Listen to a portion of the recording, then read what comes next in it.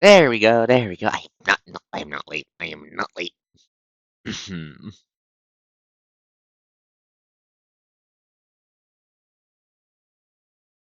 Okay.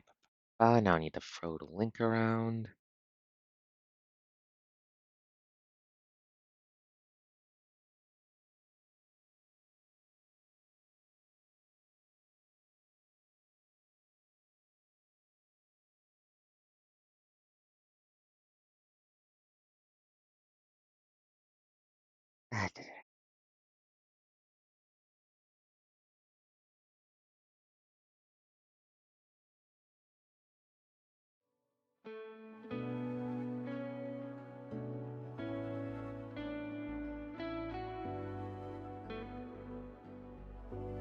Okay.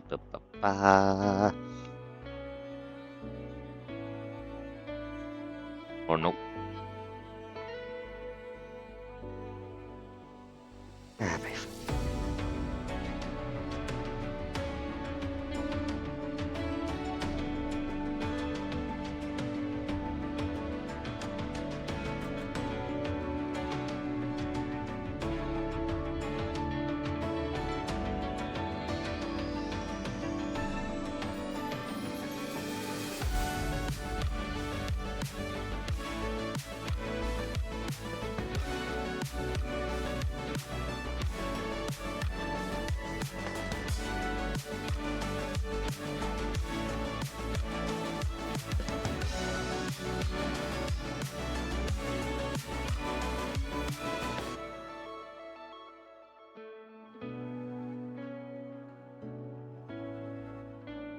Okay.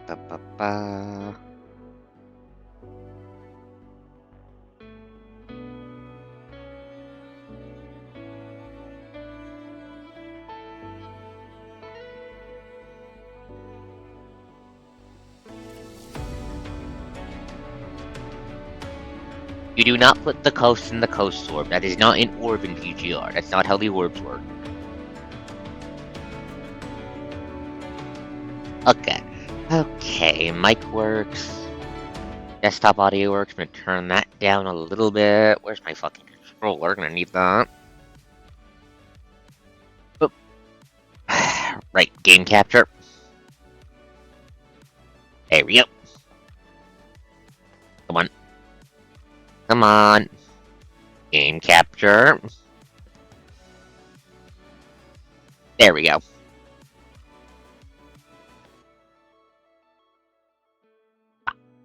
Okay.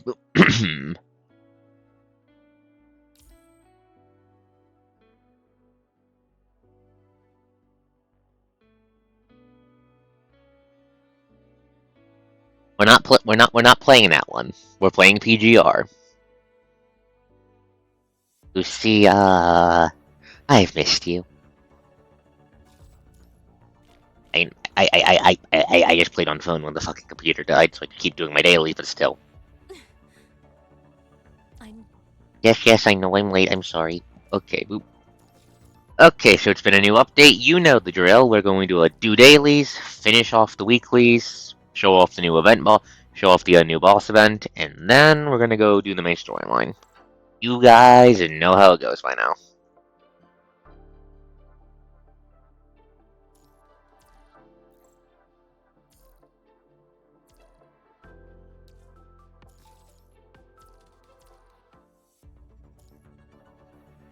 How are you all doing tonight?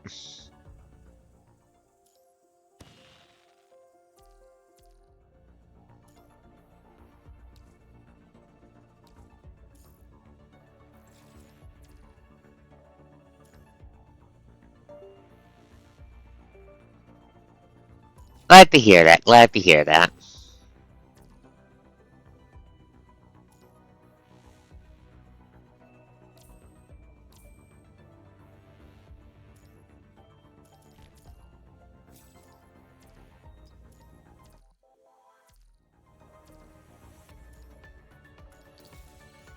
Mon, you always do that. You always have ideas, and you always make them my problem later. That's how you roll.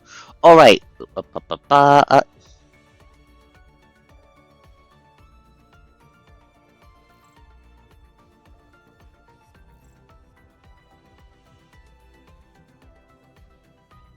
can't remember if I showed off Navadia before, but how can give me a second? Trying to look for her shit file.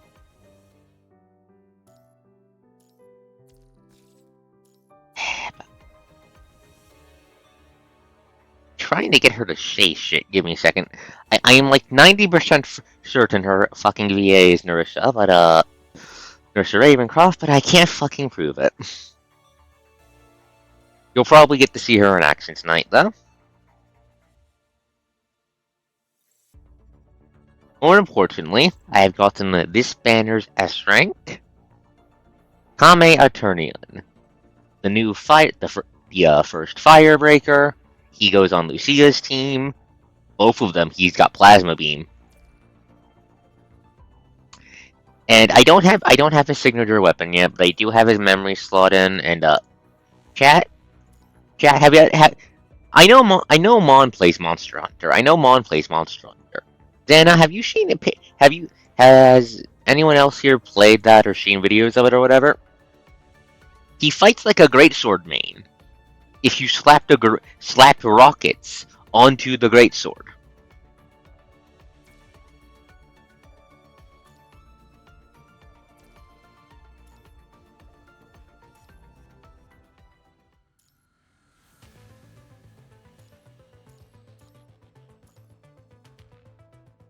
I don't think it's a goal. I don't think it's a chain sword. I think it's just a big. It's just a fucked up fire great sword. Okay. Grey Raven will lead this fight. All right, That's how I can. We'll do that after.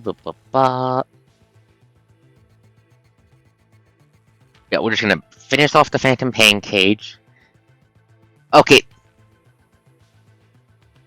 I did miss him revving it. This is fair. This is fair. Then again, it does have fucking rockets in it, but... Hello, fucked up man, I'm going to kill you.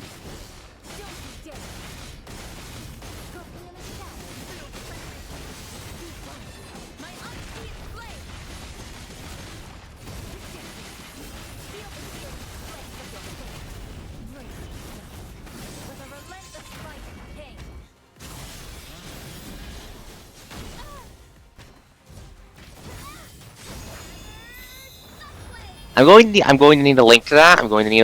DM the link. That sounds amazing. Die, you fucking tanky bastard. Die, you tanky bastard.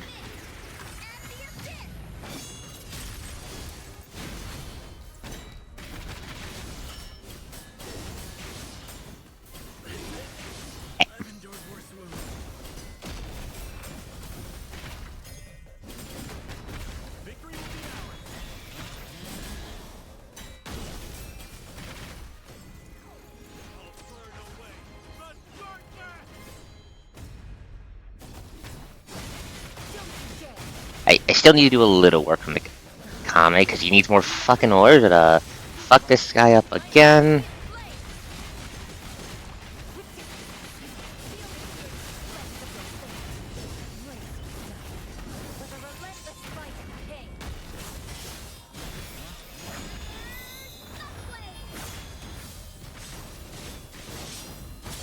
Lucia, kill.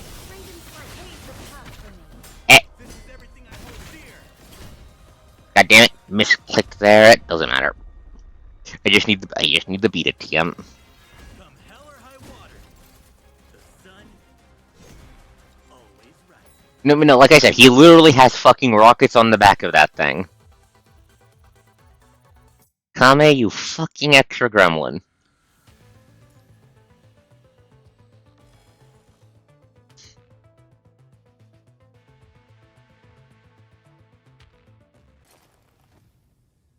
Warframe character Xana.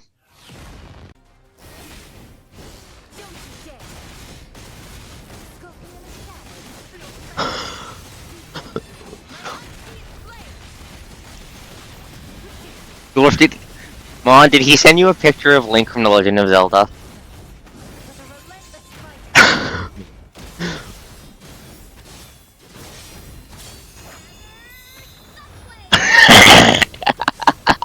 Of course he did.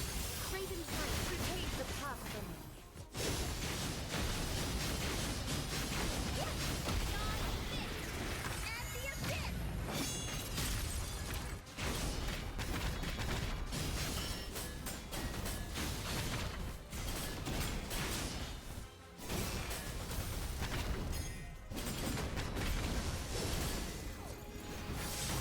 Like being incinerated! I still need to fiddle around with Kame a bit more. He's not fully built. I don't have his signature weapon yet.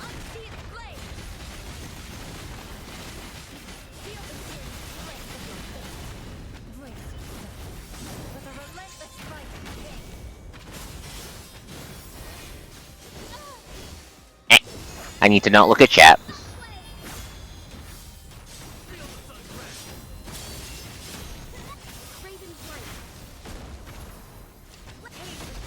Die, die, die, die, die, die, die, die, die, die, die, die, die. Why are you so fucking tanky? Ugh. Wait, wrong character. Shit.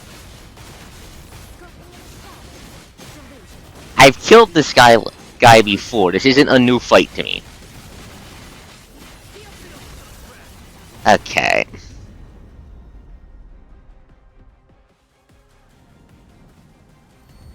Let my flames be your strength. Okay, I might need to replay the tutorial for Kame. He's...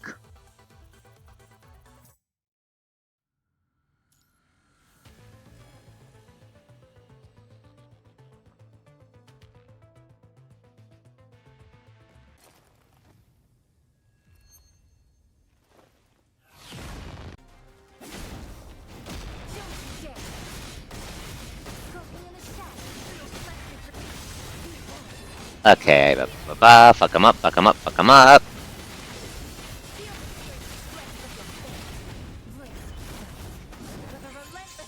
Come on, you tanky fucking bastard.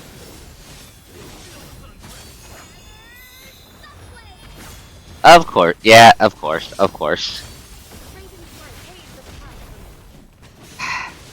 Yeah, that fits. Yeah, that fits.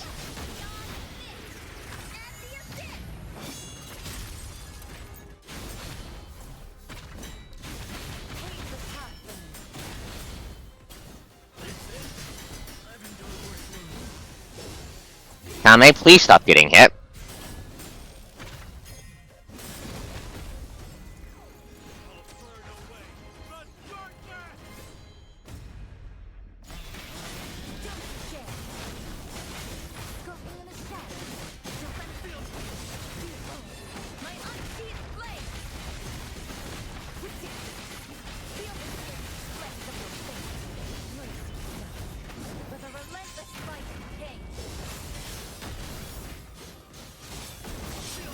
This is in fact true. The man in the wall is in fact a giant fucking dick.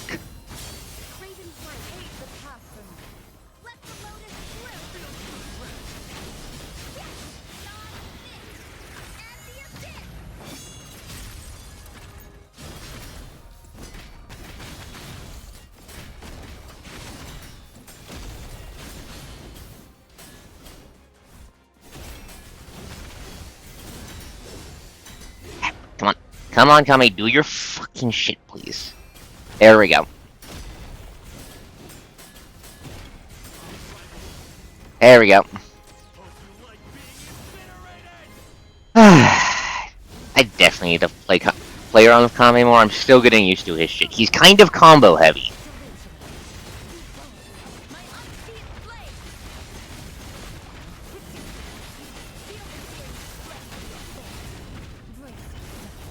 Anyways, cleave this guy in half.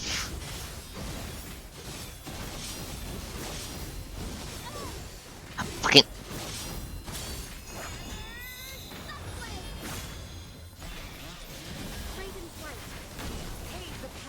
Kill him, kill him, kill him, kill him, kill him, kill him. Thank you, Lucia. Target eliminated. So that's what the nonsense is this time, huh? I'd pet Lucia, but you know, Kame's kind of just... They took a greatsword main from Monster Hunter and they just slapped fucking rockets onto the greatsword. He also does fucking combos with them, and I'm still figuring out the timing for them. I might need to redo his tutorial again.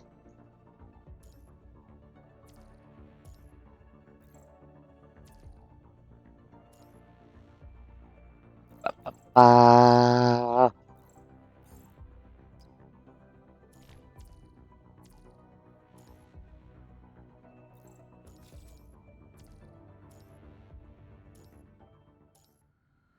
okay. Deploy the Ultra Slash team. Yep, okay. Let's double check. Do I have any Ultra Slash? Do I have any decent? Give me a second. Checking my team. Boop. Boop.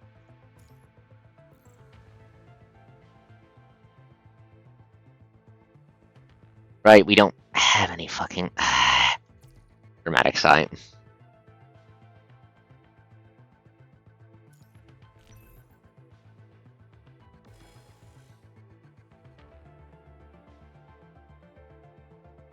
I'm going to stare blankly at you.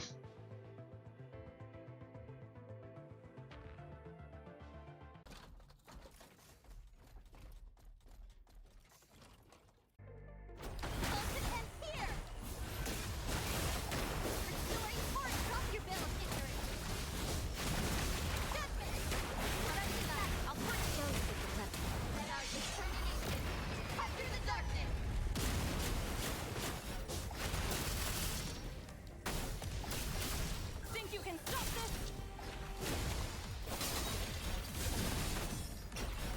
Don't skip the pleasantries. Horse kill. Unleashing full power. Get ready to be crushed.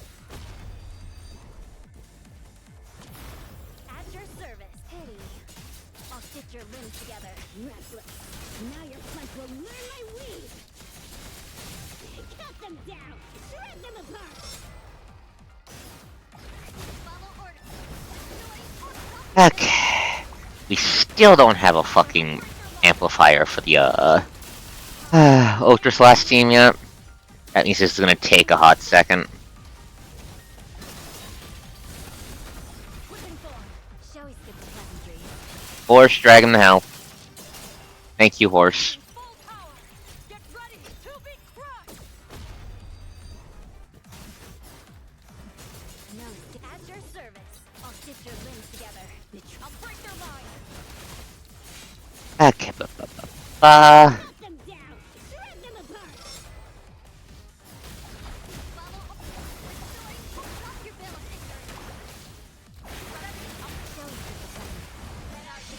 ignorance. Thankfully this rotation isn't hard to do. I know how to do this one. Okay, horse. Think you can stop this? Whipping form. Oh, killed with the form switch, Lamau. The enemy can fight no more. Commandant. We've won.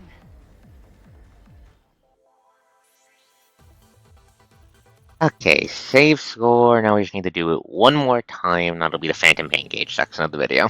Shit. Why did I call it a video? Come on, Toast, you're smarter than this. The streamer debuff is real.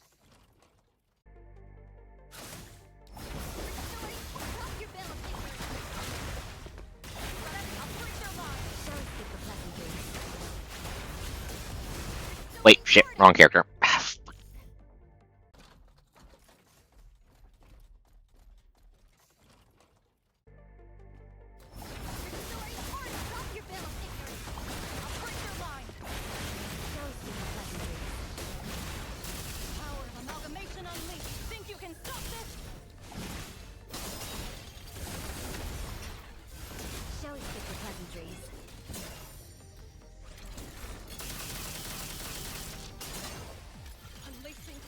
Wait, hold up. Why the hell does he not have a... Oh, my fucking...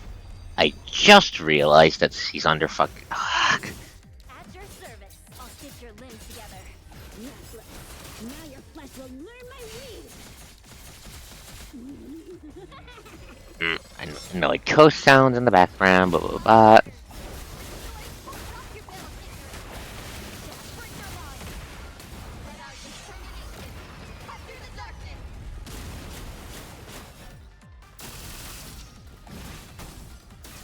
Think you can stop this? Don't worry about it. Shall we skip the pleasantries? God, I love Rosetta's drag attack. It does so much fucking damage for this. I am not some worthless stray. The trail has I'll break their line. Cut them down. And big damage ping. Follow orders. Restoring order. Drop your bell, ignorant. I'll break their line. Shall we skip the pleasantries? Let our determination cut through the darkness.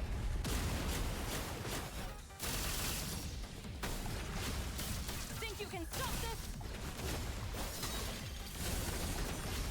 Switching form. Okay, and okay, I think you're gonna die when the I think the maid's gonna cut you in half. I think the maid's gonna cut you in half. No stain survives my purpose. And goodbye. Restless. Now your flesh will learn my weakness. And perish. Cut them down. Shred them apart. Nope. Okay, one more rotation.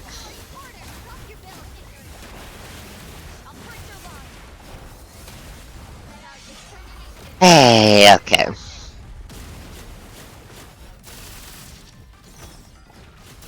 Think you can stop this? And dead to a laser beam. Oh wait, you're not dead? Missiles. There we go. I love missiles, chat. The enemy can fight no more. Commandant, we've won. Okay, that's...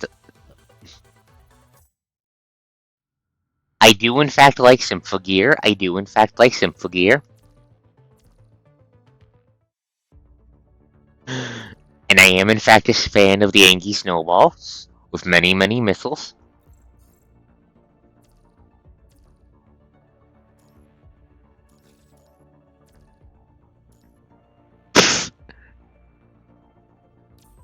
Oh, were you think? Oh, you were thinking. Oh, you were thinking Macross, weren't you?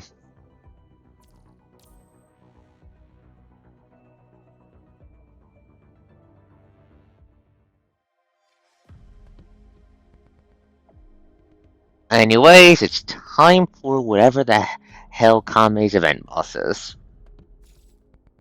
Is that games replace memories, replace races, nothing more than a ghost of the past. God damn it, are they throwing another fucking shadow at Kame? Kamu's right there.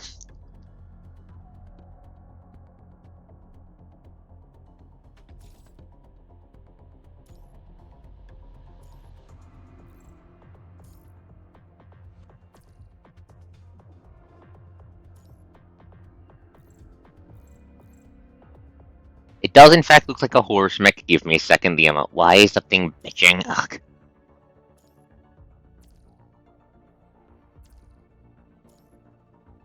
It does in fact look bad. We are in fact going to kill the I'm not sure if it's supposed to be a horse mech, an Eva, or a fucking Robo Necromorph, but whatever it is, we're going to kill it with fire. I shoot you up. No, not the meme team.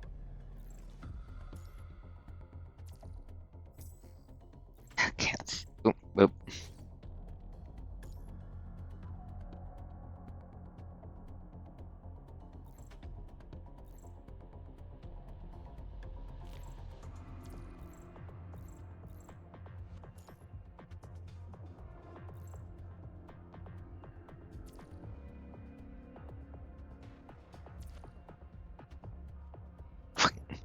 I don't think it's a Pegasus. It doesn't have an ominous, weird black hole.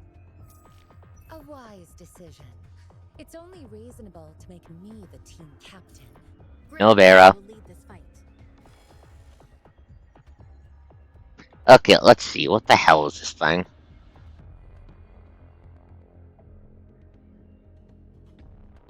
If it bust out the Omni gun, I'm blaming you. The flames shall reveal the destiny I bestow.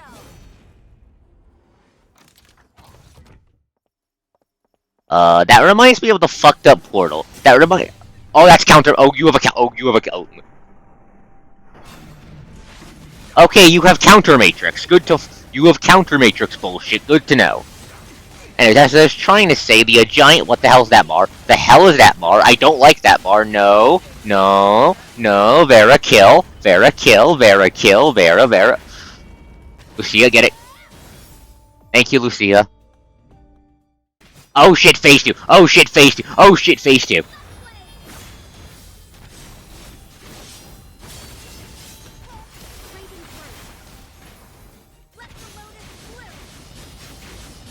Just keep cutting. Just keep cutting.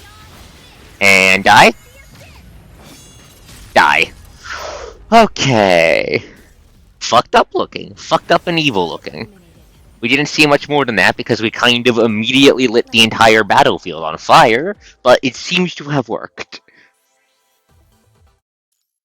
Anyway, so what the hell is the red bar? I probably should have read the tips.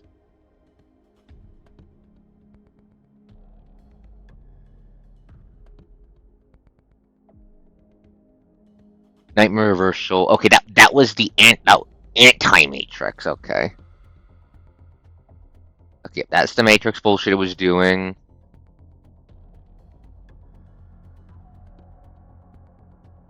None of the tips talked about the evil and intimidating bar.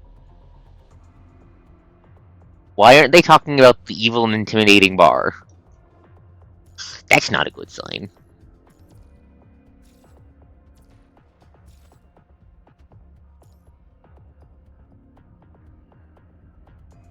Okay. Anyways, let's see. Okay, let's try to do this again. The flames shall reveal the destiny I bestow. That does in fact kind of a that that's definitely the general kind of fighting style that Kame and Kamu use. It's definitely another layer of Did you knock Vera out of her fucking? You knocked Vera out of her fucking thing, you asshole.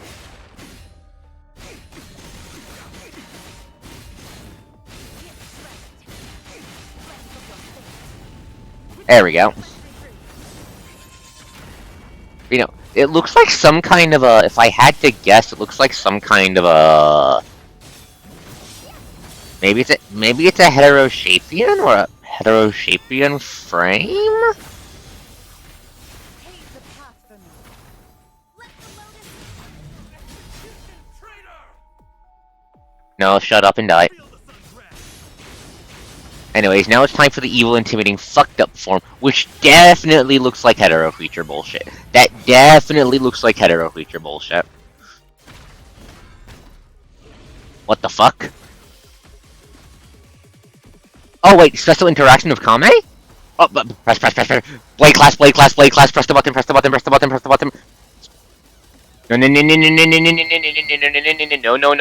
No. Die. Okay, I was not expecting that. This is everything I hold dear.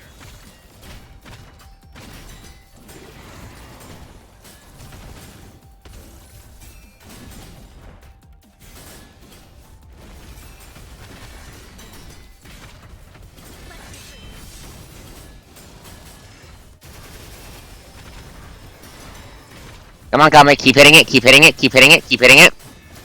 I really need to figure out your god. I did your tutorials. Why am I goofing up your fucking rotations? Ah, shit. There we go. Yeah, the arm was the sword, I think, if that's what you noticed. Always. That was very cool, though. Yeah, yes, and the.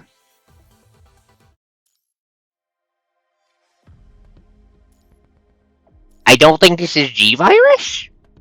I don't think this is G-Virus bullshit. If this was G-Virus bullshit, there'd be a giant fucking eyeball right here. If this was G-Virus bullshit, there'd be a giant fucking eyeball right here. Oh wait, you're thinking prototype. Wrong horrific death virus. I don't think this is Blacklight.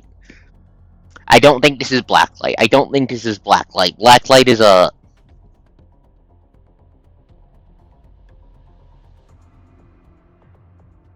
Blacklight's at the point of biohorror where it's not meat anymore. This is very clearly like meat and metal. I don't think it's Blacklight.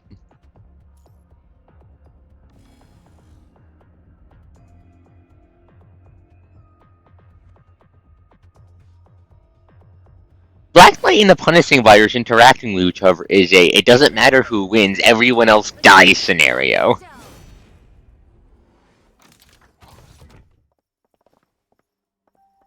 Can we just get a look at you? Yeah, that definitely looks like you. That definitely looks like heteromatter. Okay, so I have to stab into him. Okay.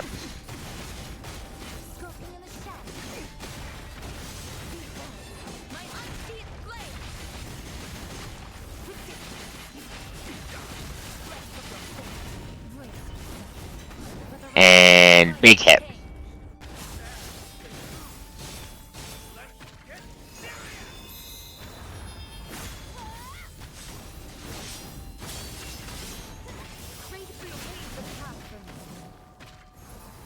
Alright. Lucia, cut him apart. Go, go, gadget. Go, go, gadget. Life slash.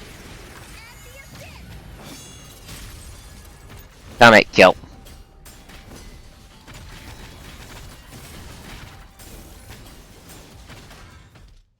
Time for the blade class.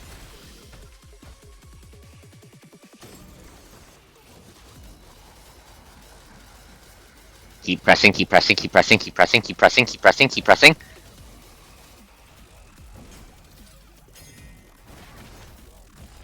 Send him back.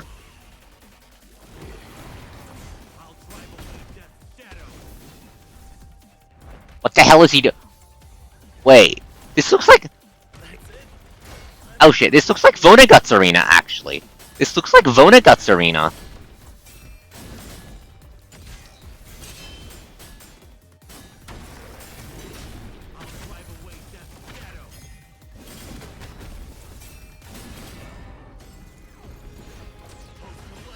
Kame, fuck him up.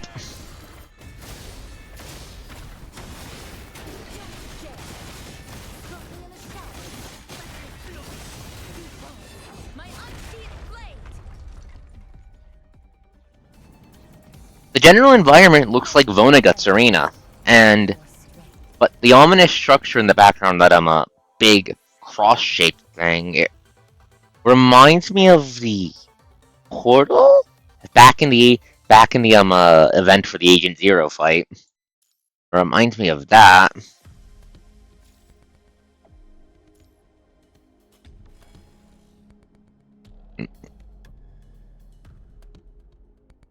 We are not deploying a Kirby Mon.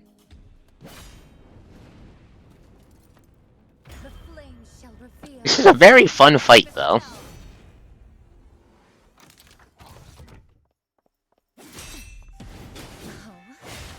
Ow.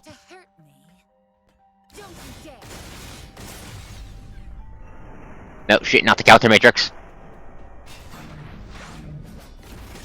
Nice try. I still don't know what the fucking funny red bar does.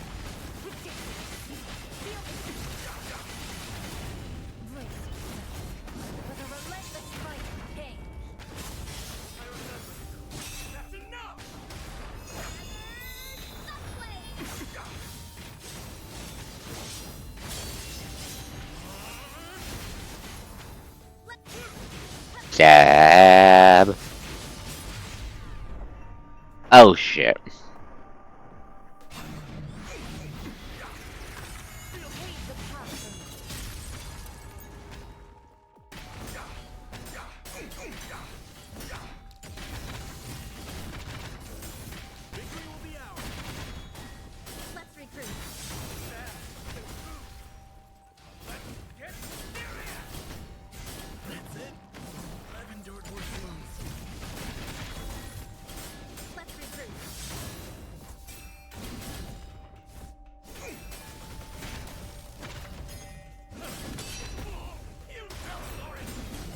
No, you didn't. I'll burn away the darkness!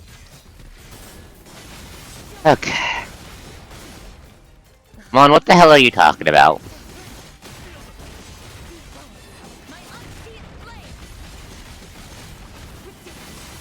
Feel the searing Dab. Brace yourself with a relentless fight of pain.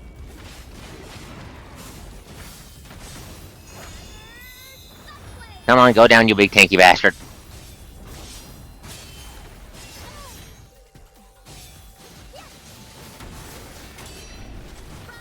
Shit, that's not the one. That's not the ultimate I meant to do.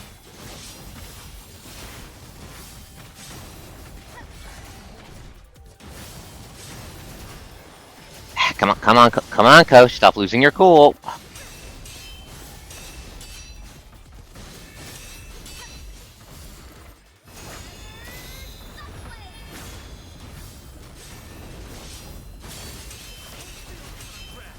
There we go.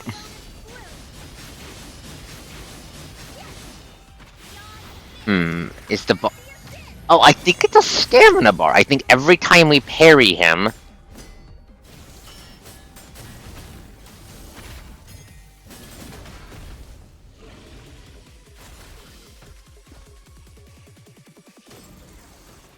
Nope.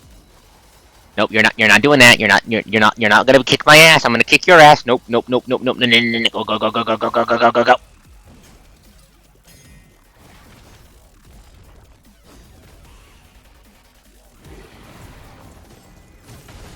And big slash. Don't you dare. Ghosts in the shadows. Okay. Blade. Feel the searing strength of the blade. Brace yourself. Big slash, and I think Lucia kills.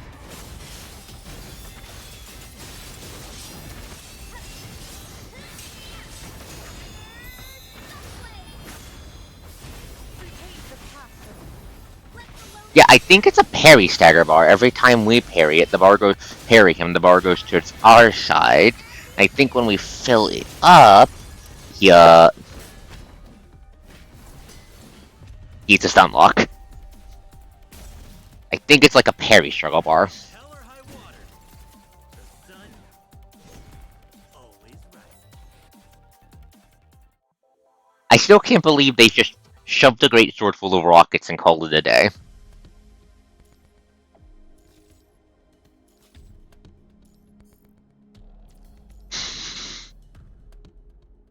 Okay, we've gotten all the cards.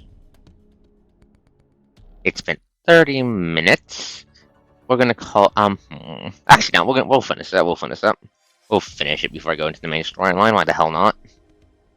Stuff. We'll take a break from the Kame team because Kame still needs to be built a little bit, and we'll deploy the Nihil team. Finish your tasks. I'll handle the rest. Just to rip through it really quick because Luna does a Luna billion damage.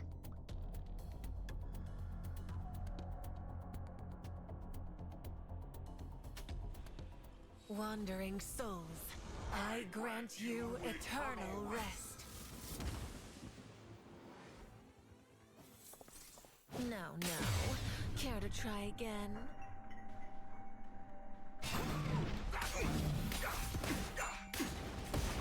The fallen shall rise no more. Despair, lament, worship me. I proclaim your total annihilation. You see what I mean, right, Xana? Well, hear what I mean.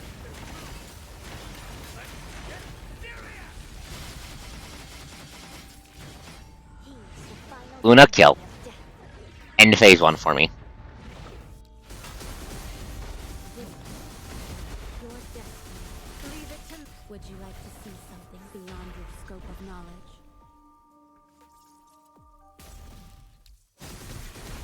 Be silent and perish.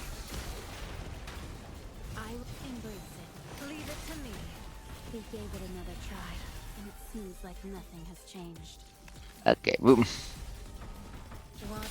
No. Care to try again? Here's your sentence. The fallen shall rise no more. Spare, lament, worship me.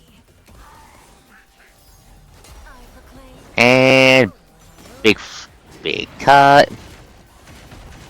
Hypocrite disperse. Get your ass back here. Get your ass out. You're not supposed to run away. Get your ass back here. It ends here. He's the final symphony of death.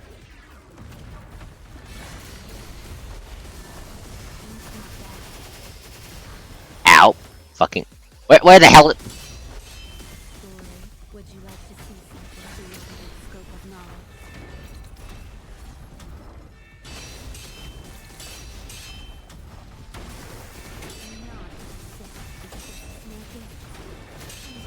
Drop kick. Drop kick the fucking parry spam. And die.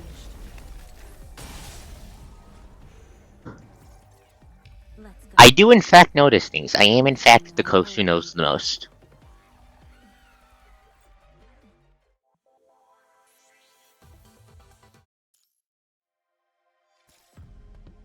Okay, and that's all the challenge done. Now we can dip out. The most, I say smugly.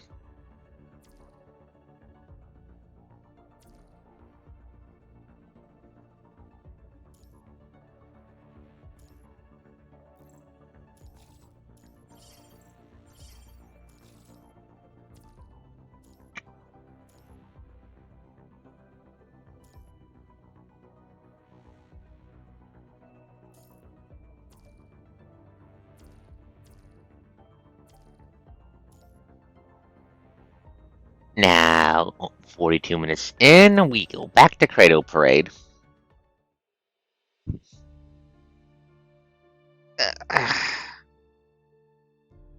Try to give me a second.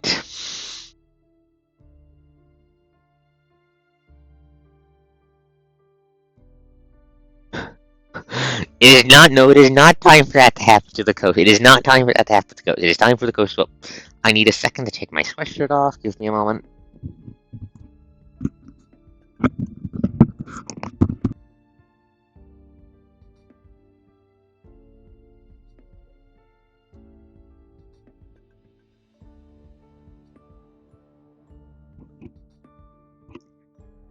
I'm going to stare blankly at you guys and wonder if you guys are, okay.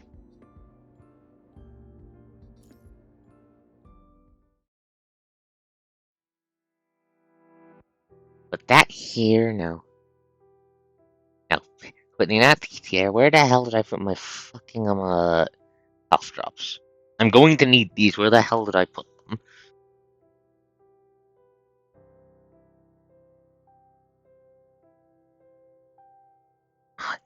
Please tell me they didn't vanish into the ether.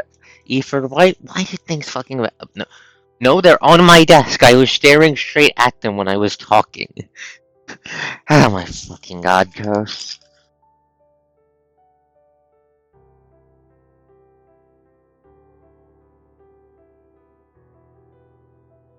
Before facing this, Nolan, you've asked the other one a question. Would I have left with Lithos had I never been stopped? Well, quite likely. He'd always try to stop me from recalling all the good memories.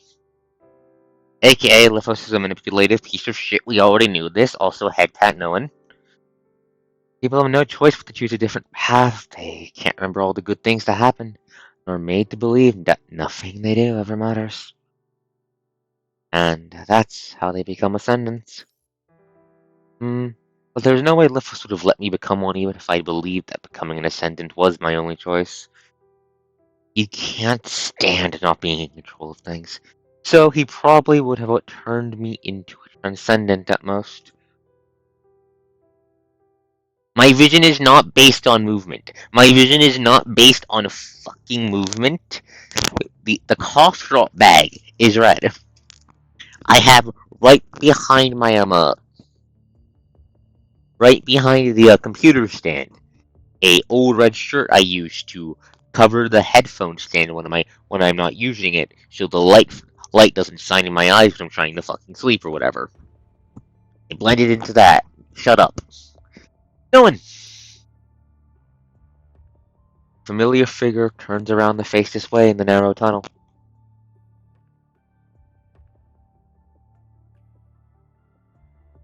Chat, we need to kill Lithos. Like, I know this has been said.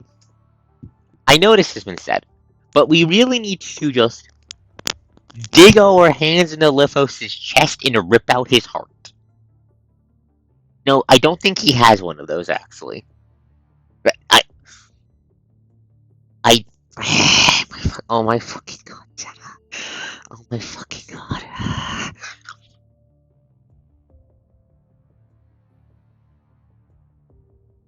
His voice. You can't see me. You remember the name Noan, but not this instant? What do you mean? Bearing a shocking resemblance to Noan, this young man tilts his head in confusion. Wait, Noan, just hear me out. I know you might not remember me, but... No, my memories are quite complete now. I understand what's bothering you. There's another real me in Babylonia, right? Very inconvenient. Oh. Do you remember? Oh, that would explain why he's so fucked up if he remembers everything.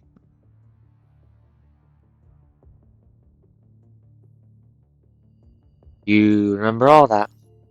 Then why are you still helping Lithos? I only started remembering all of those memories after becoming a transcendent and after that instant. And that's also when I remembered you, Autonomy, Lee, Prominent Simon, Captain Palma, and Lillian. I remembered the right path I chose for myself. Let's talk about you instead. How do you still remember the name Noan? Lithos took me here and... Wait. That's a weird question. What's wrong with that? Am I not supposed to remember it? You've been in a state of memory loss, or rather, there are a bunch of your clones here with no memories. Please tell me that Lithos isn't using the Coast clones as pillows. Please tell me he isn't doing that. So, you're the real deal?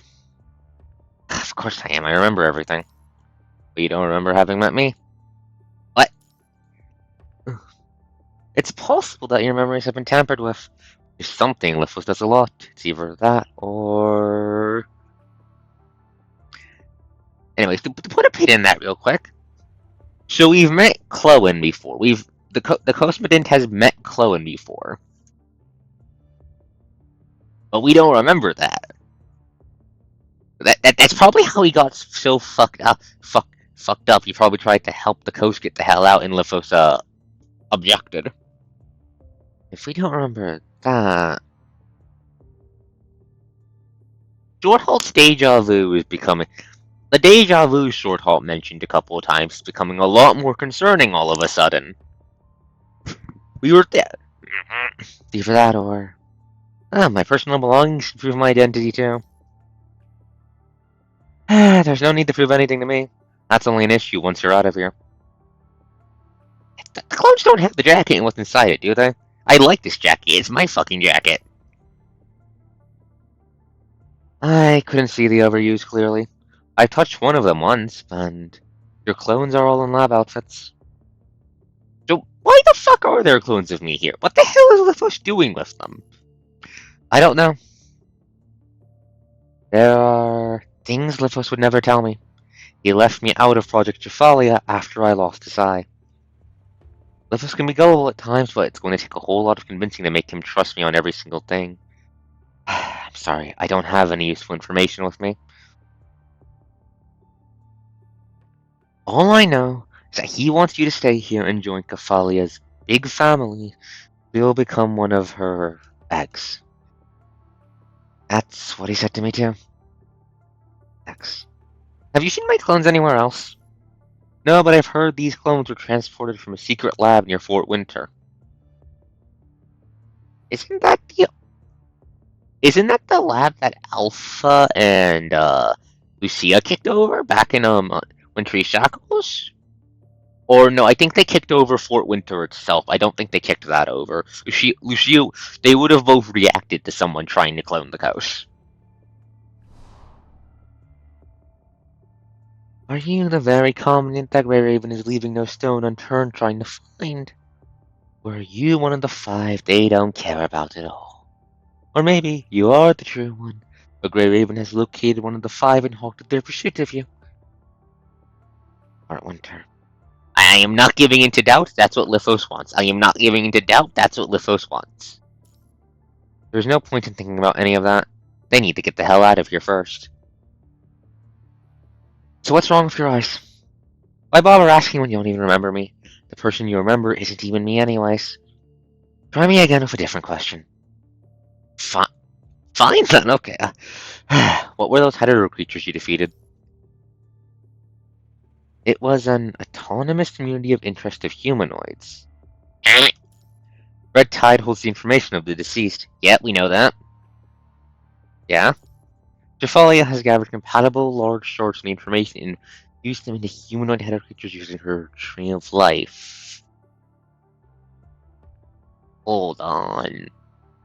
Hold on. What the? Oh, that sounds like soul fuckery. I know what that's a reference to. That sounds like soul fuckery.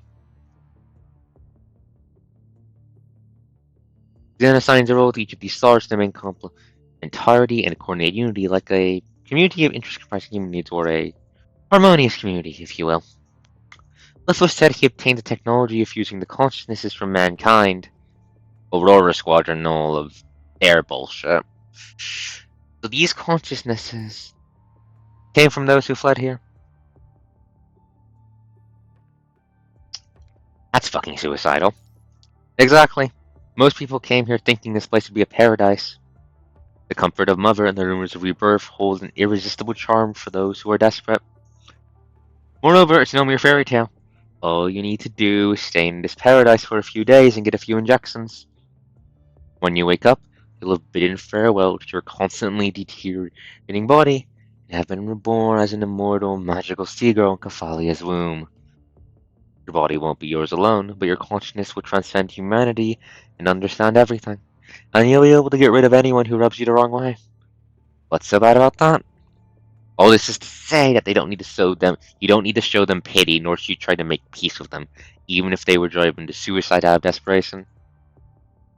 The young man calmly states the necessity of killing. Is there no way out of this? There's supposed to still be humanity left in them. That's exactly why I'm asking you to be careful.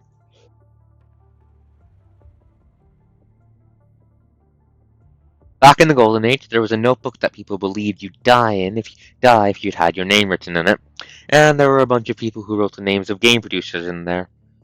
God damn it, who tried making the Death Note real? I'm going to blame Kura now. We're living through a time where all our conflicts and differences are more intensified than ever. Not to mention that they have been driven to desperation. People who have never experienced the terror of power but find themselves going from powerless to having everything overnight are certain to become demon lords feared the world over. You've known all along, haven't you? But there's no negotiating with that kind of creature. But you had your hopes up anyway, seeing as you're able to communicate with them in language. Have you taken the last injection? I can't see you clearly, but I can still smell the blood on you. Yeah. Do you want to stay? No, fuck that. Like hell I do. How the hell do I get out of here?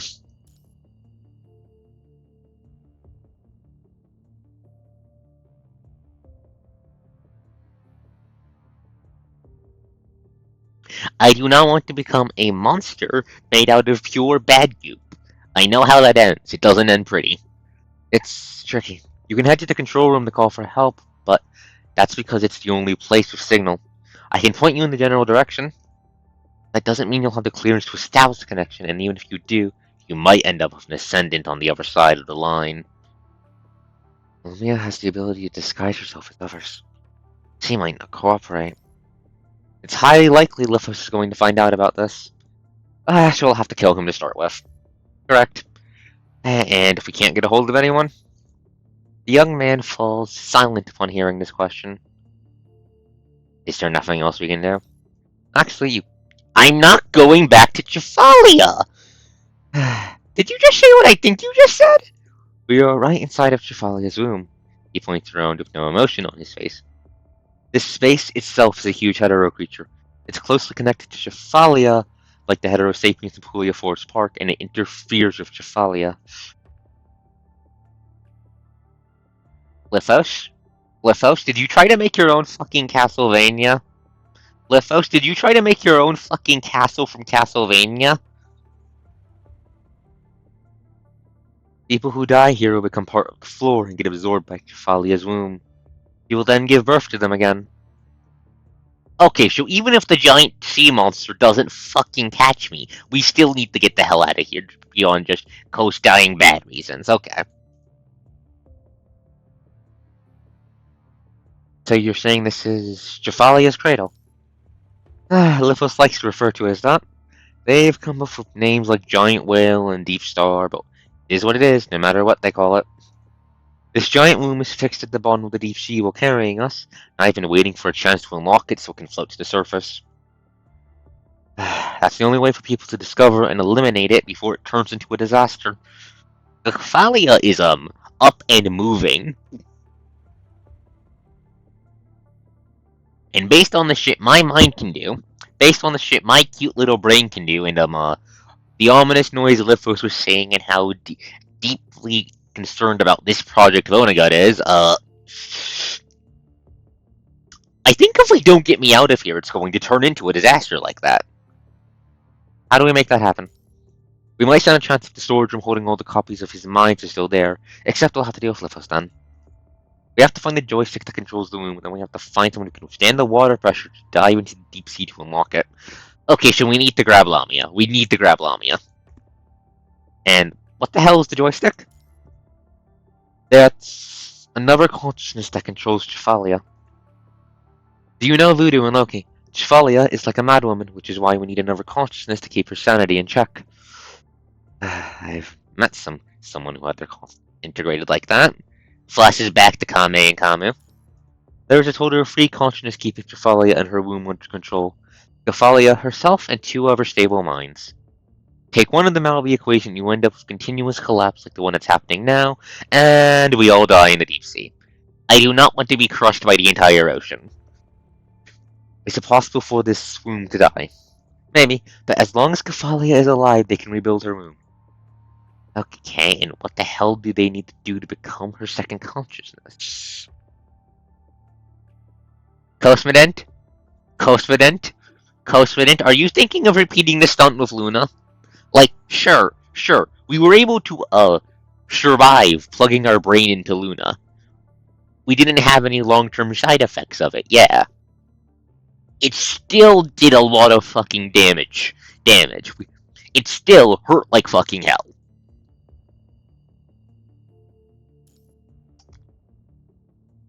You need to meet 2 conditions. Your own mind has to be stable, and you have to be accepted by Cefalia herself. You'll get expelled prematurely and become one of her children if she doesn't like you and rejects you. I'm going to fucking kill Lithos. For all that he's a fucking bastard, he's really gotten this entire setup competently done. Then again, that might be Vonnegut's work.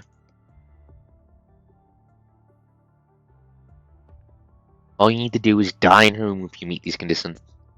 The roots of the tree of life are buried everywhere here, ready to accept consciousnesses with the red tide. But I coexist with her if she doesn't dislike me. Cosmodent, what the hell are you thinking? No one can coexist with her for an extended period of time. She will shape a consciousness into one of her children before it's crushed. Might become one of those anemone that crawl all over the place, or a magical sea girl, or merge into an egg. Means another way to do it is to sacrifice someone with a stable enough consciousness to turn that person into Cephalia's second consciousness. In this case, there is no avoiding the sacrifice. Only 3 people meet this condition: no one, Lamia, and yourself. So in case communication fails and you're forced to use this method, who's most likely to be sacrificed? No, no. Yeah, no. I'm sorry, Chloe, but you're covered in death flags. Running into him here feels like a bad joke. Yeah, because to remind everyone, original Noan did a heroic sacrifice back during the whole incident with the twins in order to save Akadialik from getting ripped apart by them, and blew up like half the train to ram it into the two to slow them down while he was still on the train. It did not go well for him. I have failed to save Sword Halt. Sure, I'm going to hate myself down the road for sacrificing to have my own life be spared. Why the hell can't it be me? No, that's exactly why we have to avoid this. What's that? No, nothing. Let me think. Coastmanint, are you okay? I don't think the Coastmanint is okay. He's right. Your best bet would be to head down to the control room to call for help. If that fails, then the two of you are as good as dead. You're pressed for time. The scale of destruction that this space carrying countless intelligent hetero creatures is going to wreak on Earth is beyond anyone's imagination. Euphalia and this space are the breeding grounds for demon lords. It has to be nipped in the bud. Seeing as the task force cannot operate in the deep sea, figure that you have to take Euphalia and break her free from the seabed. The task force can only kill both Euphalia and this entire fucking wretched space when they're both out on the surface of the sea. Sacrifice is in order, however, for that to happen. Try to focus on establishing communication first before exploring other options. Right, there's still hope. You can get no one to join you to look for ways to establish communication and see if there's a way to work around the situation. No one? He tilts his head your way. Tell him about Lamia. I'm going to head to the control room first. Getting out appears our best bet. I'm going to get help from the task force. Figure out a way to bring Trafalia to the sea surface. What are you going to do if you don't get a hold of anyone in the control room? We'll cross that bridge when we come to it. We'll drag Lithos and Lamia here to help if need be. The young man shows you a faint smile at your overly idealistic plan. I've dealt with worse. Okay, no, this is pretty bad. This is really fucking bad. This is really fucking bad. But I've dealt with horrible situations before. I'll be fine. Let's give your plan a shot. It's better than doing nothing. With it, he points in the general direction and turns to leave. Wait, where the hell are you going? I've got a few things to deal with. Hits you just now that you're probably being a little too optimistic thinking he'd lend you a hand. This person is no longer known, so it only makes sense for him to refuse to help. Can you tell me what your plan is? You throw a wrench in Lithos' grand designs. Seems like we're up to the same thing then. How about we join forces? Standing in place with his hand clutched to the only weapon he has left, the young man weighs his options. Consider, you hate Lithos. I hate Lithos. We're both fucked if we die. We're both fucked on our own. So how about we work together, and we give that bastard a swirly to end all swirlies? Fine, let's do this.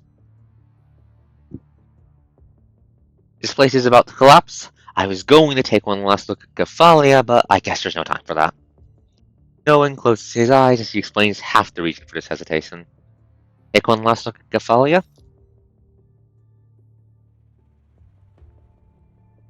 Like you said, Gafalia has to go, and I've been hearing her cry.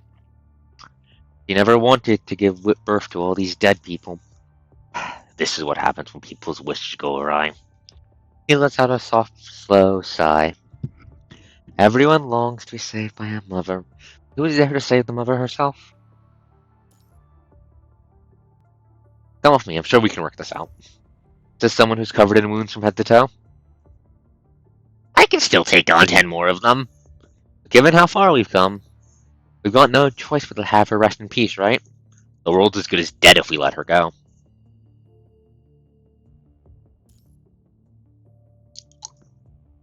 But Kafalia cannot choose her own death. A hetero creature's body can heal as many times as it needs to do in the punishing. We got to count on organizations like Babylonia if we want a solution. Well, let's go. No one makes a please gesture, but shows no intention of coming closer. I am a transcendent now. Got it. Right, full of punishing virus. Makes sense.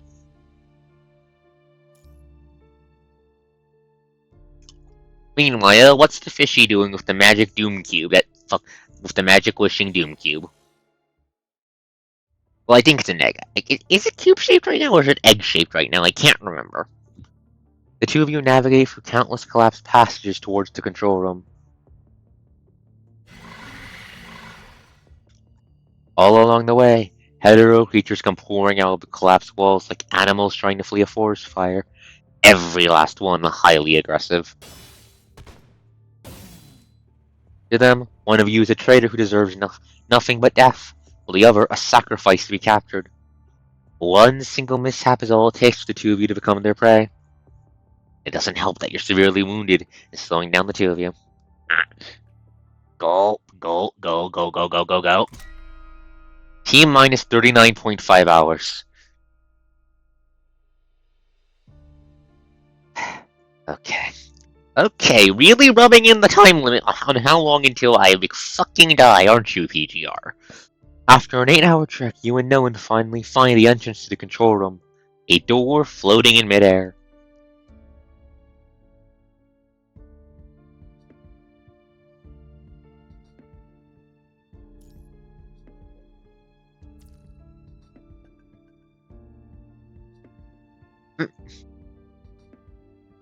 What do you mean, Dorf? What do you mean? Hold up, what do you mean?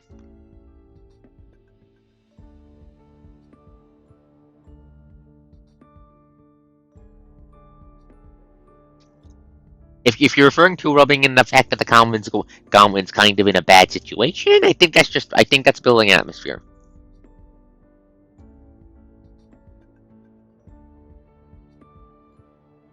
To be fair, it is very helpful.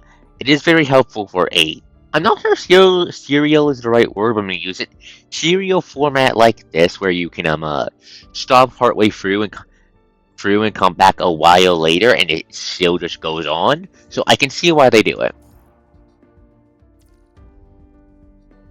Around the door lurks a bunch of hetero creatures, to no one's surprise. Think you can get rid of them on your own? There's someone else in the distance. Who else? True. Wait, no. Right. Either read both dialogue. Thought you couldn't see if your eye. But true, but I'm certain someone's there with an egg. Could be Lamia. Let's take a detour to catch them then.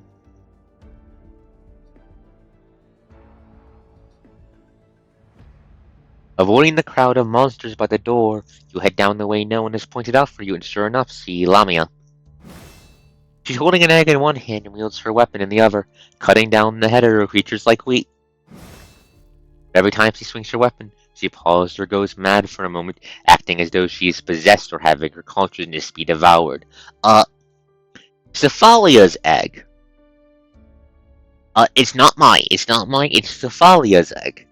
It appears to be a artifact of doom, like the One Ring. As seen by the fact it's fucking up the fishy. So knowing what the hell? What exactly is that egg? It's Cinderelic. Wait. Cinderelic, the one-winged descendant that follows around Monica. Yes, her mind isn't stable enough for her to become a complete egg. She only managed to become something that seems like one because Cephalia is her mother. Oh, that's where they got the consciousness to build Cephalia. Is she dead? Can't tell for sure. She'd probably end up becoming an even more powerful magical girl if she managed to hatch from the egg.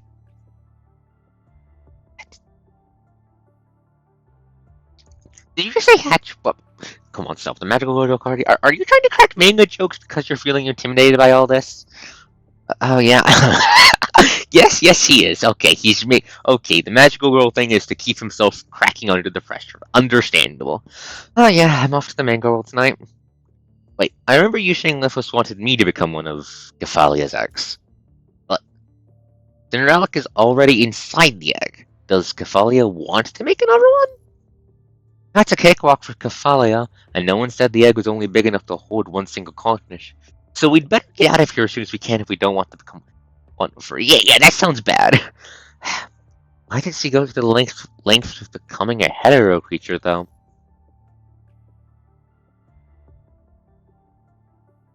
Because she heard about Kugawa Kurino's death one afternoon, and she crossed off a visit Kugawa Kurino from her wish list in tears. You failed again, mister. He isn't coming back to see Mother again, even at the cost of picking the wrong path. Oh. Oh my... Plus one for the fucked up... Plus... Okay, we see another fucked up family tree.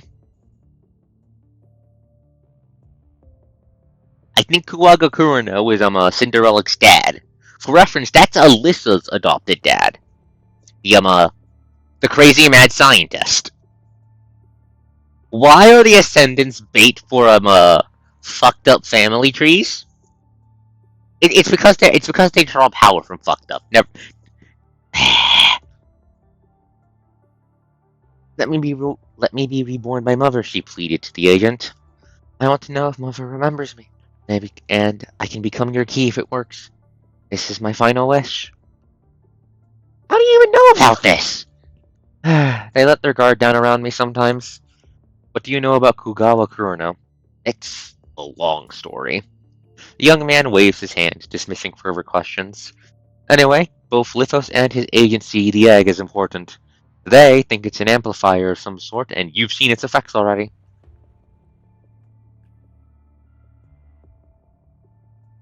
When an unstable mind becomes an egg, it amplifies its power and transfers the amplified power to its user, which messes up the user's mind. In other words, it's difficult for her to use the egg by herself, and her standing there not doing anything is a symptom of her mind being fucked up by the evil egg. Establishing a mind connection with an ascendant is a serious burden, and there's no guarantee one can cut it off unilaterally. This is a bargaining chip.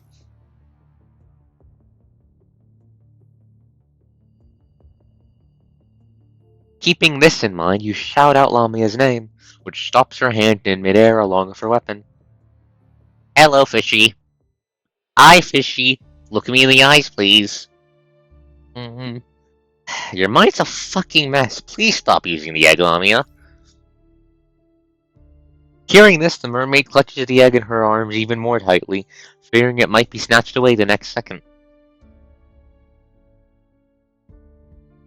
But even in those moments of her hesitation, the hetero creatures still keep their distance from her, fearing the egg she's holding. That's how you know it's bad news, when the new evolution of horrible evil death scribbles are looking at that and going, no, vibes bad, vibes rancid. I'm joking to crack with tension, okay. In this case, I think it's very bad. Yeah, they hate Omega weapons, but they don't hate Omega weapons like this. When Omega weapons fucking melt them and they react to that, this is something else. You two. Tell her how you're into knowing and what you plan to do in the control room. I know there's a control room here, but we should work together for now, Lamia. What you're trying to do is exactly what we're trying to do too. Are you sure you want to work with an Ascendant? I mean, not with any Ascendant, but with you, Lamia. Yeah, and technically, no one here tell this. This isn't the first time you've had to do that. I worked with Luna before. To deal with the fucking polyphage. But I am an Ascendant. Depends on the person. I wouldn't work with fucking Gabriel, for example. We all need to get out of this place, and you need a mind connection too. So, let's join forces, I say. The mermaid stands in hesitation, the hetero creatures around her eyeing the egg in her hands, still too afraid to take their chances. Okay, technically the Coastfident hasn't worked with Alpha yet. That was Lucia and Alpha. Clasping hands together, pointing at Fort Winter and going, fuck these guys. And stealing the data they wanted for each of their own stuff from their corpses.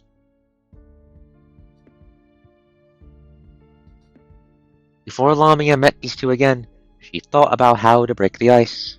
She thought about how to best explain herself so they understand that she never intended the work of Lithos, nor did she wish to fight them. I don't think Lamia ever planned for the coast to just walk up to her and go, "Hey, wanna team up?"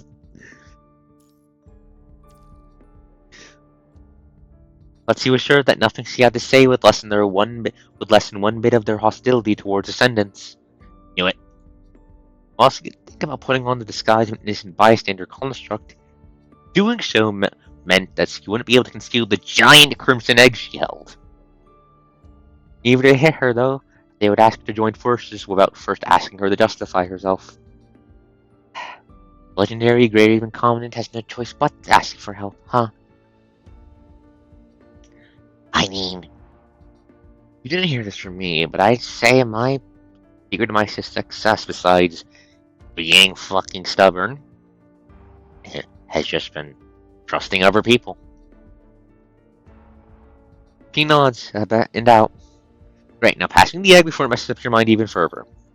Lamia takes another step back, clutching the egg tightly. I can't give you this. Lamia doesn't dislike this particular human with whom she's been working this whole time, and she's happy to keep the relationship the way it is. She'd even be glad to stay in touch with the human, the same way Lillian and Day do with them, as long as they're willing to stop being the hero they are for just a few moments.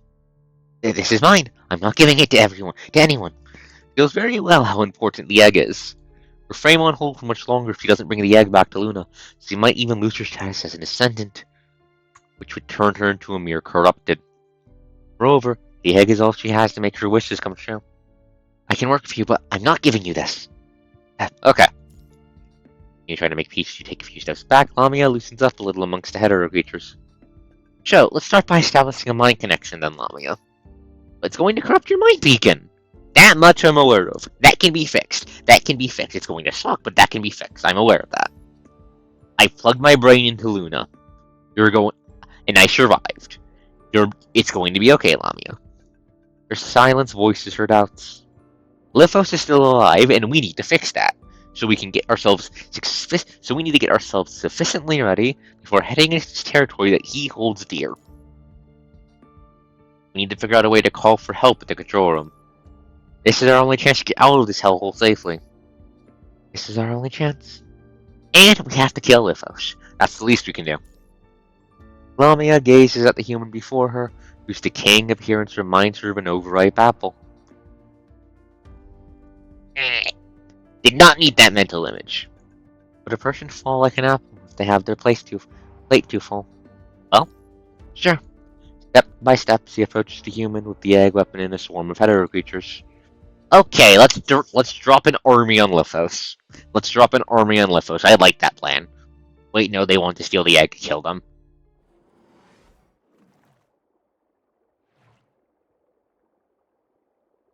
Water everywhere. Is this also one of Lithos' defense measures? It seems he regained control. I don't like the giant fucking brains. I'm going to be real with you, chat. Human brains should not be that big.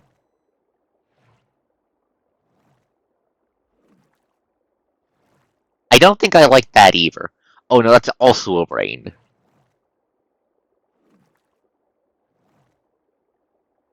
Only I can get through. Keep moving forwards.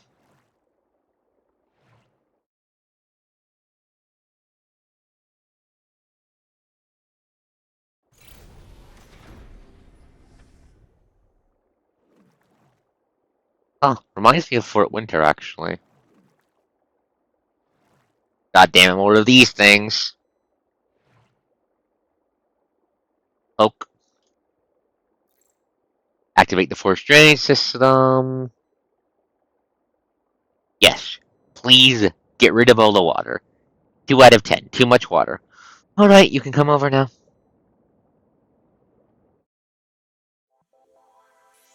That was a short playable segment. We didn't even get to kill anything. Yes. No such thing as too much coast.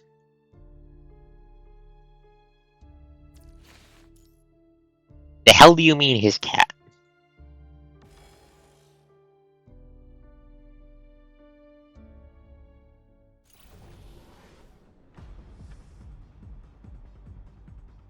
Anyway, I should see if there's anything useful. Access control should be back to normal, right?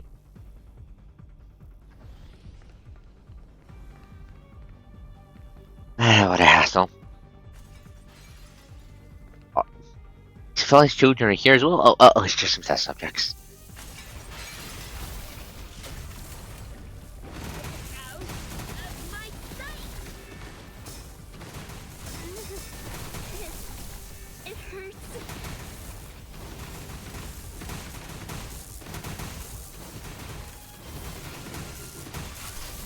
Quiet!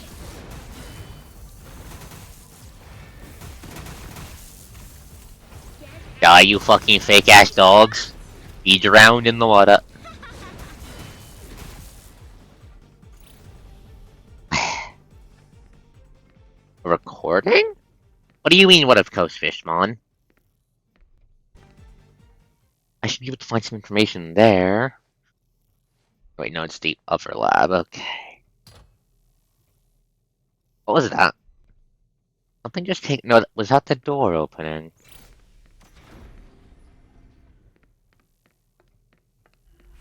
The live are bad, chat.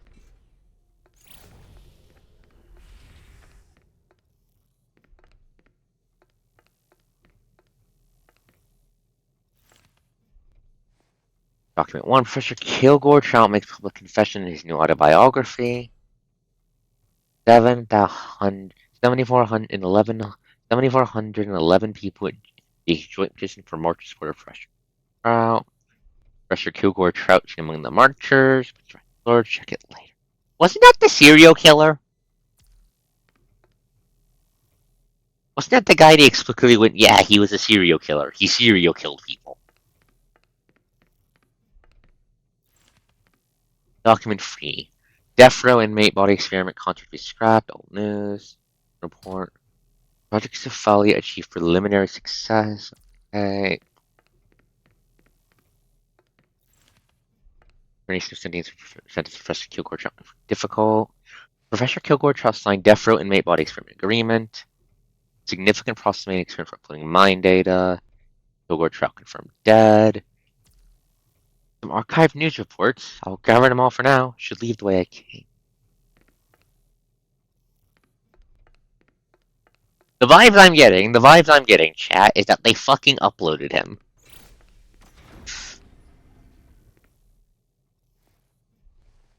Wait. Horrifying thought. Is that who fucking Vonnegut is? Because we know Vonnegut's covered in weirdness, and there's the implication surrounding him that that might not actually be his name, seeing as how when all the way back in Chrome's focus chapter, Chrome went, "Hey, you're named after the author of those novels," and Vonnegut just went, "Shh," at him, and I'm remembering that very sharply now.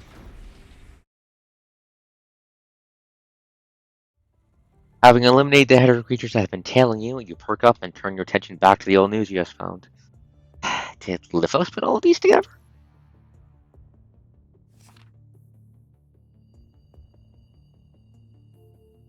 Or from English novel by Fresh Trout. Anxious protagonist how the protagonist, a psychiatrist of 15 years, manipulating drove 13 individuals to suicide? The fuck? All where patients get treated for mental illnesses, latter half the book including the actual case files 13 patients. That's fucked. Repeated verification of the book's authenticity, the reporter decided to report to the police. Understandable. This makes the people supporting him seem what the fuck? Now psychiatrist and psychologist, professional tries to help countless patients, assist police in solving numerous cases. Bullying, executive suicide, all criminal records or large illnesses.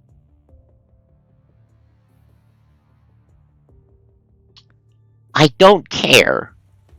I don't care. That doesn't make it okay.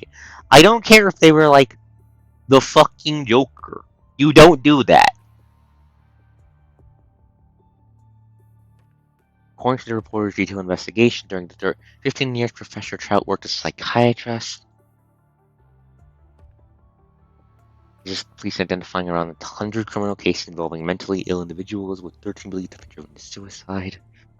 Individualism assess those affected by murder, mental illness, or ever resort to the same reasoning for suicide. And yet, it still hasn't stopped people from speaking out for it. It wasn't even because of, because that's. What the fuck? Come on, people! Come on! What the fuck?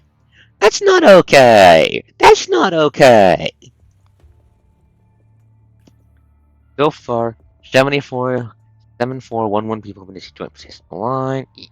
Fuck your petition! Seen among the marchers. It was only after the Martian sword in support of Trout had come to an end that people discovered a man resembling him in photos from the event. Police refused to disclose any. Be better! Be better, damn it! It's not that hard. However, according to a source, Trout indeed managed to escape from prison during that time. And this is how it all went down.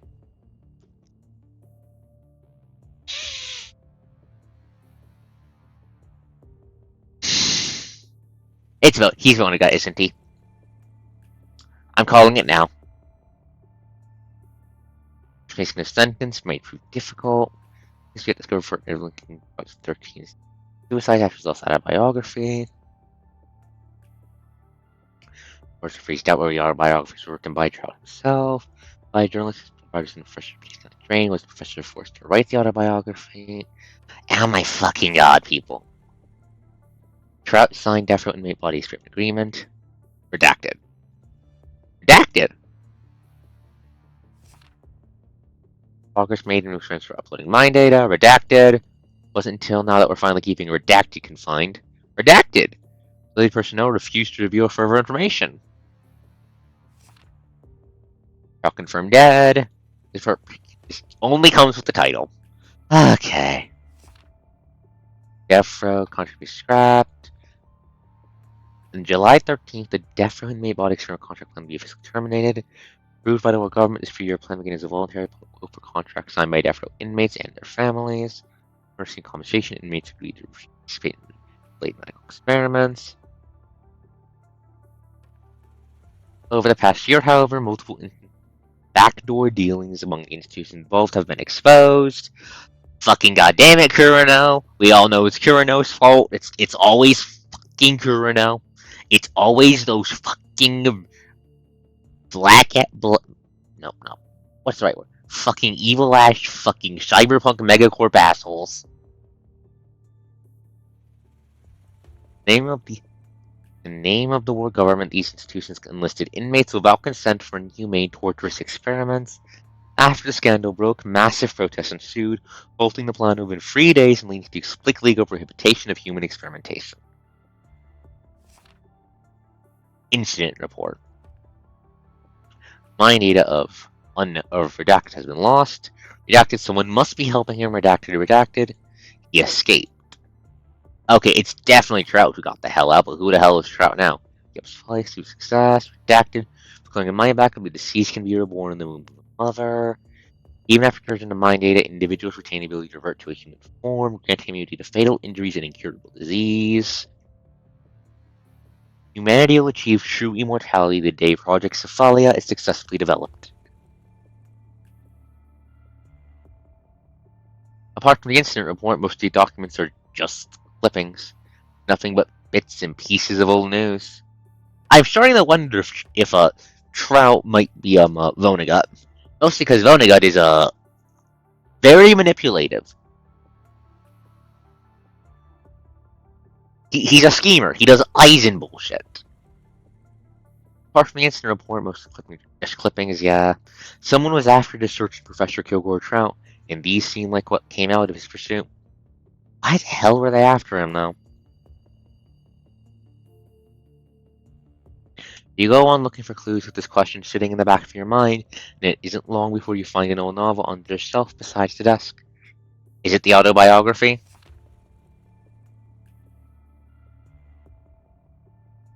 A printed photograph that vaguely captures the figure of a young man falls out of the novel when you open it. That's Vonnegut's silhouette. Hold up, hold. Give me a second.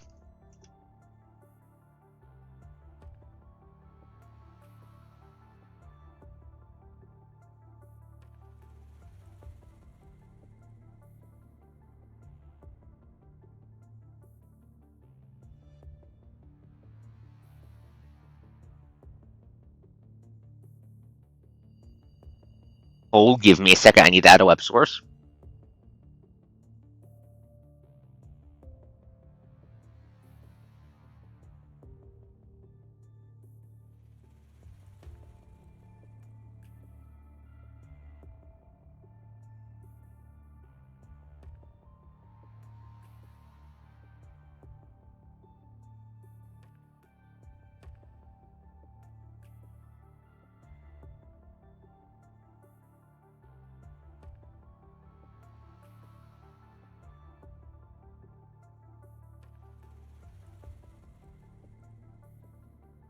Different colored outfit, but the general style is similar enough. The general soldiers are similar, and so is the hairstyle. That's Vonagut. That has to be Vonagut.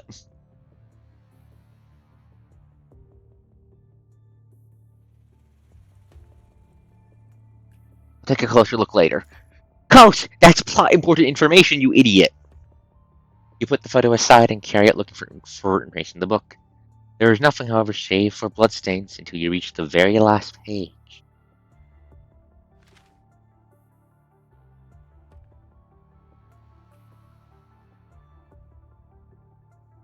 That mister came here again today, and he chose me. Father said I have to make him happy because he's a very prestigious man.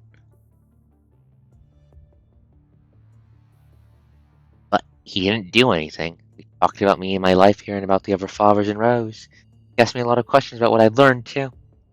Worked up the courage to ask his name, but he just pointed to the book by my bed and asked what I thought of it. I told him I just liked the title of the book. The picture from the donations, I thought it was a fairy tale one. I didn't understand a thing when I actually started reading it, though. He told me to start addressing him as Vonnegut when I could read it, and that he would come to pick me up if we meet again. Okay, so this is how Lithos met Vonnegut. So this is how Lithos met the motherfucker.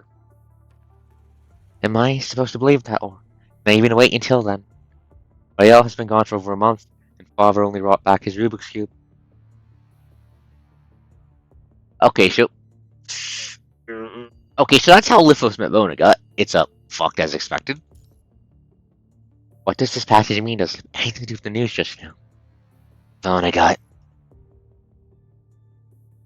Can the truth be as simple as the news makes it out to be if all of this is pointing towards the past of Vonnegut, the agent? Yeah, exactly. Like, it's the same general style. It was the same rough hairstyle, the soldiers match. The only thing that was different was the exact color of the clothes. And for all we know, he could still be wearing the same outfit. And considering his sense of style, just dyed it black to make it easier to maintenance in the fucking apocalypse. Because white stains like fucking crazy. You leave that shit out in the sunlight, it turns fucking pink. The world around you seems to have grown blurry right when you're about to think a little deeper. The corruption of your mind beacon has been interfering with your judgment.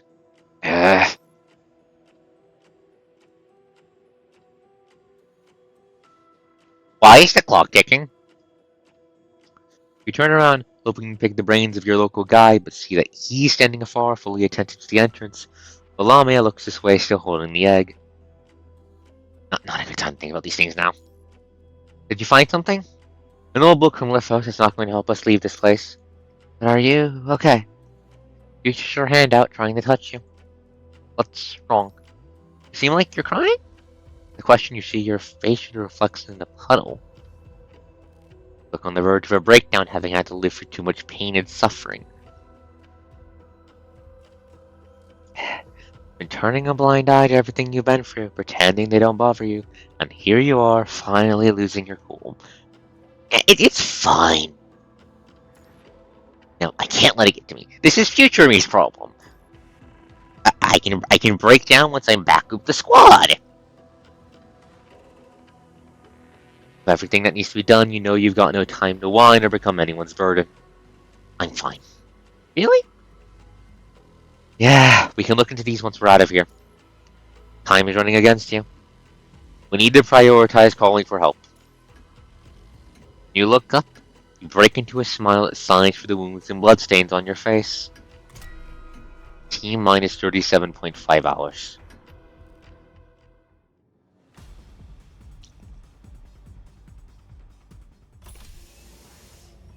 Fishy kill. A tricky puzzle gun.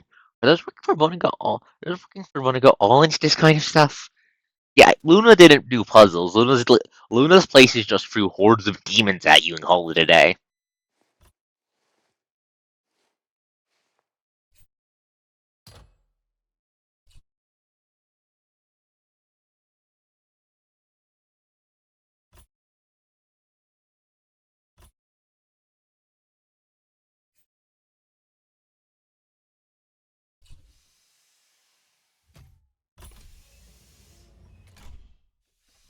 There we go.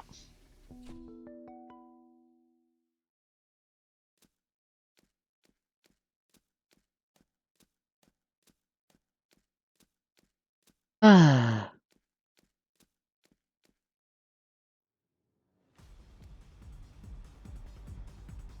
The fuck it. Oh, Miss Angel, hell out. Oh god. It hurts. Yeah, like boom.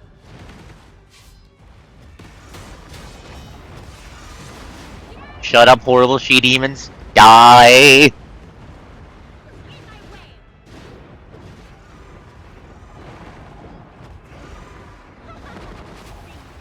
Drown, goddammit. You are very unique. You are very neat designs, but I do not want to become you. It hurts. Get out of my sight.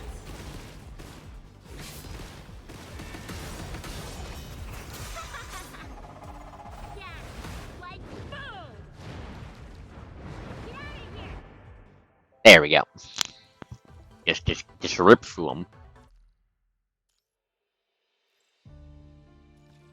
Looks like we're hitting the part of the chapter where where the pace starts to pick up.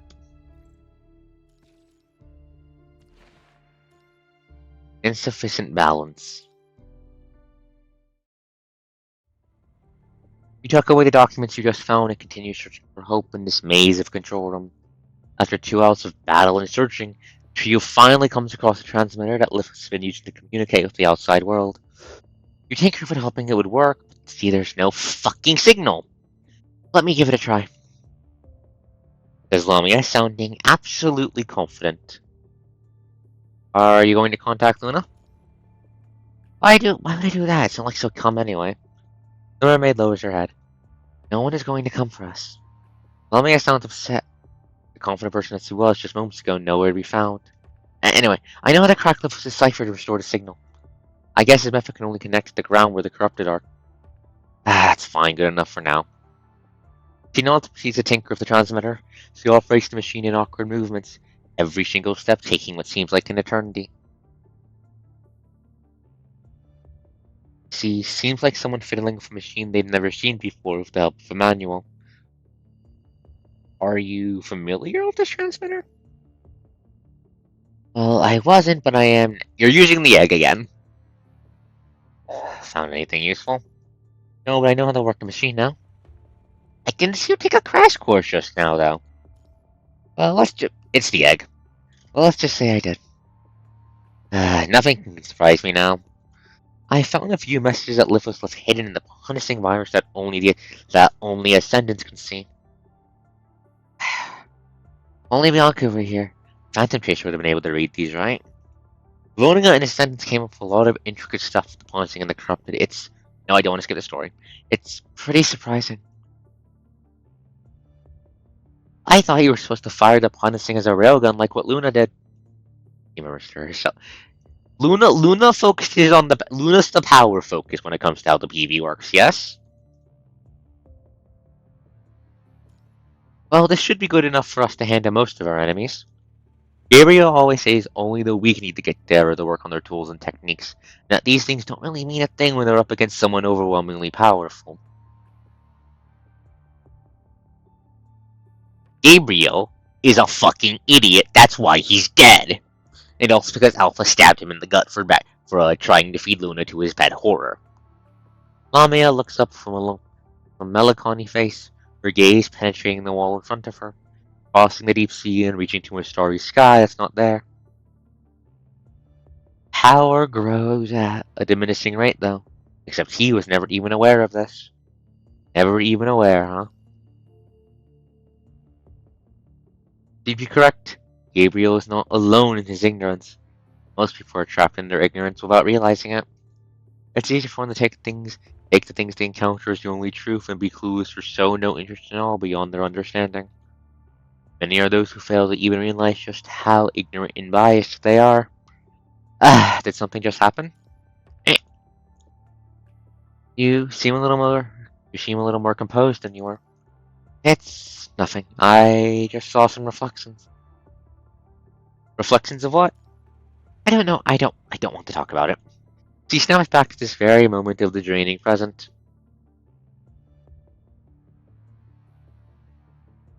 Lamia says no more, continuing to operate the transmitter for a while before looking up again. We need an identity card. Back to square one, huh? What the hell were you doing this entire time, then?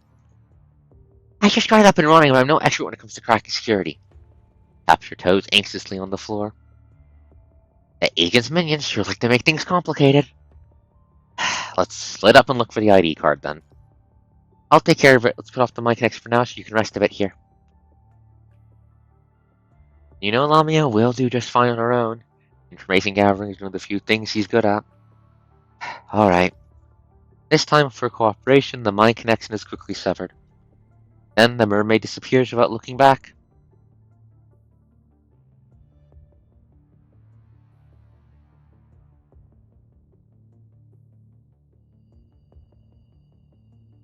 Unable to continue using the egg, Lamia conceals herself and carefully dodges the collapsing structures as monsters emerge everywhere. Soon enough, she comes across a nearby patrolling corrupted, twists off its head, and reads the memory unit in its memory shell. Hi, Lithos, are you dead yet? Cinderella, I need your help here. Footage shows Lithos pulling a file from a crack in the wall. Sit nearby. That's an exact spot she saw in the footage. She noticed the wall itself is comprised of the Punissing's heterocrystalline structure. Lithos isn't even trying to guard this place. Is it because humans can't reach this place at all? Or is there another trap hidden here? Despite the risk, Lamia knows she has to give it a try to see if it leads him to a way out of here. Reaches out to pulls an old file out. Once he opens it, he sees a yellowed file paper with a discolored ID card clipped to it. Hell yeah! Okay, there's the card. Okay, there's the card. Thank you very much. Kana Kurano. Case file for candidates of Project Jephalia. ID Kana Kurano. Biological age 16. Prior to becoming Cephalia, CD13 was a child natural birth of life. Her father was researcher Kuwaga Kurano. This must have been Cinderella then. Redacted. Cephalia surgery. Murder the tree December 23rd at 11 o'clock. That's not 11 o'clock, that's 9 o'clock. That's 9 p.m. I mean, no. Luna is very, very strong, but she's not completely stupid with her strength. You need to remember how she back when she kicked the ARU in the face. What she did was she she didn't just throw around giant chunks of punishing. She flash forged a shit ton of powered weapons out of it and used those with skill to fuck the place up.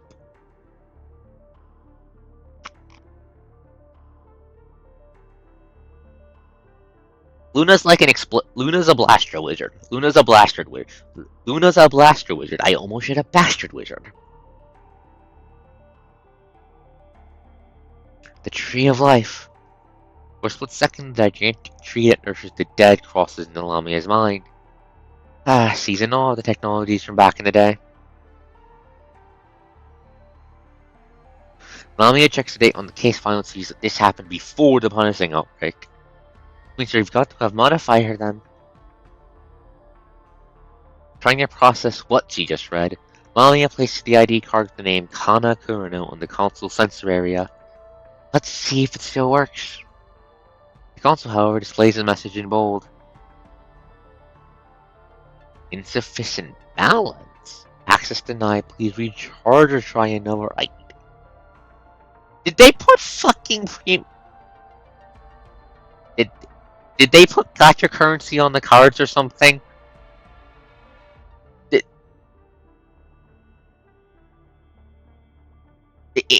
do you have to bribe the security? What kind of security system is that? Excuse me? What? Wait, are you serious?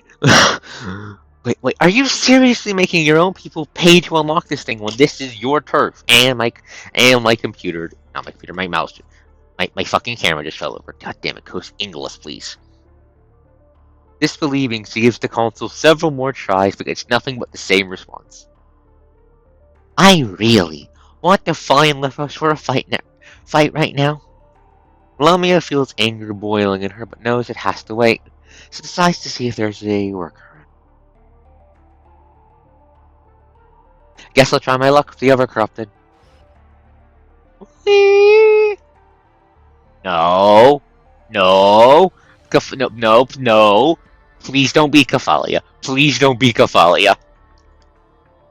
All of a sudden, a muffled sound finds its way into Lamia's auditory module. Who's this? It's like an invitation. A trap that's been set up in advance. Quick, hide here. Cinderelic? He isn't going to find us this time. Single-winged girl makes her way into the depths of the room with a smile, as though guiding the lost mermaid. That's so fucking sus. I hate that. I hate that.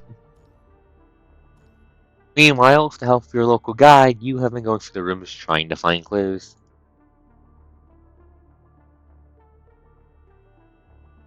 When you enter the third room, a notebook peeking up from a crack in the collapsed floor catches your attention. No one, can you grab the notebook for me? There seems to be a red tide below. Sure, where is it? Over here.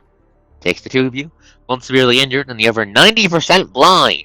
A good 3 minutes to finally pull another notebook from the crack. There are 3 things in it. A case file, an ID card, and a blank contract?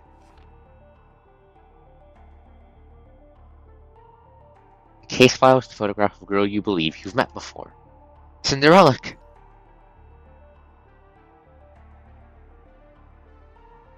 Quickly go for the file and learn it belongs to a subject coded XX003.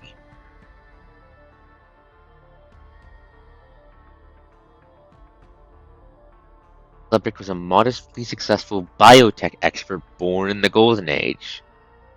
For years, she lived with hereditary cancer, and after several recurrences, opted out of treatment. You participate in Project Jephalia, dead at 41.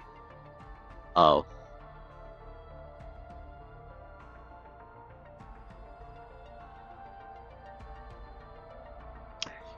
He devoted everything she had to the Tree of Life in Project Cephalia and was reborn 3 times, eventually managing to survive in someone else's body? But it was a failed attempt nonetheless, because XX03 only inherited her scientific talent and not her memories or personality. Oh. Oh. That was Cinderelic. These motherfuckers accidentally made reincarnation, and they're trying to make resurrection. That's fucked. Especially for the whole, like, were they trying to, what I'm concerned about, though, is, considering the wording, that does not sound like Cinderelic was a clone. A clone or something. Cinderelic body was a clone or something. That sounds like they tried to have her overwrite Cinderelic. there's anything this elaborate project achieved that the clone technology couldn't, it's the fact that her mind data was put in a test subject from the CB series and she was therefore reborn with a new body. Cured of her hereditary disease, she took advantage of the opportunity to swap into an appearance everyone would find pleasing, but she didn't care much about. Her mother, coded CB-107 after giving birth to XX-003, suffered from consciousness and organ rejection caused by the Tree of Life, which soon led to her death. And XX-003 still considered her given the way things turned out. I think I hate this, chat. I think I hate this. Flips the link contract. District, number, name, age. Subject, Rafe. Thank you for this. Yes, for sure. Someone would like to hastens. The ultimate objective of this project is for you to be reborn with your original memories, personality, and all knowledge intact. The project is currently ineffective for those brain dead or severe brain damage or disease. Per Article 1092 of the Science, Technology, Progress and Protection Act by the world government, those who have signed agreements and claimed the special benefits will be notified upon admission. Your cooperation requests for diagnosis of less than a year live for cases. Due to the unique nature of the product, will also draw your attention to potential risk as outlined below. This process involves digitation of your mind, and upon completion, your body as a human will cease to live. Due to technical requirements, anesthesia will not be administered during the digitization of the mind. Digitization of your mind, you also get to leave your biological data with us. Once your mind is digitized, we will not be able to offer you for visitation rights of any form. Signature of subject or family member. Their pages of the notebook are useless web pages, making it seem like a nostalgic old man's efforts to not forget what's happening.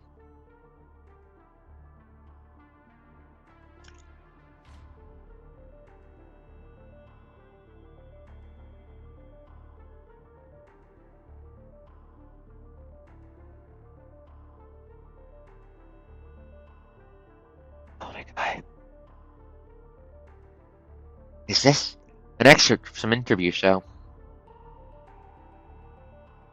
The faded images and dialogue carry a withering human exchange between Kilgore Trout and another person whose name has been redacted.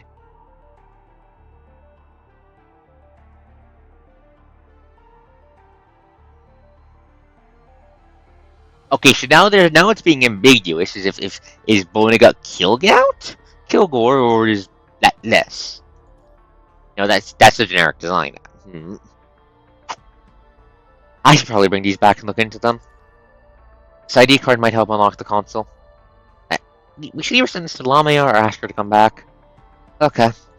He steps aside, clearly having no intention to do the favor for you. We're getting fewer earthquakes and collapses now, which I think is a sign that Lithos contained the chaos you caused earlier. Once I'm gone, you'll only make yourself an easy target to either Lithos or the human-like hetero creatures if you stay here. Alright, let's go together. Your legs blistering from the ponderous corruption you have, you take a step forward in excruciating pain. You feel as though you were treading on the sharp blade of a knife, like a mermaid. Sorry. Seeing you trembling in pain, he repeats his apology. Would love to, but I'm a transcendent now. Yeah, you can't touch me without making it worse. It's okay, let's keep going. He nods. As the two groups approach each other with different documents in their hands, the cradle on the verge of death calls when this nightmare first began. No, her Kephalia's member. High Ascension Network! High Ascension Network! That's the AskNets format, I still remember that! No, her memories are already filled with nightmares unique to the Golden Age before that day even came.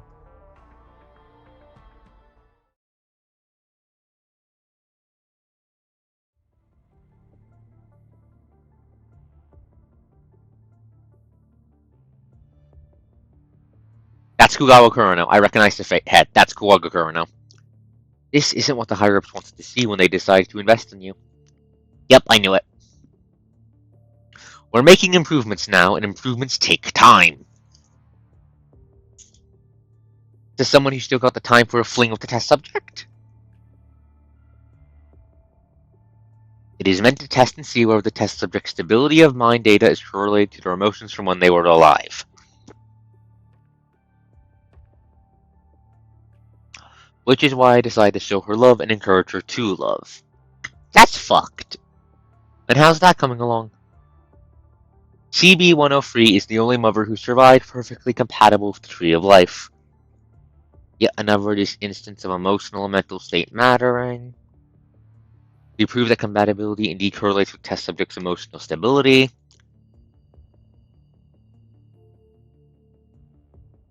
A little bird told me that you and the test subject had a naturally born child that you named Anna Kurno. Is that true? Yes. That's one hell of an experiment right there. Was this also part of your plan too? The still young Kugawa Kurno looks down without saying anything. See, they illegalized human experimentation with inmates not so long after Professor Trout's incident. What we're giving you now is not just money. Higher-ups are going to stick their nose to your reach and have been happy to keep their mouth safe, costing so for your work, but we are not seeing any fucking progress these days. In a fit of rage, the man sours Kugawa Kurno's face to spit.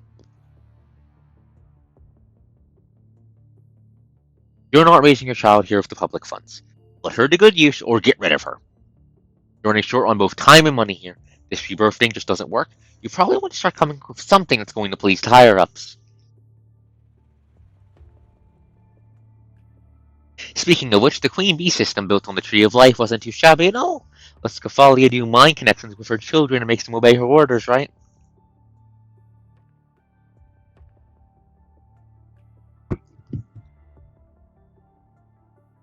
That reminds me of what Amber Rio was supposed to do back in the ARU arc. And why she went fucking crazy and promptly burned down half the ARU. Ever heard of thought control from one of the hot novels these days? An obedient army that follows every command without question. Ideal, isn't it? Personality and memories aside, talent is all that matters. I haven't seen progress on your end, and Kefalia is being anything but aggressive. Quite a waste, wouldn't you say? I don't think, Professor. No, that's Professor Godwin. No, I don't think that was Crow and his grandfather. I think that's a different guy. Then you replace him or call the day before the police combust in your butt. The man takes the phrase call it a day in a tone that's anything but normal, which Kugawa Kurono takes as a pronouncement of death with P for the wild project at hand.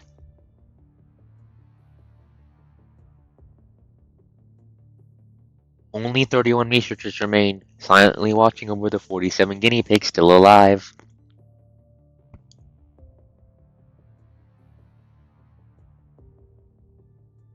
This dream of eternity they're trying to realize, all disregarding all taboos and the law itself, is the very definition of insanity about a single bit of romance.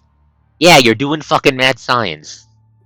Your funding will be halved, you have 9 months left, so make that count and prove your worth. You leave in big strides, hands behind his back.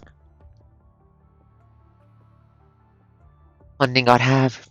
What do we do next? We're too deep in all this illegal stuff to get off the hook. We need to have a meeting with Professor Godwin once he's feeling well enough. I think that's the scientist from Project Winter. He puts on a wry smile.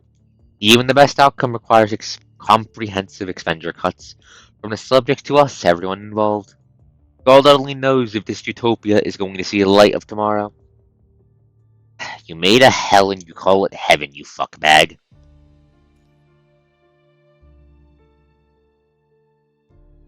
What's the progress like at halfway to the stream? 69%. Nice.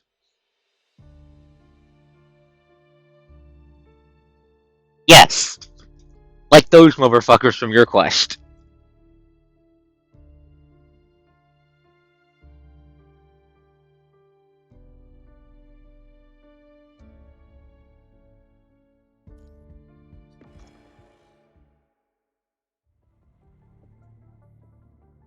Following the blurry phantoms, Lamia reaches a console piled with numerous monitoring devices. Turning the screen on, she sees the only usable program and quickly calls up its instruction manual. There is, in addition, a bizarre schedule that's been repeatedly corrected with both handwritten and printed corrections. Anna Kurna's memo. Play hide and seek with my place. Surveillances everywhere. Inside the monitors. Mommy it was a time ago. That he came to himself. Help us. Over us, please. Yes. No, I got just that test.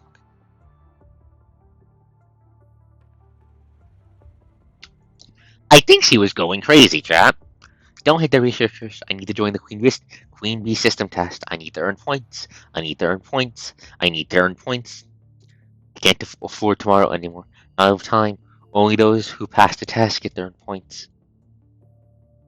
Renting out lives, providing bodies for mutation experiments are the main sources of funding here. Don't join. No, don't join the Queen Bee system test.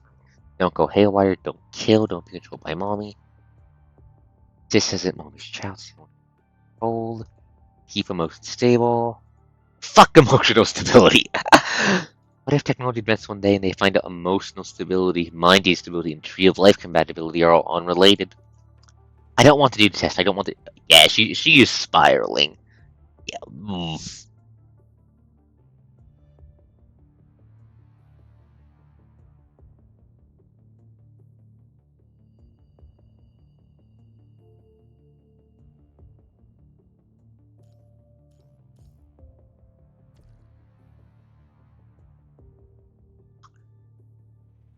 Lamia. What the fuck? Putting down the memo filled with madness, Lamia looks up and sees the notice about the test on the screen. My future plasma notice. Starting April 1st, points required for screening flavored answering supplements and puzzle modules. Points for training completion, experiment participation in this evaluation before distribution to the system. Points for what? Test results from the settlement.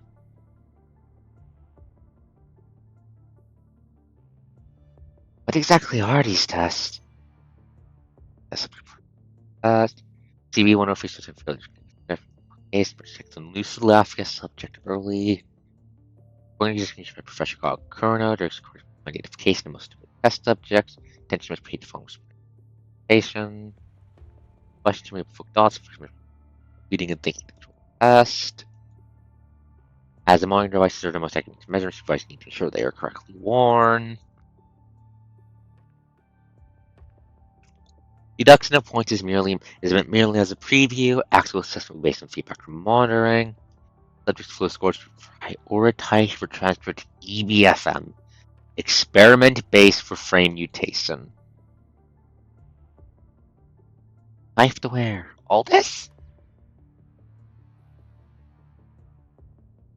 Reluctantly, she picks up the connection sensor wire from the equipment, wrapping herself in it as the instructions dictate. Let's hear I need to stay calm. That's blatantly false. No. Fuck you. Third one on the monitoring device reflects Lamia's true mental state. She lets out a wry laugh. Seems like lying isn't going to get me anywhere. Score is just for preview anyway, so might as well just tell the truth.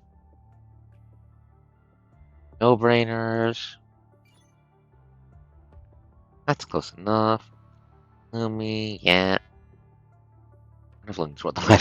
Don't ask for too much. Double's leaving her still. Star. Well, that one was easy. Willing to breed the dead, it's redemption. That's just fucked!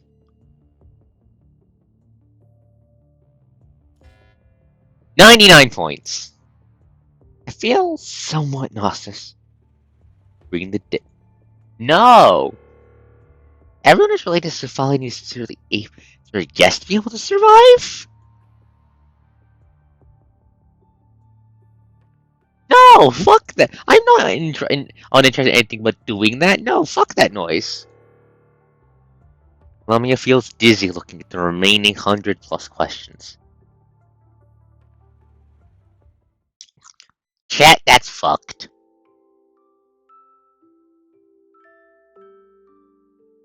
Why do they look identical? Oh, why do they look identical?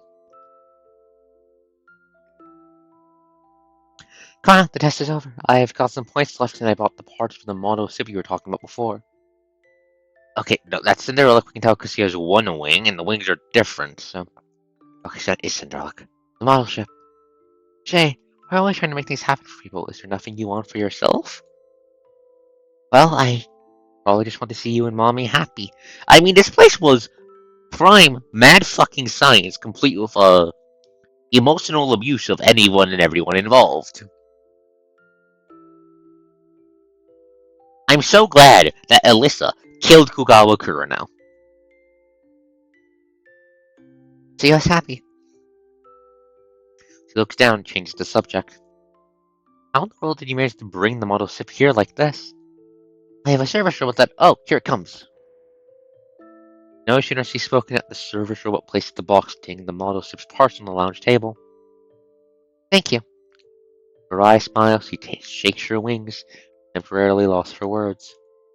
Kana, what's wrong? Is everything okay with the test?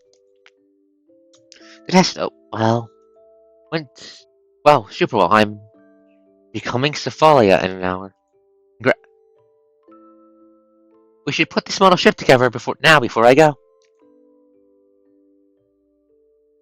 Kana interrupts XX03 before she can finish congratulating her. How do we do that? Certainly we don't even have hands now, do we? I know what I tell you, the model ship was nice in the first place. Make you upset? No, it isn't your fault. That's a deep sigh. She looks fondly at the picture of the ship, completely unglamorous on the box. Hey, why don't we have your service robot do it for us?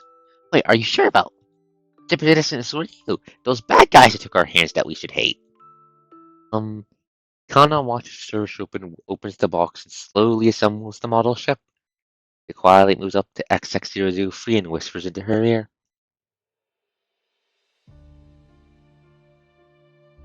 Did you know that everyone is going to die if Mommy puts the Queen Bee system to work 2 more times?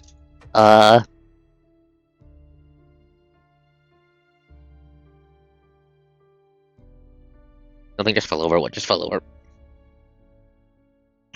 God damn it, my Goblimon fucking Funko. They're trying to figure out ways to make Mommy aggressive, and that's going to waste everyone away. There is no avoiding it, neither can I. People never know what they have until they lose it.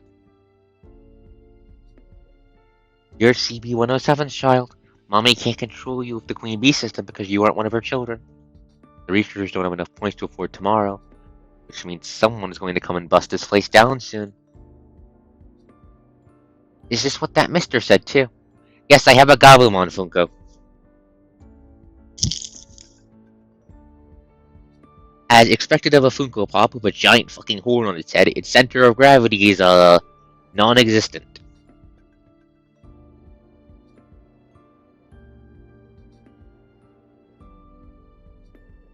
Is this what that mister said too?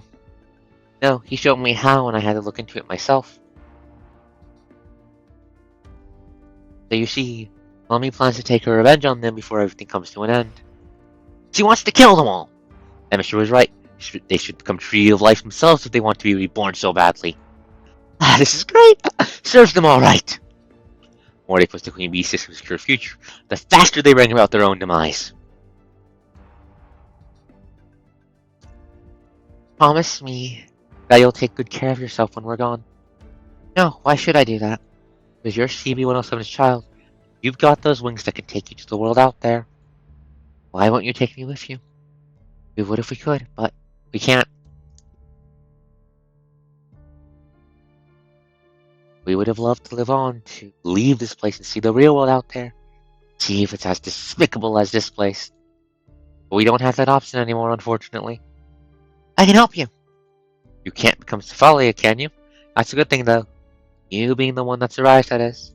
What am I going to do about you guys? You're gonna be smiling for me down the road. It's okay. You'll be. Zip is assembled. Kana Kurano, you have 5 minutes until the next item on your schedule. I should go now. Mirai smile. Kana nods and follows the service robot out of the lounge, leaving XX003 standing alone in the fully lit room, lost. At that moment, she wishes she could be the water chasing the ships, and not the reef that the water bypasses. What am I going to do? Thus, remember, so I am not afraid. I am not afraid of becoming Cephalia. Leave me all by myself. That's not something I'll ever be able to ask for. I'm Mr. Replica that looks a lot like the real deal. Give Kana back to me! Mommy! The bad theme music is starting. Why is the bad theme music starting? And memories that should have been forgotten. She struggled, forcing a difficult smile at her mother with the same face as Kana's.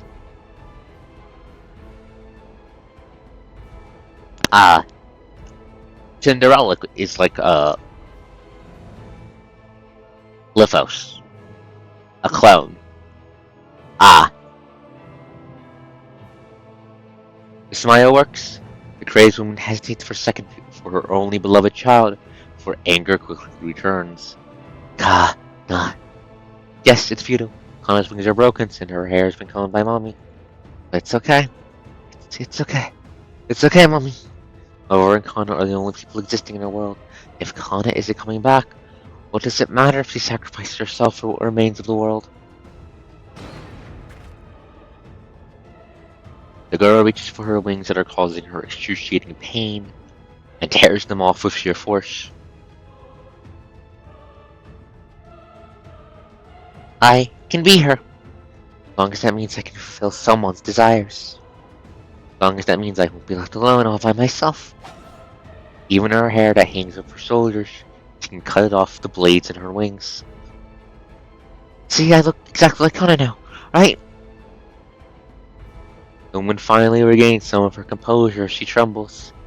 Tentatively, she places her hand back on her head. This is fucked! Kana. It's okay. If I can't fulfill your wish, then all I have to do is become someone else. Yes, it's me. Mommy, you didn't lose anyone. Worthless, the audience had disappeared, leaving Cephalia and Kana, only 2 things valuable in this world. You're okay.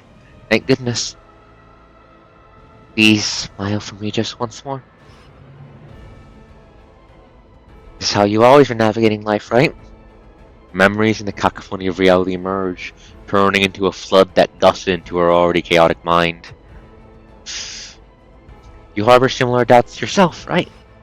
Why is that you'll never recognize me for the person I am as long as I am who I am?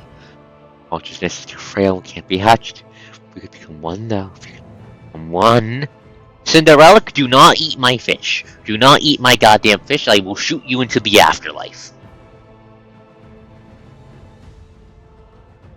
Please, tell me who I am.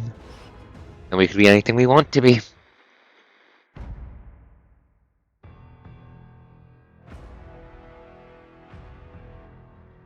This is extremely fucked, yes?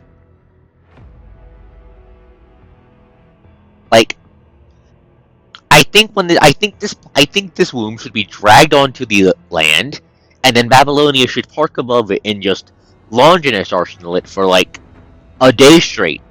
Day straight of fucking gigantic laser beam on the entire area, just to be sure.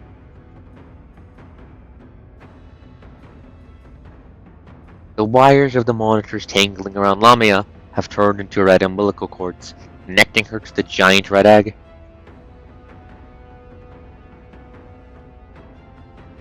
It was only at this moment that she realized that this test and this machine had been a trap set for consciousness fuses from the start. Cephalia's... No! No. Fuck, Cephalia's coming. Cephalia's piercing screams flood into the room like a tide, swiftly overwhelming Lamia, who was already on the verge of chaos.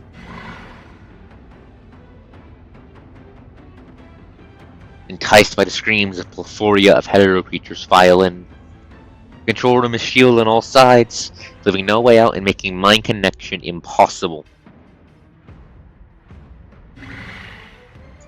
They came with intense aggression, utterly different from the hetero creatures that surrounded Nami before with a tentative attack. It now seemed like they are acting with clear instructions.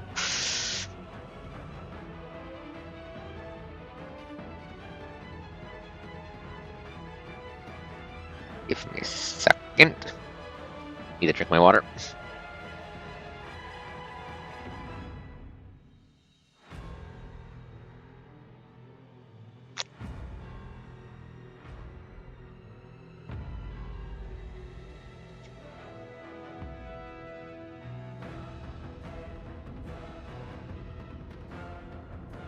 Okay. Frenzy caused by the hetero creatures causes the red tide to splash on Lamia's lap. There's no more time to think. Her consciousness plunges into the Crimson Sea.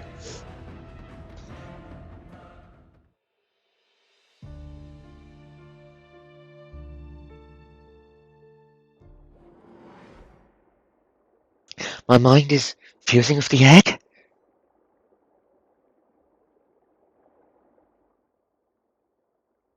Wake up, Lamia!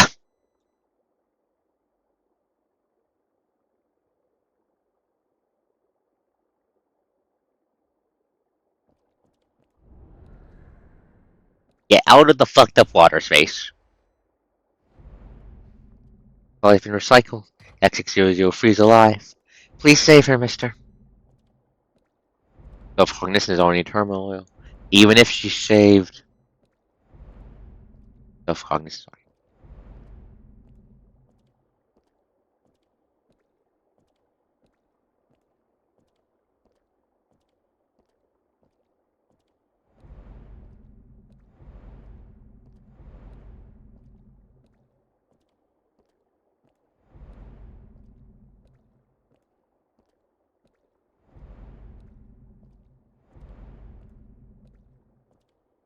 I'm missing something? Give me a sec. How the hell do I do this?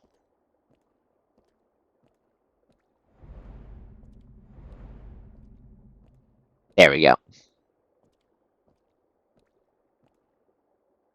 That does not look good.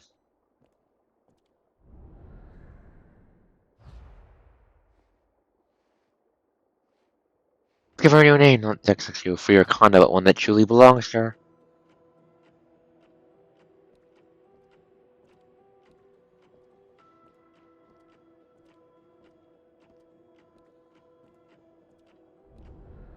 Ah!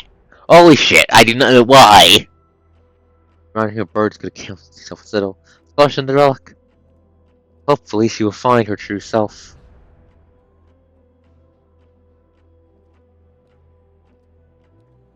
You just plan for Mister. So, let me be reborn by Mother.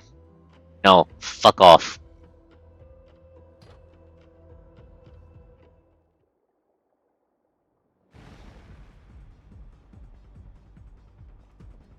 She still couldn't find herself. Jesus Christ, I have 100 health already. Okay, this is a dual boss fight.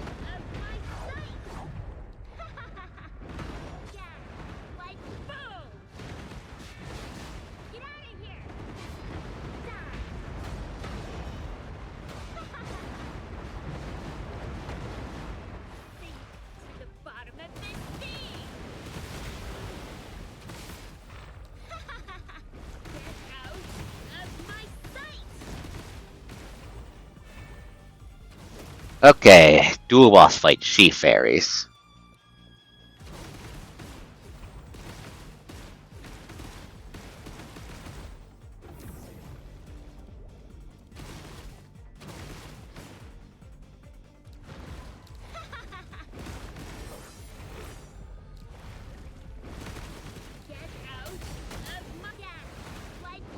Arena wide attack.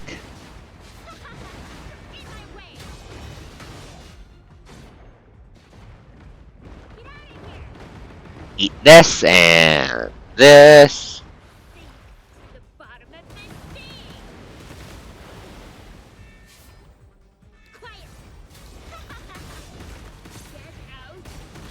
Come on, you're not that tough.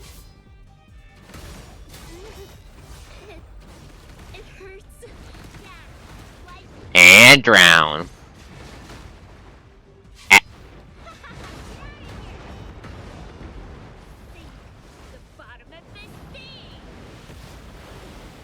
Okay, there we go. Don't get too caught up in the egg's emotions. Wake up, Lithos is on the way.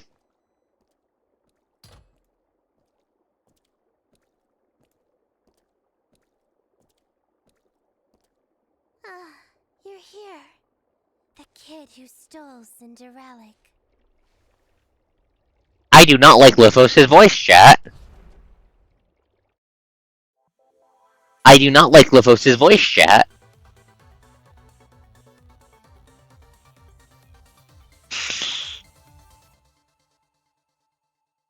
I'm going to completely honest, chat. I do not like Lithos' voice. It sounds. You know the saying, sweet is poison?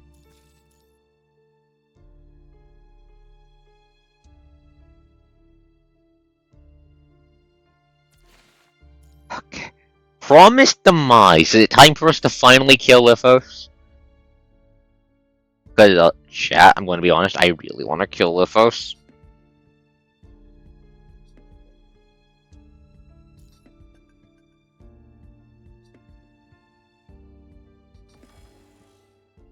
I mean, that's just like changing out his voice box up. Yeah, T-minus 33.5 hours. Yeah, I know I'm dying.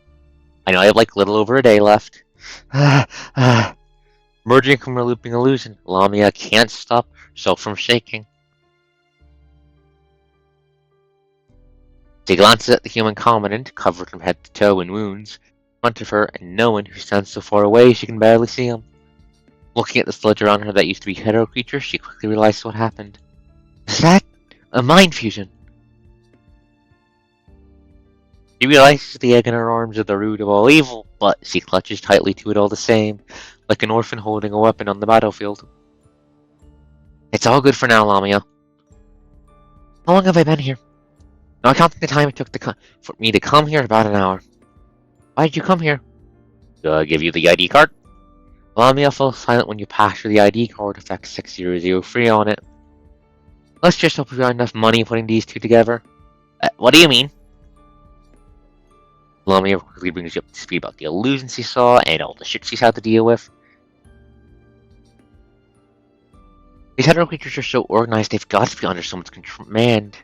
Could it be Lithos? Did I flatten them? You did. You were going crazy attacking those hetero creatures when I got here. And you only calmed down after reconnection. Sitting here zoning out for quite some time since. Let me see, what did the dwarf send me?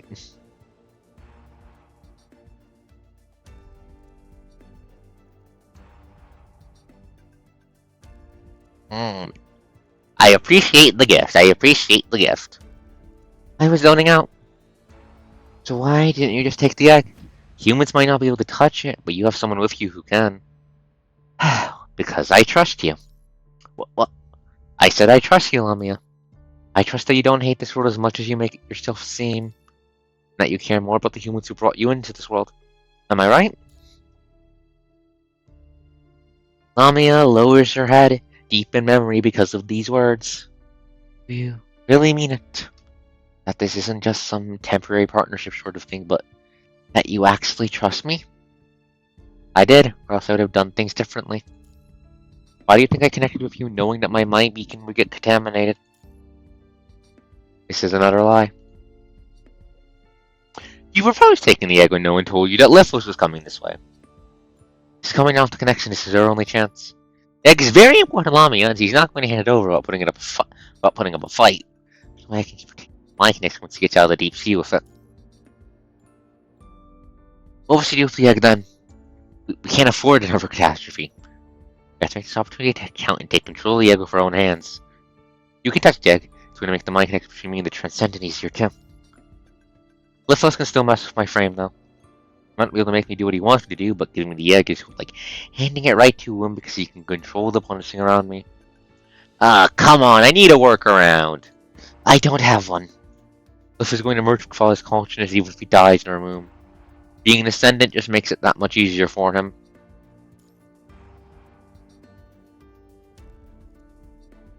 Ever thought about charming the enemy into working for us? I can hold the egg for as long as you want me to, if we get Lithos out of the way. But I barely fit the dictionary definition of presentable. Come on, you look presentable for capital P. Here goes nothing. You look smile. Mommy is oblivious to your desperate will to survive. To her, you're a battered and bruised human for her eyes smile who's putting on a word of trust in her. And your eyes, which are clouded from all the damage you have taken and the corruption, she sees sadness, separation, and trust, all of which she has seen before. Like what she saw on that rainy day. Back in Atlantis when none of it up, went down you. Fragile walls for swaying, heart buckle under the weight of her memories, yet Lami is holding on to the last bit of her rationality. Lamia can't measure how much truth there is to your words, but she now doesn't see a point for her to argue with you about anything besides the egg. Besides, she somewhat enjoys his hard-earned respect. Do you think humans and descendants can coexist peacefully?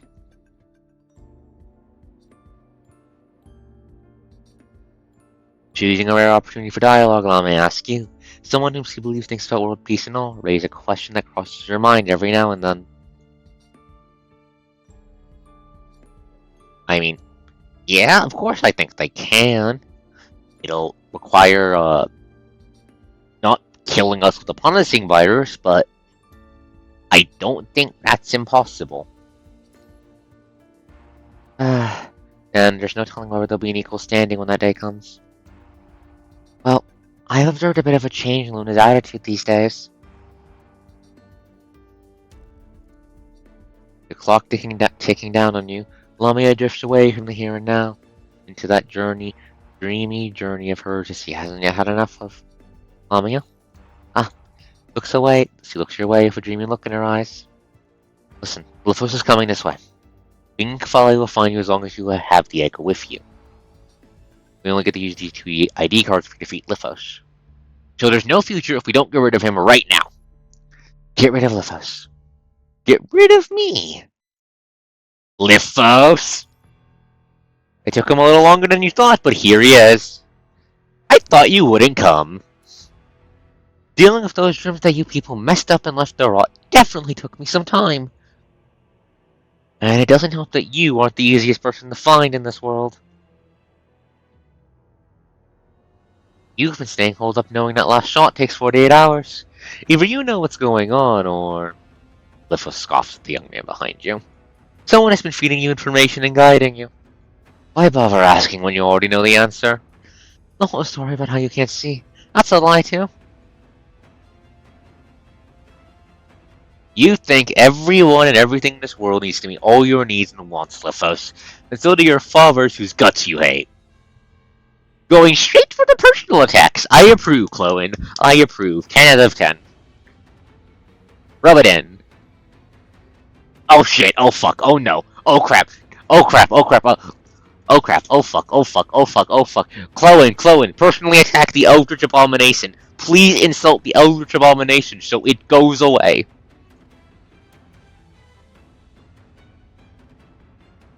The purple-haired ascendant says no more, his smile fading away as he turns around coldly. Behind him, another shadow emerges in the darkness. Kefalia. Lamia, give Cinderella back to Mother, now. Is that really Cinderella's mother? The egg in Lamia's arms twitches like a fish out of water. Another question straight to the bastard's empty heart. Lamia, those are just some very hurtful words that came out of your mouth. Good, I hope they hurt.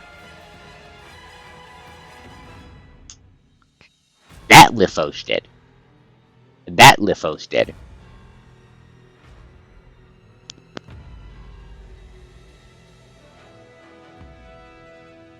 So either he changed back, or we missed a backup.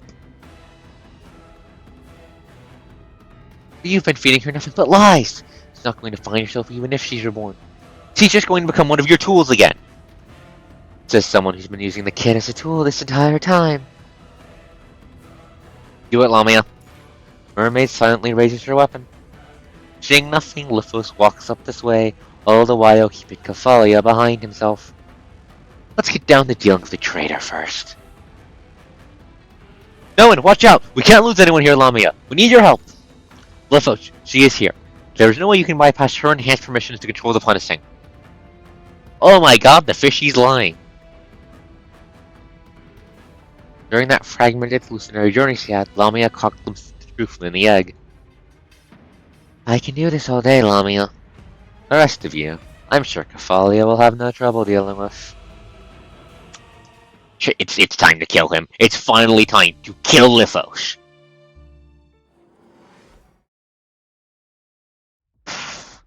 Lithos, I don't want to kill you. I do! We don't have a choice. Let me struggle bitterly until the end. Oh shit.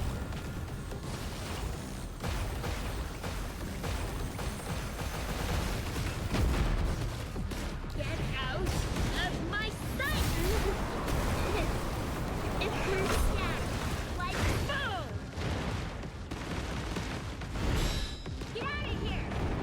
Come on, you fucking disgrace to the mecha genre. Come on, I thought you were tougher than that. You're already almost dead. I thought you were stronger than that, Lithos. Quiet! Get out of my sight! It hurts.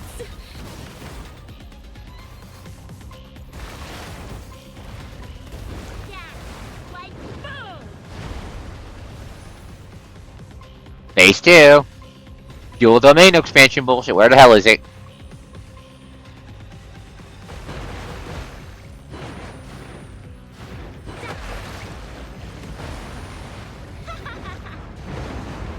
Get out of here!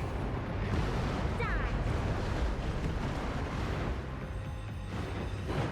Where the hell are you, you shit little, you fucking out. It hurts.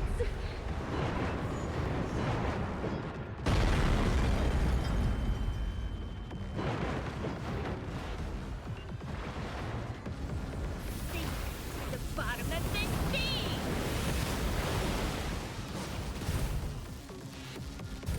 Wait. Let's talk about this. Enough talking, kill the fanboy. Enough talking, kill the fucking fanboy. Where is he?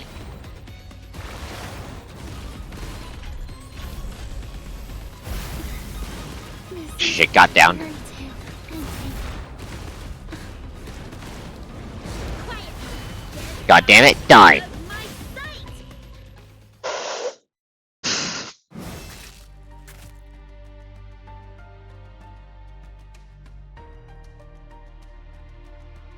What the fuck was wrong with that guy? Having been pierced multiple times, Lithos' body is all but completely shatters on the ground. How many deaths is this now? It doesn't matter, no one cares. At best, the city's life phase causes the best of heroes nothing but disgust.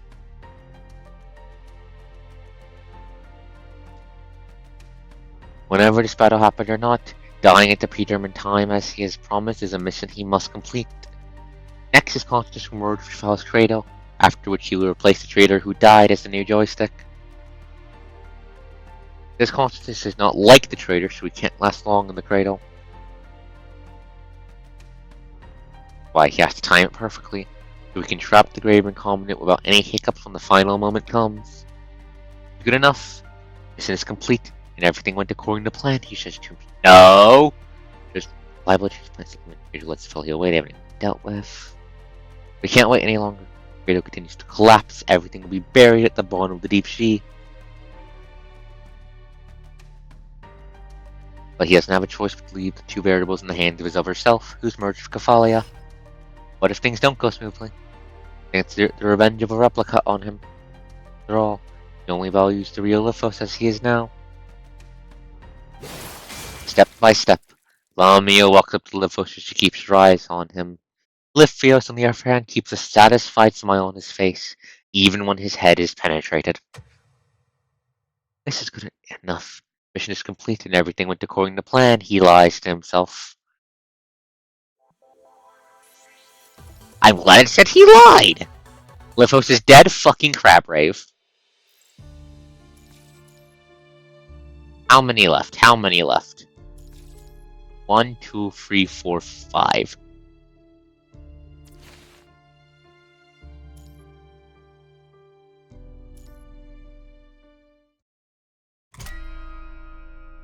.1 hours left. When Lamia is done washing herself clean of the blood and rejoins the human, no one has succeeded in luring Trophalia away. No one barely manages to dodge Thralia's vital strikes, even as he gives up attacking her altogether, concentrates fully on dodging her blows. He's buying us time. In a short few minutes, Lamia was gone to clean herself up.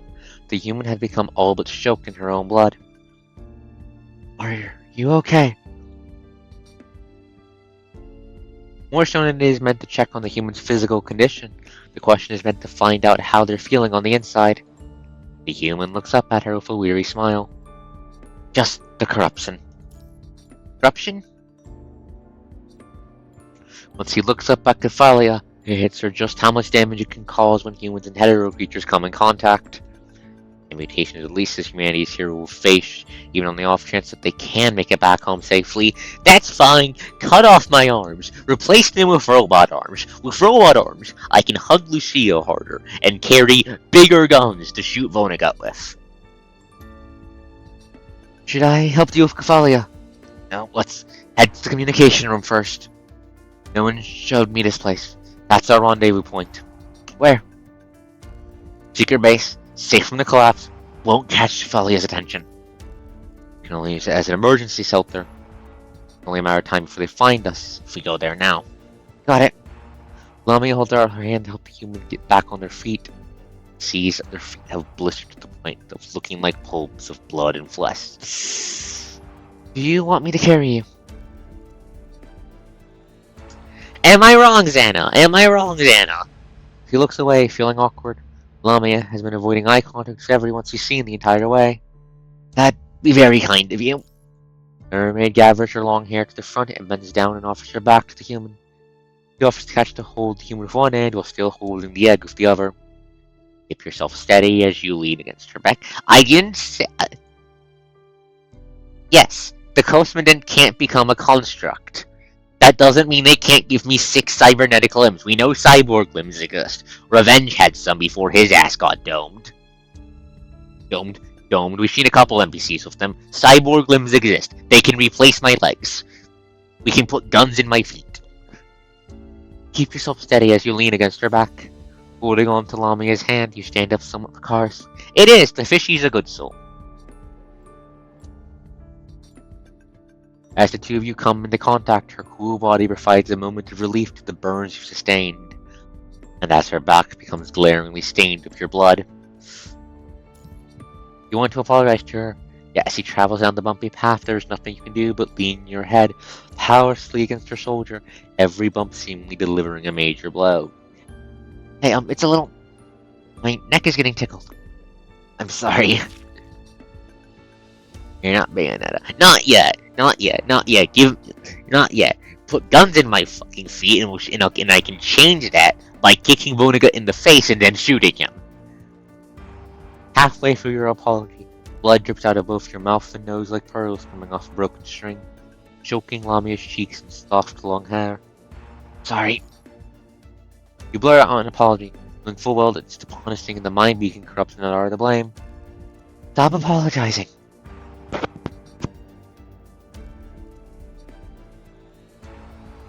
When Lamia is back at the transmitter, she sees it's already been fixed and placed 2 ID cards, Baron Corino and X6003 respectively on the sensor. As the green light comes to life, so too does the console's interface. Guess this will do. Lamia sets you down, careful so as to not cause any further damage to your body. Thank you. Try your best to keep your fingers from shaking and suppress the excruciating pain coming from your fingers. Punch the passcode into the transmitter.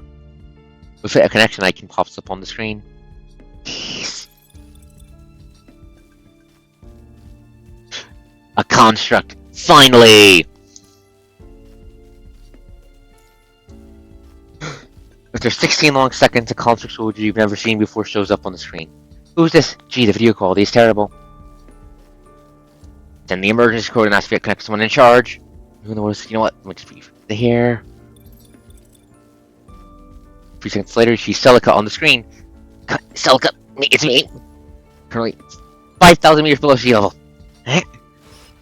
She seems a little confused. You speak faster, trying to explain your situation. But letting me respond, so she's listening while reaching for the console to her left. Something's off. The way she seems, the way she's reacting, something's just not right. Doesn't help that you can barely think now that your brain is barely working because your mind beacon has been contaminated. Don't know what's going on. You really don't know if your brain's working if you're gone mad. Celica, I'm listening. Like a sculpted mask, Celica's face flickers in and out of view. What's going on? Celica! Watch out! Lamia grabs you by your jacket and jerks you from the screen. A split second later, the console blows up with a loud bang, torn apart amidst countless crimson sparks.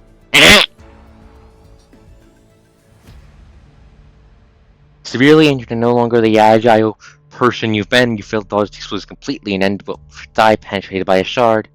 Ow! Fuck! God damn it! There are arteries in there! There are arteries in there! Amplified by a drug, the pain courses for you like electricity, draining the last bit of strength from your legs and uprooting your nerves. What is happening?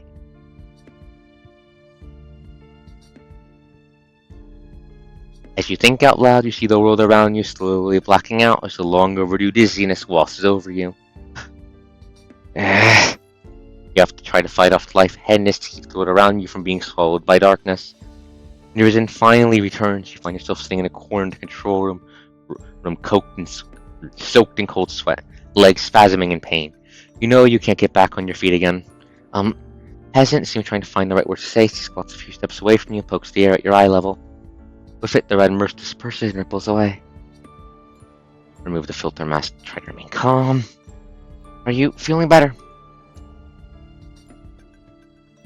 Being innocent and not needing to breathe or worry about the punishing virus, Lamia is completely oblivious to what you're going through. But wait, did Celica blow up the console, or did we get to someone that was faking being Celica? I can't tell. Looks down at you as you shrug the breathe. Same way she probably would have puppies she sees in a downpour. I had no idea what just happened back there. Lamia looks at the sad transmitter to see your confusion. Did I screw up somewhere? The last thing you want to do at this point, however, is to try to figure out if she screwed up somewhere. Naive hope you had been holding on too swelled into a big bubble and blew up right in front of you, leaving nothing but a pitch-black abyss. With its mouth wide open, fate has waited for creatures to come at it, promising no way out unless they fight to the death. Hey! Hey! Uh-oh. That's not good. T-minus 26.2 hours. Your god only knows how long you're awake in pain. Try to work your fingers, but now can barely feel anything in your limbs. This, you figure, is about as far as your body has come. It hasn't even been 48 hours yet. Possibly because of the influence of the drug, your mind, as opposed to your gradually deteriorating mobility, sharpens. Working your eyes, you find yourself lying in the hallway of a deserted aquarium. Seeing the syringes and empty bags of medical fluids lying around, you figure you've been given painkillers and electrolyte solutions, and that no one was probably here. You're awake!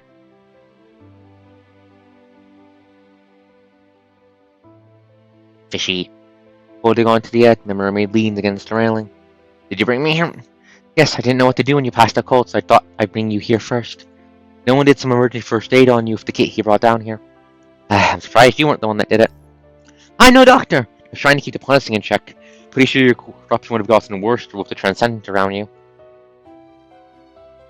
Your skin is so bad it took the dude 7 or 8 tries to finally get the needle into you. Thank you, Lamia. I don't know what I would have done without you. She nods her head without saying anything, tail swinging harder than it did moments ago, and finally coming to a stop after she whacks the railing. And where is no one now? He left right after he was done helping you. Seems like he hates the Ascendant's guts. I think she waits with her tail when she's happy, yes. It's very cute. Awkward silence ensues. What do we do next? I don't think Liv's gonna allow for too much longer for Thalia since he isn't completely stable. The place is gonna start falling apart again if he has another breakdown. The water pressure is gonna be an issue even for me when it happens. Guess we're 5,000 meters underneath sea level? Best I can handle is 4,000. And all these Hetero creatures are going to go on a killing spree if we let them out of here. And we've got to keep them under control of the egg. He stops talking, but he ain't say more for you to catch the drift. Lamia wouldn't be able to fight and fend for herself underwater without you around. Not when her mind is in chaos. You see now there is just no way for the three of you to cheat death. Lamia decides to look away from the elephant in the room for the time being. I noticed just now when we got here. The whole place itself is like an actual structure. I guess it's either a deserted submarine or some sea base built on top of this place? An actual structure, you said. Yes, it's completely different from that place out there that kept falling apart. We were in the body of a hetero creature most of the time back there, and Lif was probably meant for the things that were falling down to keep humans safe, right? Humans would have died from corruption of those things and descended to keep the policy in check. It was only when we got here I saw the hetero creatures into some ruins. This place only looks like a super complicated maze because Lithos built most of the doors to the tunnels or all these red-tide undercurrents underneath. Except for this door. You have to come all the way here to see this channel like you missed. I see. I took a look at where this place is connected to the place we're just at now, and it seems like these ruins are all going to sink and get crushed in the water if the hetero creature has a complete breakdown and the connection is severed. Given the way things are, we have another 20 to 30 hours at most. Lamia is done talking, you find yourself deep in thought and prolonged silence. Is there anything I'm missing? There is, and it's something I've been trying to avoid at all cost. But I'm at my wit's end here. Because of Cefalia that you've been avoiding at all cost? No, for a fact she's not going to let us off the hook now, so continuing with the operation would still be risky. I mean, we can always try to figure out a workaround as long as I've still got the egg and you around, but yeah, that too. Where's Cefalia going to go if we do manage to get out of here? Even if we make it back to land, knowing Monica and how he carefully planned this whole thing, I'm sure there's going to be someone waiting to pick up Cefalia. It's only going to be a matter of time before this entire plan is set into motion again. If he just grabs Cefalia and leaves, is she seriously still worried about other people once he's on the verge of death? We can't let what happened at Puya Forest Park happen again.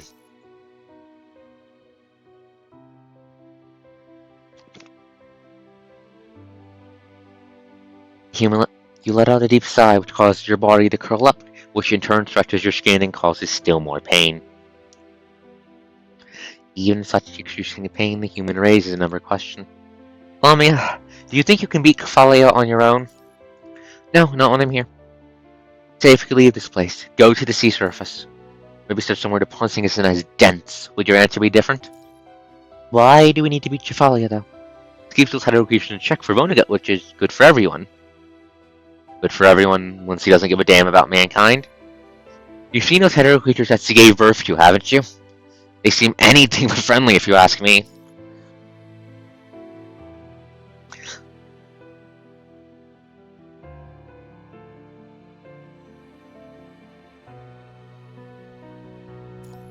We can't let Kafali get out of here alive, and that goes for the eggs, too. If you don't have a clue how to get out of here, no one getting out of here comes at the cost of a life.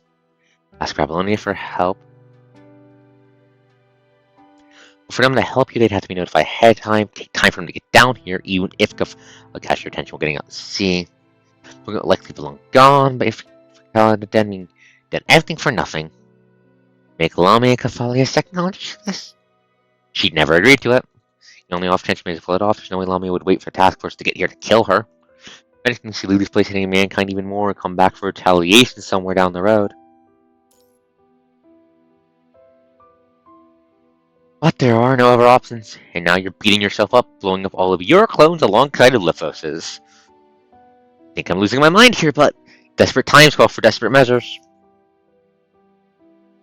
You know full well that those replicate consciousnesses were no different from you.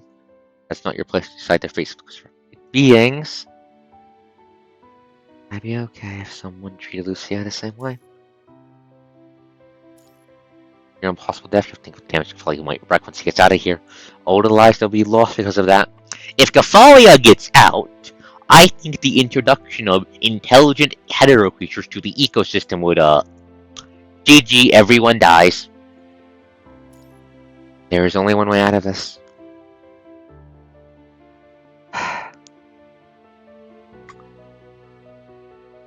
Fine. I'll do it myself. I'll become Kefalia's second consciousness. There's a chance you might be able to keep Kefalia stalled if you do it. Lamia might not be completely happy with his plan, but you just need to keep Kefalia and won't get stalled until Hope from Babylonia gets here. Let the other Grey Ravens, oblivious to your plan, kill you. Quietly, you lay your nearly gone life on the chessboard, prepare for the worst as you take the next move. Say something to persuade her.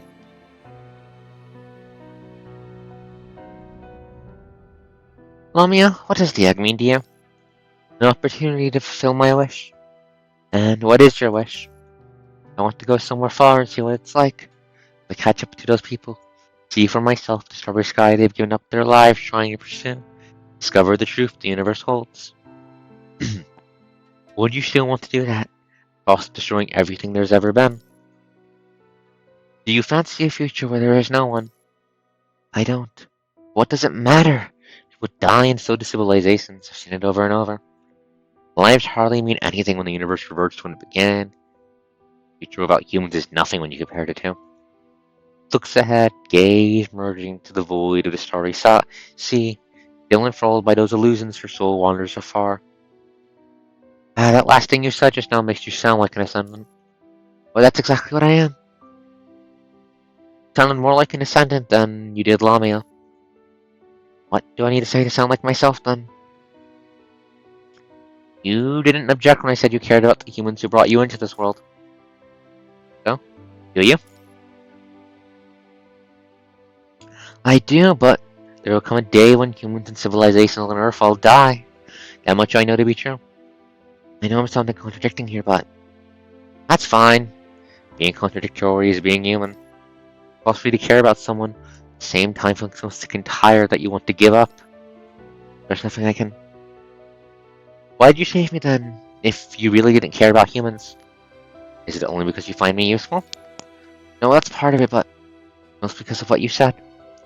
These are two different things. I'll always have the choice of saving you as long as I have the egg. But that choice will be taken away from me if I don't have the egg. Human left with no choice, prostrates before her silently. I wanted to make the chance count and live life as my true self.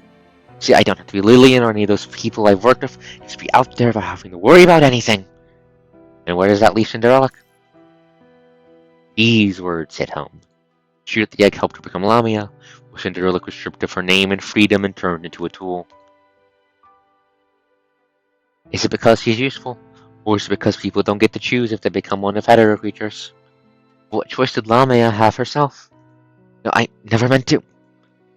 Lamia looks at you with utter sadness because you, one of the handful of people in her life who trust what she has to say, looks exhausted and disappointed.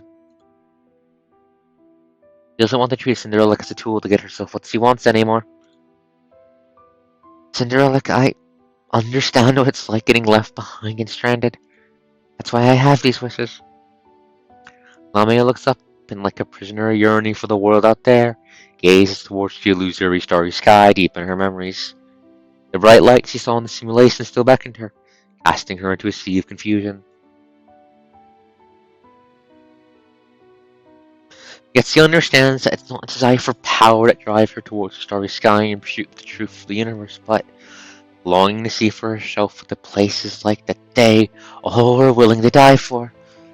She tries to secure her own footing, yet cannot ignore the fact that the egg in her arms is none other than Cinderella. Memories are still deeply rooted in many vibrant souls. She has never been one who doesn't care about people. But once a specific someone becomes all of humanity, or a concept known as humanity, then it becomes irrelevant to her. It stops mattering as much. She remains always an outcast in pursuit of those she's familiar with. Listen, Lamia.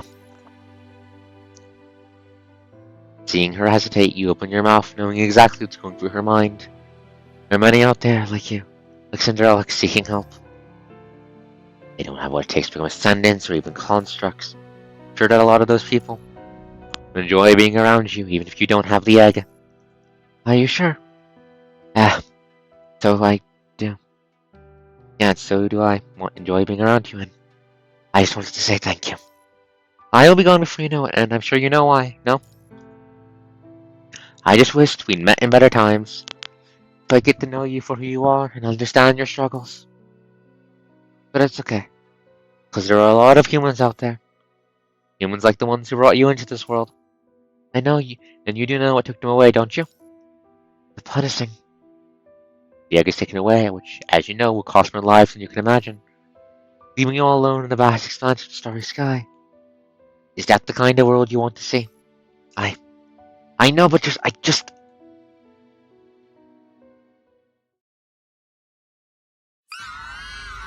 Right when Lamia opens her mouth to speak, you hear Kefalia's cry coming from the distance.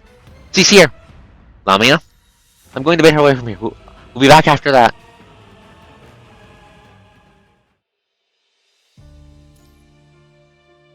I don't think I like the Cosmonauts plan, by the way. A young man crawls in moments after Lamia has left. He drops a blanket next to you and throws up his arms to show he had no luck finding anything useful. Lithos is now Kefalia's second consciousness. I've sealed off some entrances, but I had no luck finding the things I stored up before. I just gave you a bit of ketamine, all I brought here. See, Lithos has banned the use of anesthetics. That's fine.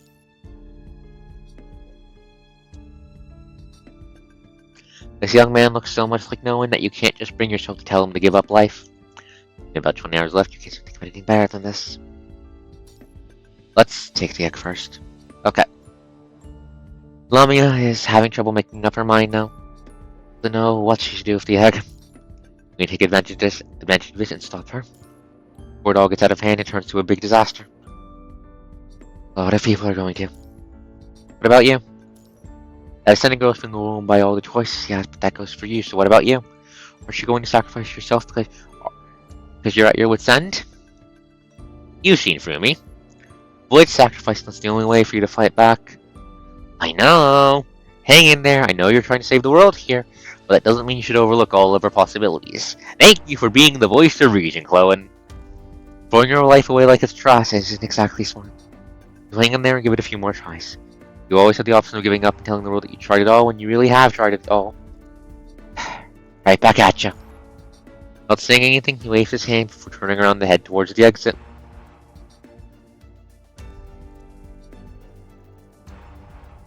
That all you got to say? Fortunately, yes. Aren't you gonna give me a piece of your mind for asking you to stay? Destroying Lithos' plan has always been my goal.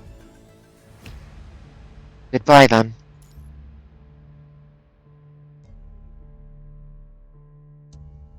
After that, the young man walks up to Scafalia, who's caught in a standoff with Lamia. Let me cut you a deal, Ascendant, if you want to leave that place with the Commandant of yours.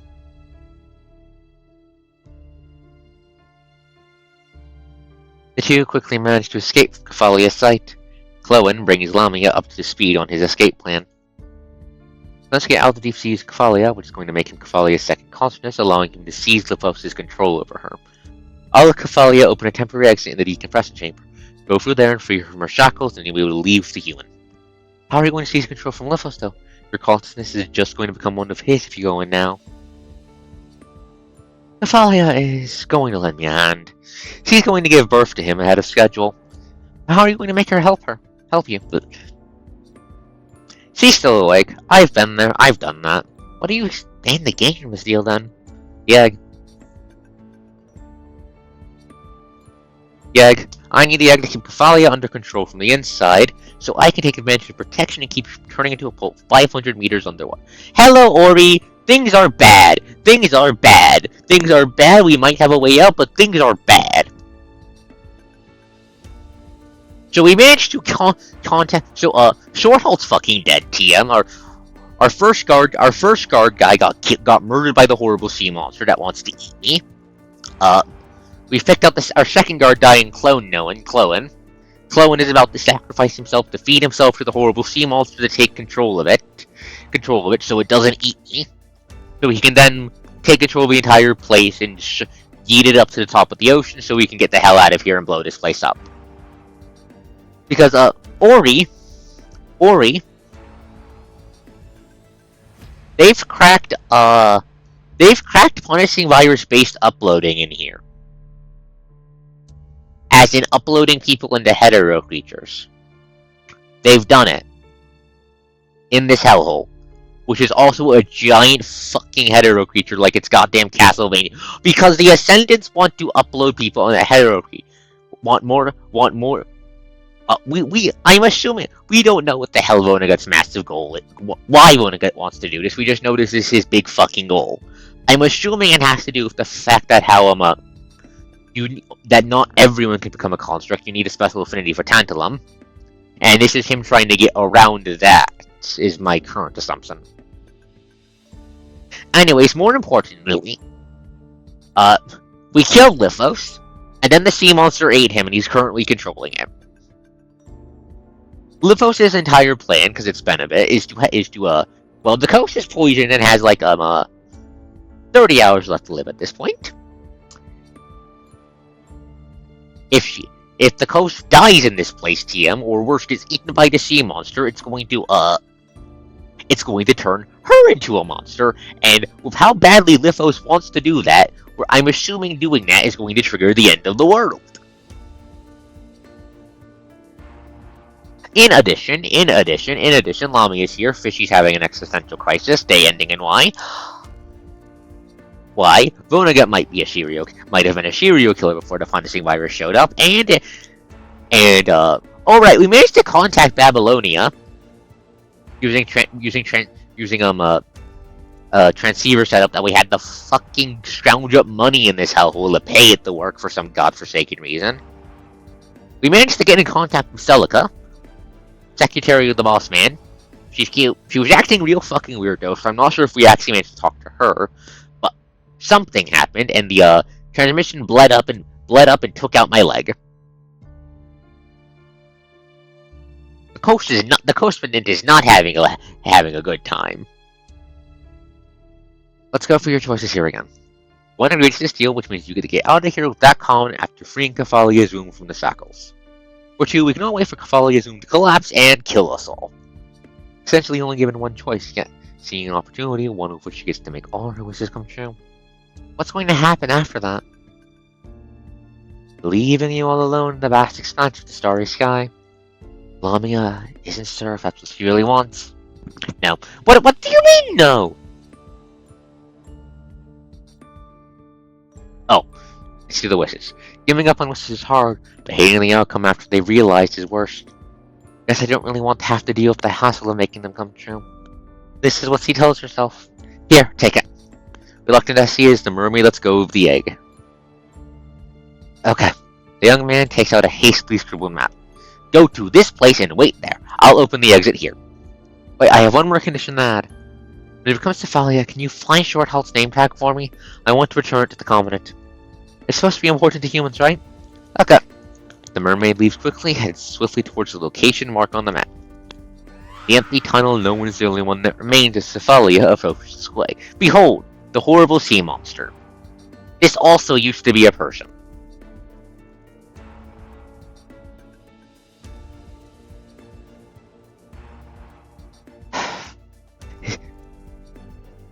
Yes, it used to be a lady.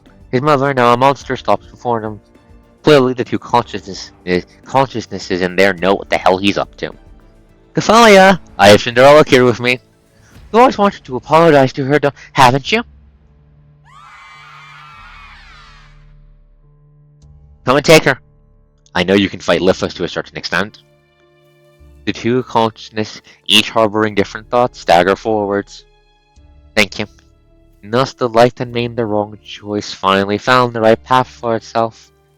Alone, he escaped the absurdities of this world.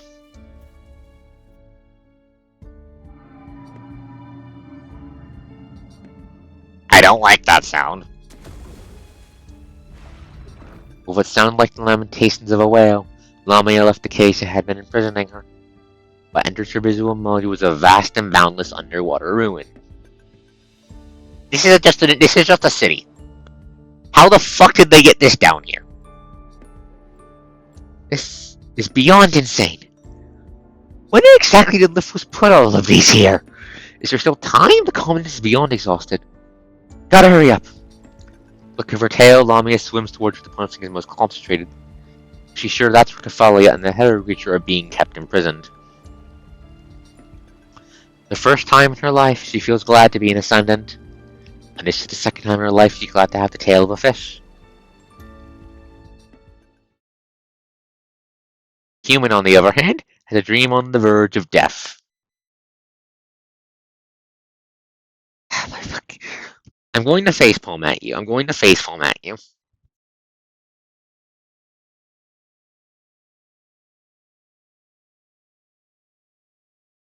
You just need to call them fucking idiots because they're basically space Nazis pretending they're not space Nazis. Ergo, they're stupid by definition. Anyways, back to PGR. Enough of your quest. Human, on the other hand, has a dream on the verge of death.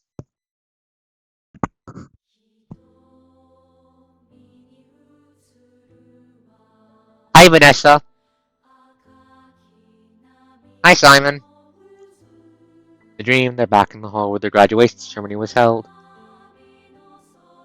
About to leave the school, the graduates all sing the all too familiar school anthem together. Flames spread in the distance. As the flames spread in the distance, the pioneers' robes were stained with blood. Bid farewell to yesterday's campus, armed with everything I have been taught. Her eyes sparkled, filled with hope for the future. A road emerges from the ruins, marked by the footsteps of all those who went before us. Yes, we're all here because of everyone who's fought the war of yesterday for us. That's not it. People who once laughed around us all turned unrecognizable corpses before we even knew it, leaving us with only a handful of them.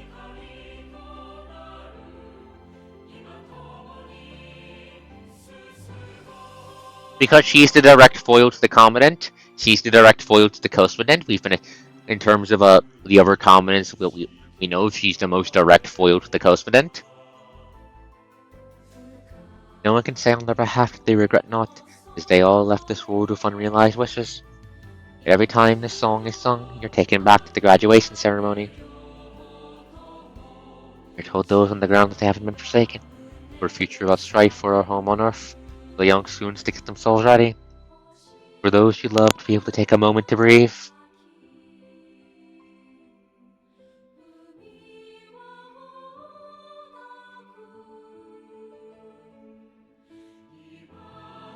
Why is Kephalia using the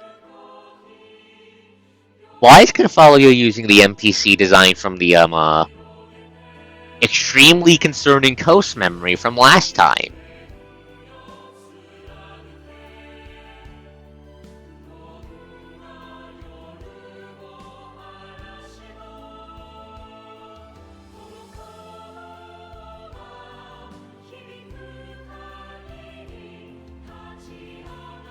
Why is Kephalia using the exact same one? Before you know it, a woman stands right beside you. Their presence on the brilliantly lit stage is hardly fitting, reminiscent of a burnt hole in a beautiful tapestry utterly out of place.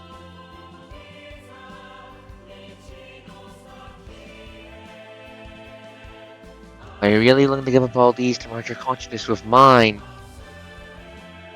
You're different from them, you still have time. You can't even imagine how painful it's going to be. Our memories will merge, and you feel the pain I've had to live through, understand why I can't control myself and why I hurt people. Like a dream where your flesh quivers and your soul burns. Feel as if your lower body and abdomen have disappeared, and only your upper body hang from the tree of life as you become one with it. You'll find countless lies and soon to be deceased connected to your consciousness, forcing you to experience the joy and pain of birth. Even if you cry for help, you'll get nothing but infant cries in response. Still wish to proceed, then promise me one thing. Please help me kill myself. Lumen's figure vanishes, after which a massive snowfall engulfs the auditorium. And once again, allusions to a winter at the end of all.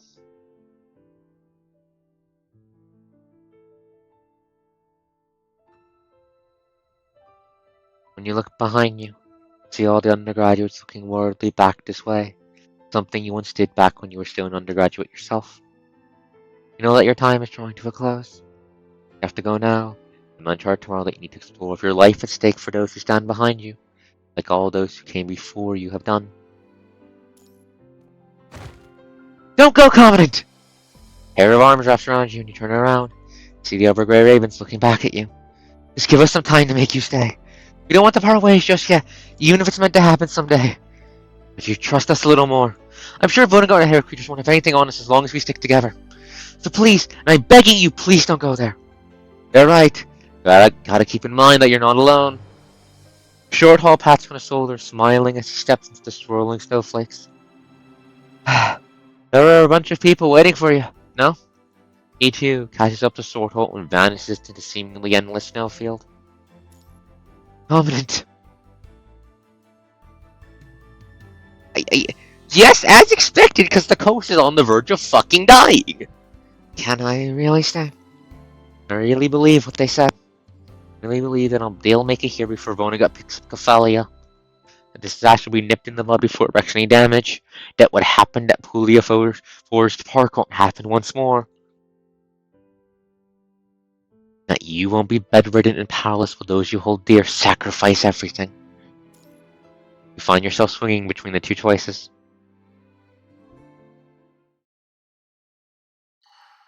13 hours remain. Cold droplets fall on the face, awakening the one wandering in dreams. When you open your eyes, you've sure paradise has peeled away, now shows its true colors.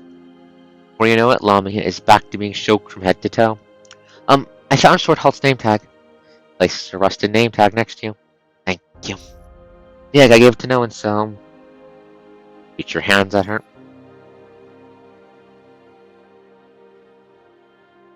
She hesitates, unsure whether to hold your hands. I've placed some protective barriers beneath you. This place is back to being the hetero creature it was and is extremely dangerous to humans. There are more things holding Kephalia in place than I thought, so it took me quite some time to break them. But it all worked! We're leaving the seabed right now and will soon reach the surface. Tears trickle down Lamia's cheeks, land on your tattered jacket. Crying. Why is she crying when she's got nothing but good news to share? Hang in there! We're almost there! I know. Hanging in there. People are waiting for me. He nods sadly. Just how long has it been already? It's been over 10 hours. I mean, how long have they been waiting for me? What's the date now? My terminal still worked when we first fell in here. Guess it's probably March 30 or 31st, taking into account how long we've been spending in here. What? I mean, it could be either March 30 or 31st now. Are you sure? I was kidnapped on April 1st. How the hell has it been an entire year? I've been kidnapped. The correspondent was kidnapped on April 1st. How the hell has it been an entire year?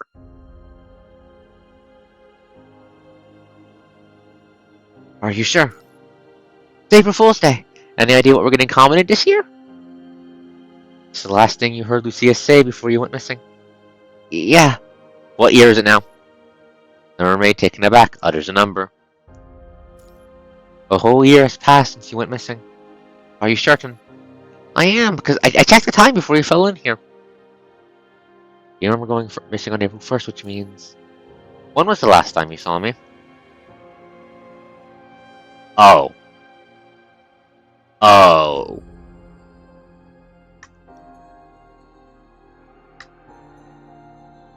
Plus one reason to kill Lithos.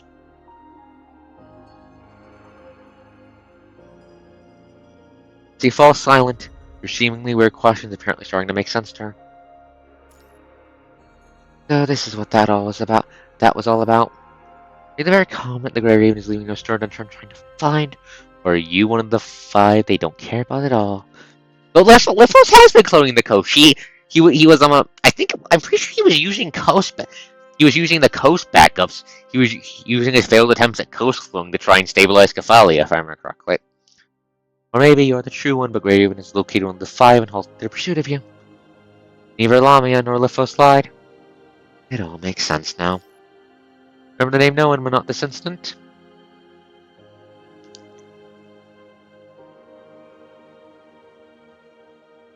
I'm not thinking about that.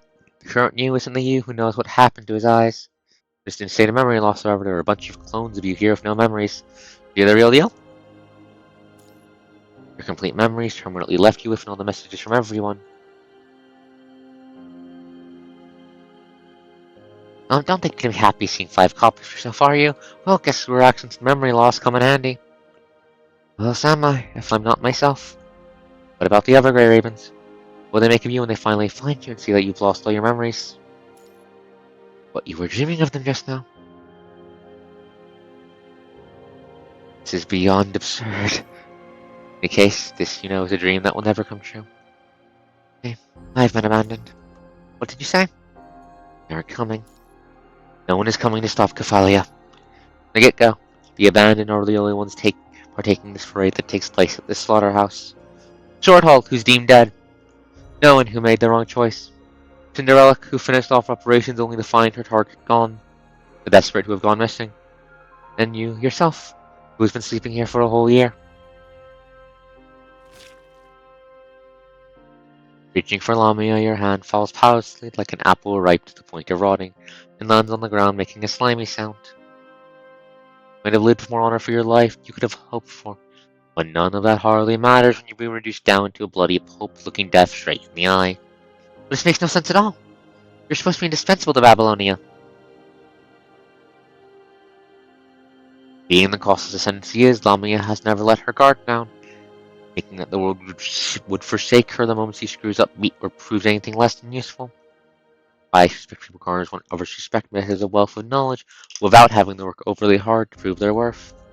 Ceasing one such person before, and yet I can't believe they abandoned you just like that. A worth is relative. Valuable to some, maybe worthless to others. Why you never want to measure things by their worth. So when you think about the Little Mermaid, you wouldn't say her tale is worthless, would you? Simply because she gave it up so she could have a place in mankind's world. A noble prince as good as a rug. He fails to live up to people's expectations. I'm not trying to say I've ever been any sort of prince or princess, though, of course. I think we're about to find out, is the question, Xana. See, I've been working harder than most people. Because I know I'm the exact opposite of a genius. That makes no sense. 9, 3, 1, 7. This has been my terminal's passcode for as long as God only knows. 931026. Well, I can't become a construct like you. Because I don't have the copolymer adaptability. But I hate the idea of being baby shit and would rather get sent to the front lines. 931206. The code of the copolymer test report has been kept out of the eyes of the world. Every time I punch these numbers in, I tell myself, the only way I have is forward, so I need to get everything my best while I'm still alive. I mean, I'm still far from being perfect, and there have been moments in my life that I regret, but I've already come as far as I could have. I think this is where I meet my end. You're speaking too soon, there's still time to act! Hopefully broken over, your heart is telling you to forfeit even when there is still time. You don't have to feel regretful. I'm just one of your enemies. A normal human being. I don't even have what it takes to make it out of this place. They left me here on my own, You're all alone when it comes to I don't even know what it takes to make it out of this place. I was always like that before I came to this place. I've come a long way since. It's all because I embraced this egg to revert back to my old self the moment I let go of it. I never really wanted to let go. Lamia, I understand how difficult it is to let wishes go. I have a lot of wishes myself, too. I'm not going to ask you to let yours go. I think I'd ask you to just be a little greedier. A little greedier. If you said you wanted to look for in the starry sky, are you sure you'd be happy and satisfied? There's nothing else but this truth you spoke of.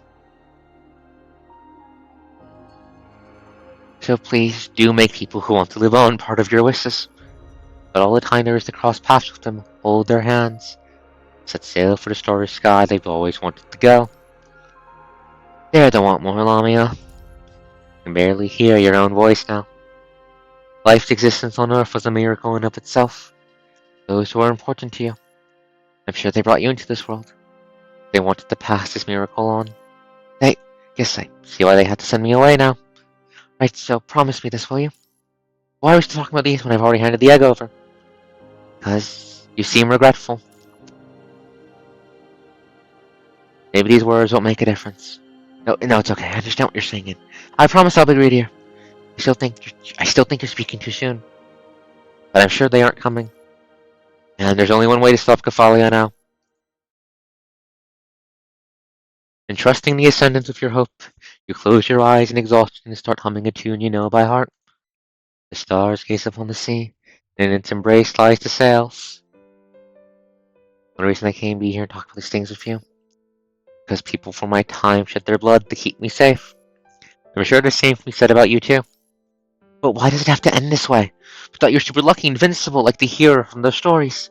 So why does it have to be here out of all places? This isn't too shabby at all if we can minimize the casualties. I have one last wish. I'm listening. I don't want to die at the hand of the Grey Ravens. So do me this one favor. When I've become one of Kefalia, you. Lamia's warm tears land on your blistering skin, causing pangs of pain. Got it. I'll give it my best try. Thank you, Lamia. I can't thank you enough. This last ounce of your being, you jerk your name tag off and place it next to Lamia's tail alongside Swordhalt's.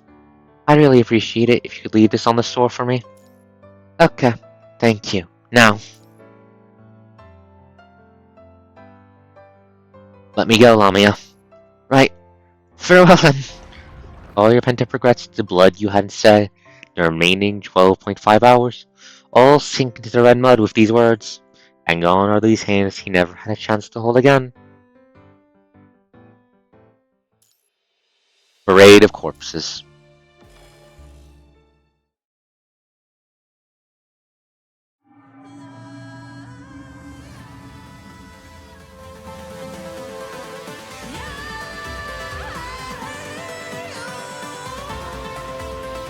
April 1st early morning, 1 full year has passed by since the Grey Raven Commandant went missing. Contained in Commandant's body, the well-shaped coffin breaks free from the sea's confinement with the others, 612 souls lost here. They are the forgotten, no longer anyone's concern. With regret, confusion, and solitude are their deaths, and again they hope their reach is still nowhere in sight. But at this moment, this was the only moment they were given to do so.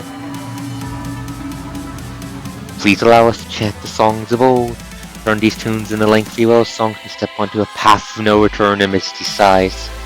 They've come this far down the path that those who came before us had paid with their blood. And now I'm passing down to people coming after me. It's life that only managed to make it this far because of all of you. Even though we have become part of their attire, laments unanswered, we continue to search for a path even in death, marching the parade as corpses.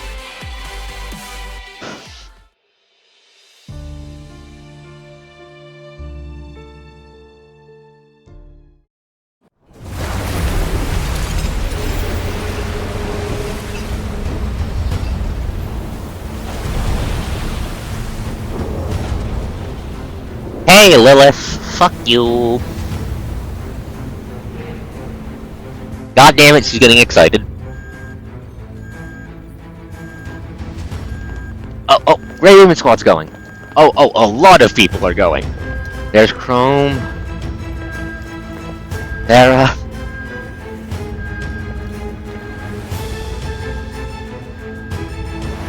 That's the punishing signal from Kefalia.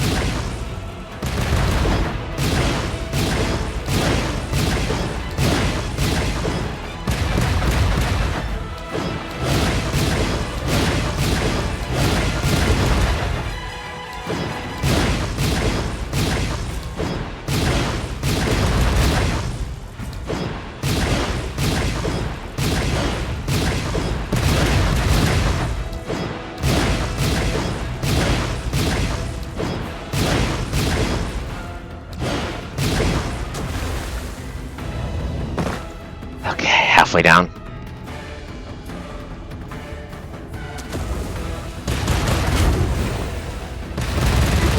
Wait. Let's talk about this. Okay, I don't think I can dodge the missile spam.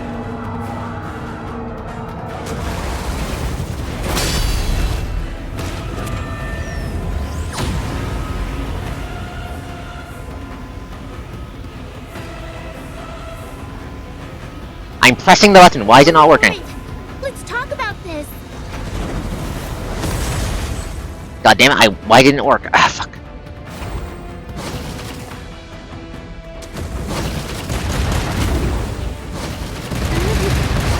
Okay, no. It hurts. Not sure how the hell I'm supposed to dodge the fucking missiles. I need to matrix them. Quiet, get out of my.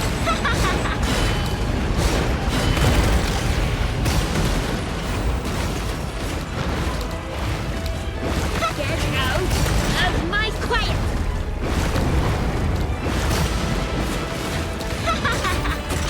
Quiet.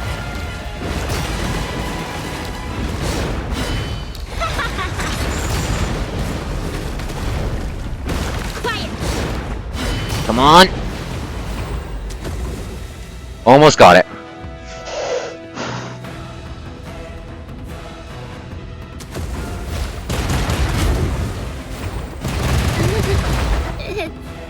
It hurts. God, those missiles are annoying.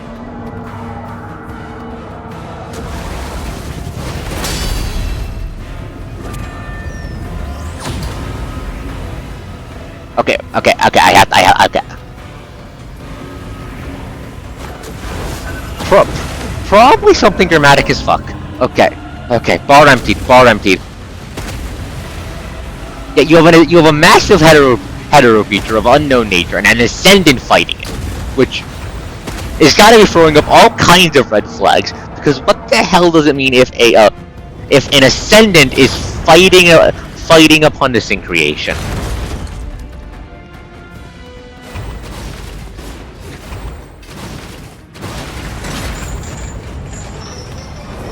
God.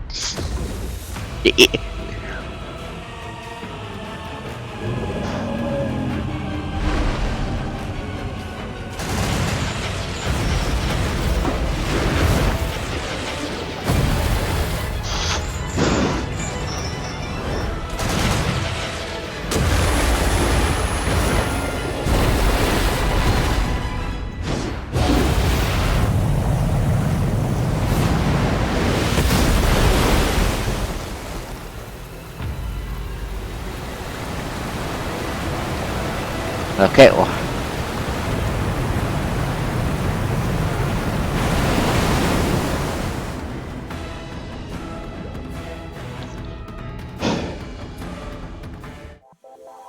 Okay. Well down. The silent last word. Final combat mission, and we have 2 things of lore. I think this is where we fight Jephalia proper, because that was just like the womb, the and such. That was not the horrible sea monster herself.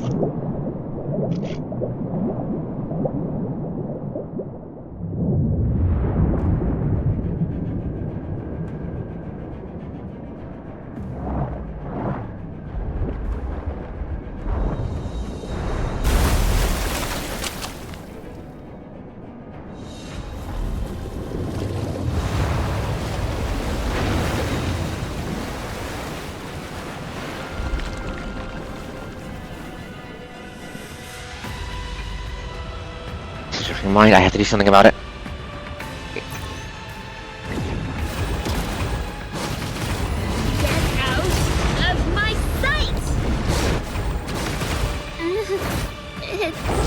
It hurts.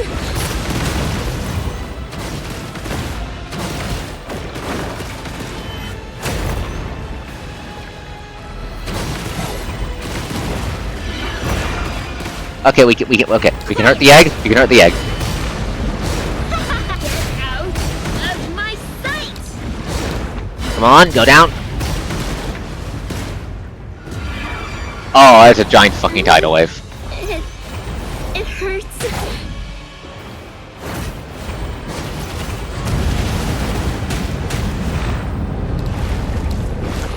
out of my sight! Where's the egg? Quiet!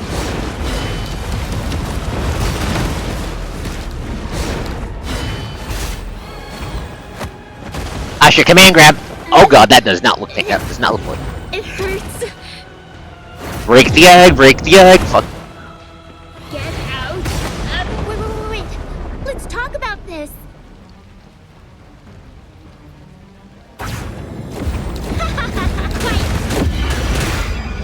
This is the fairy tale. Come on, get up. No. Get out of my sight! Come on, we almost got her.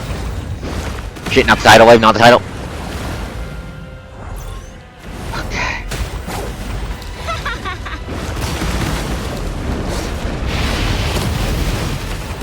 Quiet! Get out. It hurts. Okay, fucking yes, he's healing herself with the goddamn egg.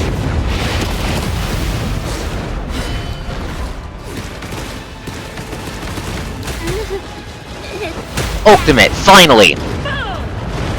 Quiet! Get out of here!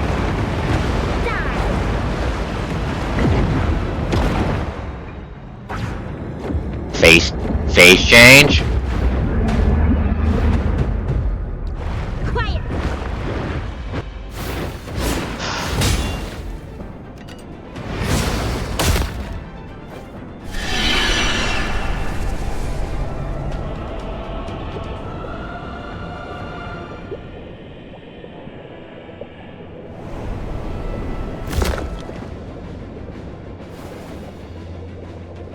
Does he just absorb it? Does he just absorb Cinderella?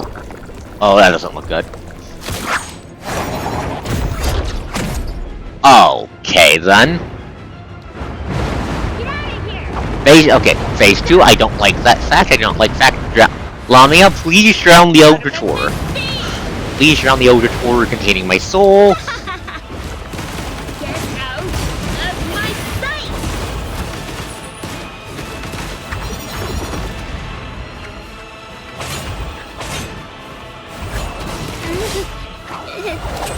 It hurts, Dad.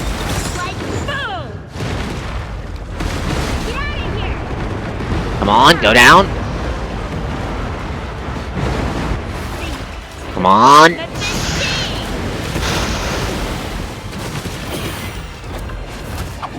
Oh shit. Ow, oh, ooh, oh. Ooh, oh, that was fucking brutal. It hurts. Get out of my sight!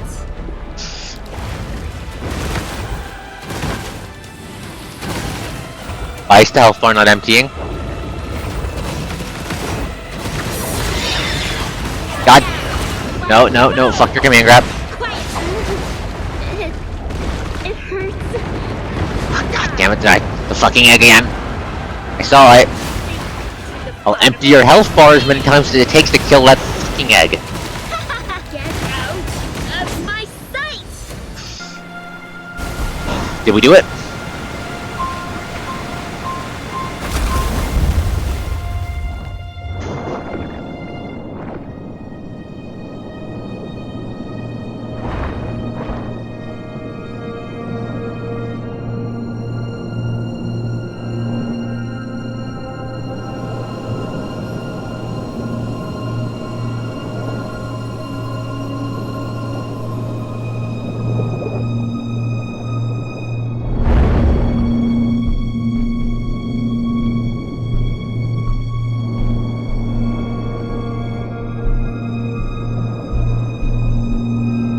Please make the right choice, Lamia.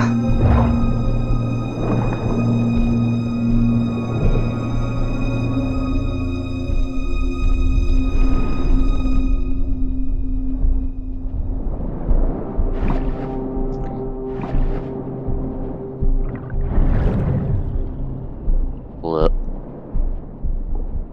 What's left in the corpse? What's left in the giant whale corpse?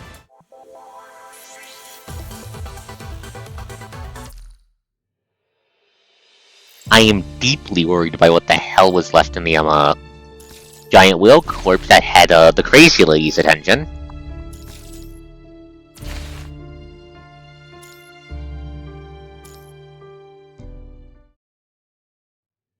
The eggs in their consciousness is quickly dissipating. Before long, she will be completely shattered and turned into a bunch of that, just like all normal hetero creatures, is completely worthless. Holding the dimming chunk of red in her arms, the mermaid slowly makes her way towards the exit of her dream, where Shinko-winged girl stands. Seems that this illusion is the last subsistence she harbors within the egg. This is a long time coming. The girl gazes at the illusionary horizon as she whispers to the stars. I wanted to Sokana's fall for the true work of Project Cephalia. It would have been a success anyways if we hadn't rushed things or decided to call it quits. I've done so much. Why did he choose to end his life down the new path? What do I have to show for everything I've done? I've got all these points, but I can't buy what I've always wanted to buy. Cinderella tiptoes and reaches her hand to the faraway sky. Tries to grasp something in there, but flying is not something she can do for single wing. Had she listened to Kana and left the building back then, she probably would have ended up better off than she is now.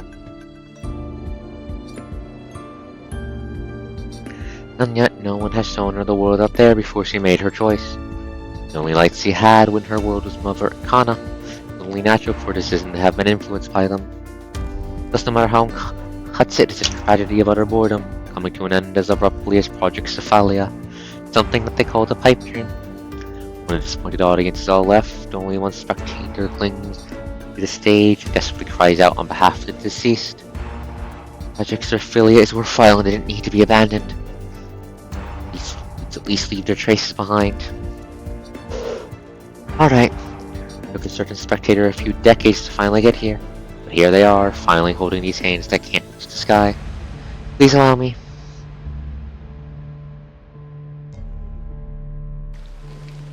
Are you sure this will do? Starting over is going to be even more difficult now without Cephalia.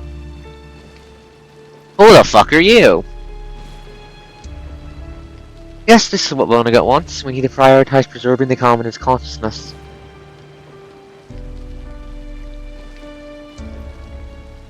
They tried to break Cephalia's shackles at the cost of her life, and it's a decision that deserves our respect. We gotta say, this is one hell of a loss we're suffering from.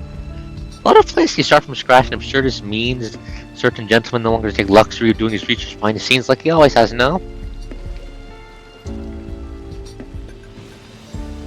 That might be what he's trying to do, yeah, but I'm not. But on the other hand, is this Lithos? I hope this isn't Lithos. I want him dead already. True. Except the heterozone is about to expand, though. He didn't say why he thought that. What can we do about Cephalia? Can't stop the expansion, and we can't convert them into our army anymore.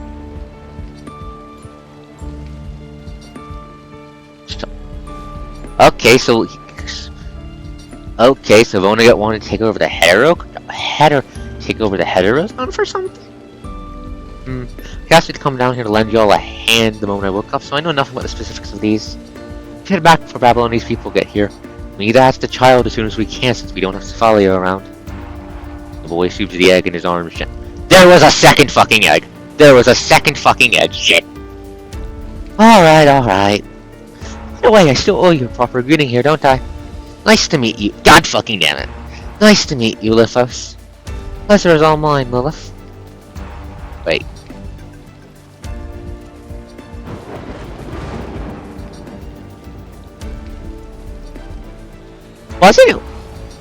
Wasn't the original? Didn't Lithos mention that the original Lithos was still around, just kept in storage somewhere else? Because that's a new design, do you think Vonnegut woke up the original Lithos? Maybe without all the clone memories, he won't be as fundamentally fucked. The downpour, a remnant of one's vomit, as much disease of the tears the dead don't have time to shed. After 2 cents have left, Lamia waits in the rain for a long time before Babylonia's army hurries to the place they once stood.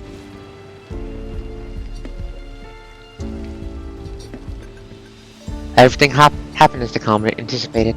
She would have taken open way by the Ascendants who came ready to do their job if the Commandant failed to merge with Cephalia's consciousness. The last time, the mermaid looks at the egg in her arms, hugs her tightly, and dives into the sea and swims towards the crowd. High concentration of the punching detector. We have an incoming Ascendant. Ascendant's coming this way. We need an elite squad here now. Ascendant. They said that, which makes sense. Why would they address her as Lamia anyway? No, an Ascendant is all that Lamia is. It's okay. She's mentally prepared for this.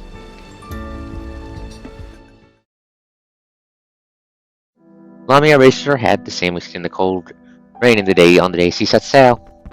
With all the laser sights trained at her in hostility, leaving her covered in countless red dots, everyone on high alert is waiting for her next move. As torrential downpour slaps against the water, she can feel the noise sounding through her heart. They all stand silently as they wait for the elite squad to arrive. None of them dares lay a finger on this Ascendant that suddenly showed up out of nowhere. Josie takes initiative and speaks first. I just wanted to give these back to you guys. She takes out 2 name tags and places them on the sword at their feet. Did you kill them? No, I didn't. These name tags belong to Swordholt and the Grey Raven Covenant. Wait, did you really just say what I think you just said? I don't know about Swordholt, but the Grey Ravens are all alive and well. Are you sure? My name tag? God fucking damn it, Lithos. Note this self, we need to kill Lithos again, chat. He fucking made clones of me and gave them existential trauma. Through a narrow gap comes a human in perfect condition, observing Lamia quietly.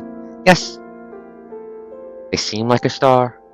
One that seems like one she's seen before, yet too far beyond her reach. He looks at this person standing in front of her now, with every last inch of their skin intact on a single droplet of blood dripping. This moment she hopes the human could stay this way forever. Why do you have this?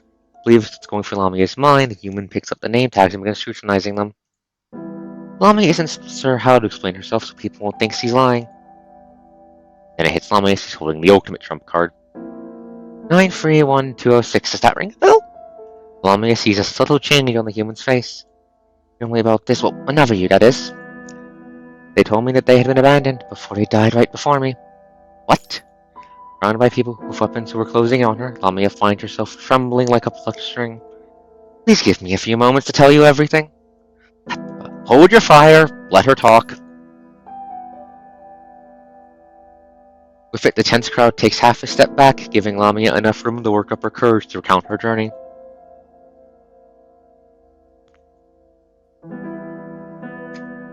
Yeah, that's something the Coastman hasn't told Grey Raven. I don't think they know that fact yet.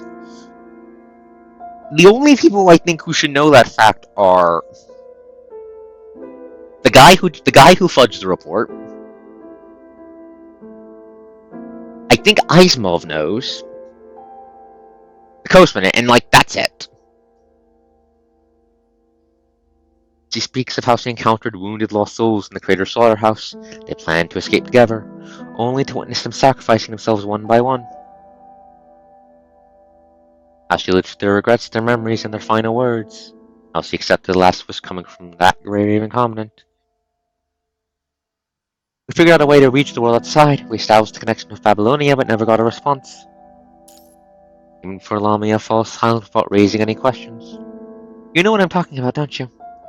Yeah, Celica came to check on me as soon as she got my call. The car called some sort of prank because they already had you here? Yeah. Can I ask you a question? Probably already knows the answer to the question. Still, she wants to bring this up one last time before she gives everything away. Let's say you found yourself in a situation where you would save either yourself if you wait just a few dozen hours longer, or sacrifice yourself to save someone else. Would you still, for a future that's not your own, sacrifice your own chance at life? I would. Why? Lamia looks up as she questions the human, knowing the human is no longer the person she knows them to be. You do that at the cost of your own life, but what do you stand to gain from it? What do we stand to gain from it? Please tell me. I can't give you a reason that's universal and impressive. For me, it's not about what I stand to gain from it. I do it because that's what I prefer to do. Everyone sees different things in sparks.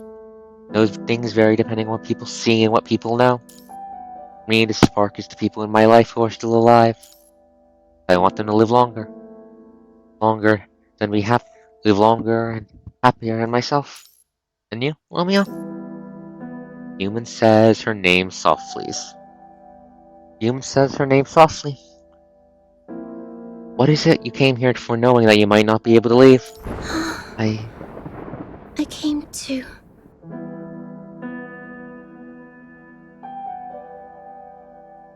Little Mermaid holds up the dead egg in her arms, making herself completely vulnerable. I came to fulfill my wish in the most perfect way possible. Lamia answers firmly, looks these people in the eye, knowing full well to have to part ways with mankind the moment he hands over the egg. Are the people here part of this wish you're talking about? Yes.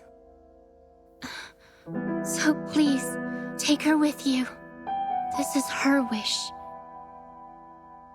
As much as it is a request from both me and you. Just be careful. You don't want to touch her because, to you people, she's still a hetero creature. Okay, someone get a bag. Someone get a bag, we're putting it in a bag. Someone get a bag. Someone get a bag. She's no stranger to what hetero creatures are capable of. The last thing she wants to see is the tragedy repeat itself. Okay. A few seconds later, Lamia sees an isolation case passed into Commandant's hand. Seeing the Commandant come close this way with the isolation case and the rest of them exchange knowing looks, she knows they're ready to capture her. That's when it hits her. Even after everything she has done, the humans still don't see her as an equal. Open the isolation case made of Lamia. You hear the deafening warning bell coming from inside of herself. And as she puts the egg in that case, thank you, Lamia.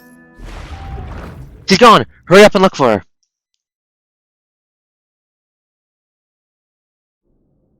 Lamia vanishes, sinking into the deep sea. The story comes to an end as the villain, for tomorrow that in all likelihood will never come, hands over power that has the potential to destroy the world. All her wishes, like bubbles of greed, are handed over to the people on the shore. The heroes must be happy about this, right? Why is Lamia, who's the villain in this story, feeling happy too? Because you might not know it. It might look murky and below the sea foam, but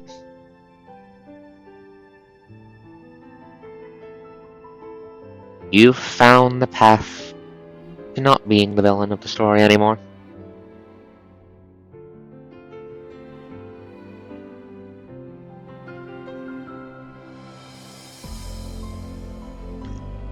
And Odorf? Go on about your quest, tell me more. Able to find an answer, the mermaid drifts with the currents, only surfacing at safe distance when the voices on the sword have faded with the storm. The sky, before she knows it, has cleared up. The bright starry sky and a lonely moon gaze at the sea surface, twinkling along with the distant lights. She steadies her floating body on the sea, looking at the shore. The crowd looking for her slowly moves away, among whom are the grey ravens and their commandant. People sparkle in the lights, a dull glint of distant stars shining in her eyes. For a moment, she thought she saw the humans stopping in their tracks and turning her away. For a moment, she thought she heard someone saying something to her. Would it still be a simple thank you? How wonderful to be to hear another thank you and see another friendly look in those eyes. Is this asking for too much? Ask for more than they deserve is what villains usually do, no?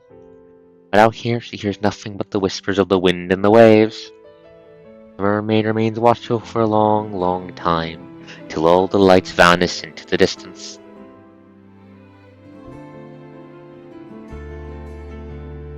She lifts her head, seeking a more eternal light from the star-filled sky. So far away, be it the silhouettes or the stars in the sky, the stars. She once had the chance to touch the stars, but willingly let it go. Because I remember those words. Keep pushing the starry sky, pursuing the starry sky, and never stop moving forward. And I'll always remember them. Remembers what the human commandant said, and this is how she'd been living up to those words.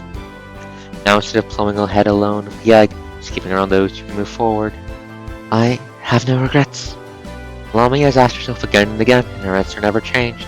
It's just, might have no regrets. It doesn't mean she still doesn't long for humanity in a starry sky. Or doesn't feel sad and lonely knowing she's getting exiled to the deep sea. But I'm not giving up. Someday she will step into the distant starry sky, without leaving anyone behind, that is. How much longer is that going to take? It's going to take a long, long time. But the mermaid has an infinite amount of time.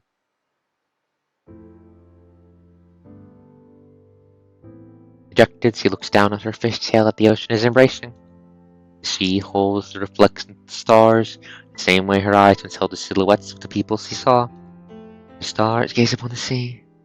Embrace lies the sails, and now, alone, she starts singing the song she just learned. One that doesn't belong to her. The reflections of the stars that are within her reach. Knows that this is just herself, an outcast trying to make herself feel better. Being a villain driven to exile, she can pretend she once belonged to the kingdom where only heroes lived. Drip. Tears drip into the ocean, the ripples form an eye that drinks in all the stars she yearns for. We're singing in her tears. She sends a love letter that can never reach the stars to their reflections.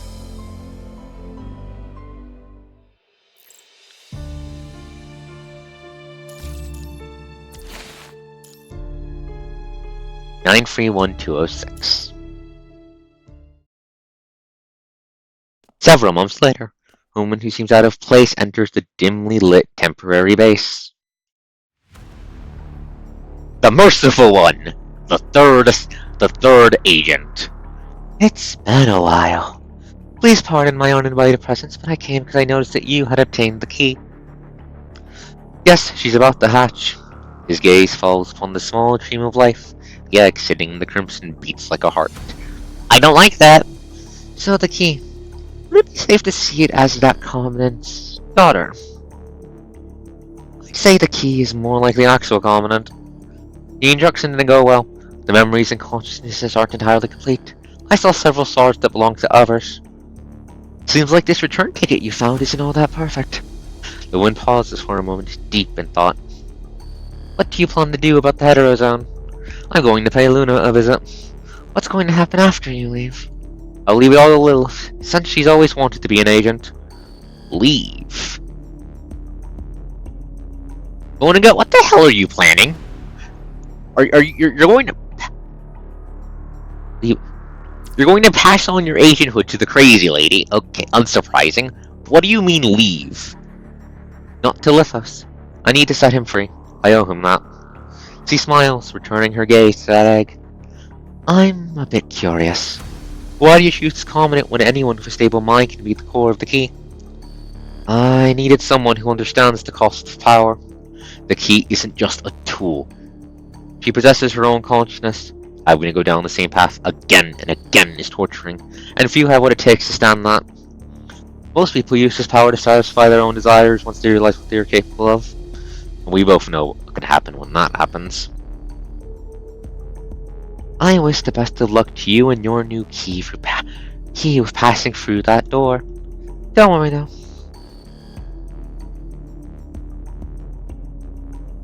We're not interested in seeing Earth civilizations destroyed, and your growth would only make it more likely for the rules to be broken. Yep, and that's confirmation that the Merciful One is one of the observers. One of the observers from the spot from the Hetero Tower. That confirms that. As far as I'm concerned, you'll only have the time to take care of those little wishes when you're done with this year. Talking about the war between the punishing and humanity, all I need to do is find and train people who are capable of fighting the virus. It doesn't matter what their affiliation is. Bonaga, are you in hard man making hard decisions mode? Is that what your entire fucking deal is? Although, I'm more inclined to believe in the sentence and the filtering. You're far less interesting than when you were still alive, Professor. So much that I barely recognize you now. I knew it! He was fucking Kilgore! You might be able to get out of the closed loop of time now, but you're no longer the same person that you were. Figure in the dark says nothing in response. Regardless of the outcome, this path is exactly the one I set out to take. And how's that for being interesting to you? With it, the two fall silent, looking at the egg in silence. She can no longer find herself. She sweeps her cloak aside and holds the egg in her arms. Let's give her a new name. A new name is going to help her hatch sooner. How does Billy Pilgrim sound? Well, I guess this name suits you better now, doesn't it? That's a terrible joke, madame. The agent with the same poker face rejects the suggestion with a joking tone. Chaos, let's stick with that for the time being until she names herself. The merciful one nods, placing the soon hatch egg back onto the miniature stream of life. Chaos? The two wait in silence till the egg cell scratches with her restless movement. I think this is worse than the counterfeit coach. What the hell did they just make? As the blood on its body slowly disappears, the head of the creature, roughly about the size of a doll, sits quietly among the chains with its eyes closed. She laughs as if coming to a sudden realization. So this is your choice, huh?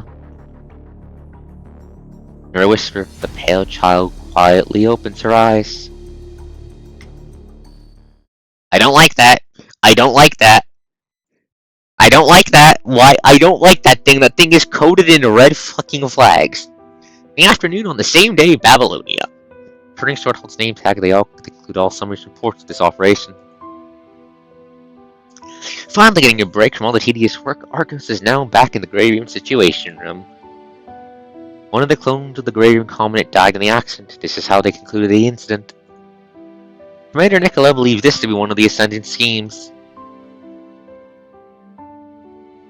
They won't hesitate to leave your clones to rot as long as they have you back at Babylonia. And you know that they do this on purpose.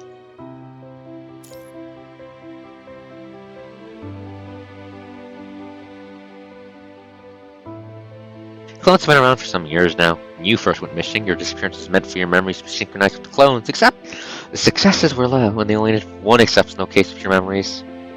Still remember what happened during those few days? April 16th, day 16 since you went missing. A human awakened naked in an old, filthy underground laboratory. I was bound to an operating table at the time. When completely naked had it not been for the old blanket covering your lower body. Breaking free of your restraints and kicking down the door barefoot, you started looking for help in a deserted building. Of course the ghost ripped her own way out. Not long into looking for help in the makeshift shoes you came up using discarded cardboard strips of cloth, you ran into a construct. The construct offered you help, but soon sewed his true colors when he led you into yet another trap. Oh god fucking damn it, of course that's my luck. You thought you made it out of hell only to be led straight back to Lithos. Going defectors, corruptors throwing down the alleys, fanatics of Scarlet Revelation, their crazy minions, couldn't help that the place itself was as complicated as an escapable maze. It took me 4 good days to finally make it out of there.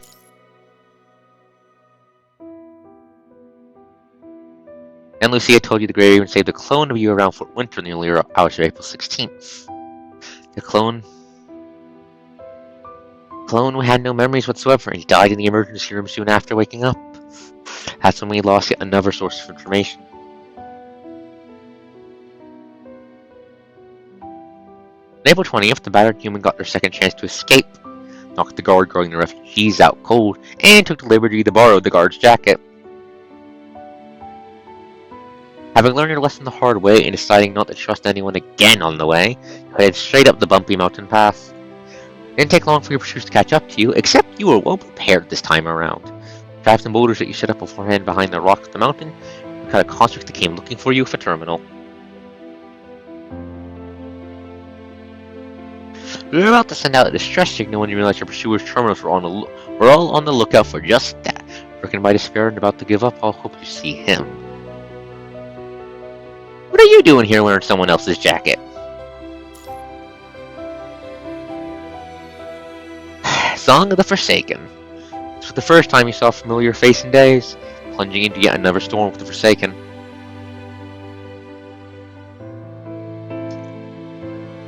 When everything was taken care of, the Grey Ravens finally found their commandant, who retained every last bit of memory. Aside from a few minor injuries there and a gap in memory from the 1st of April to the 16th, the commandant was otherwise perfectly normal.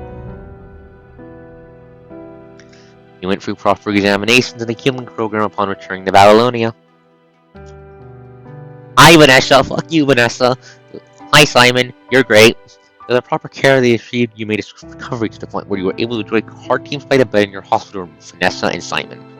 Please tell me and Simon, dog. Please tell me we were playing Magic the Gathering and we kept dogpiling Vanessa.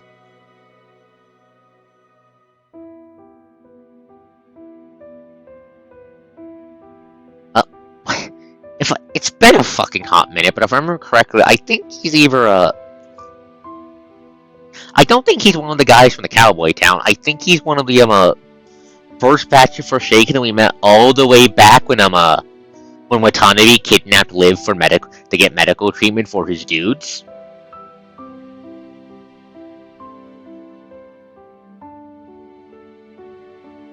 Vanessa always looks bitter when recounting this thrilling escape adventure. I'd only describe your luck as impossible. See, people are usually goners if they ever go missing for as long as you did.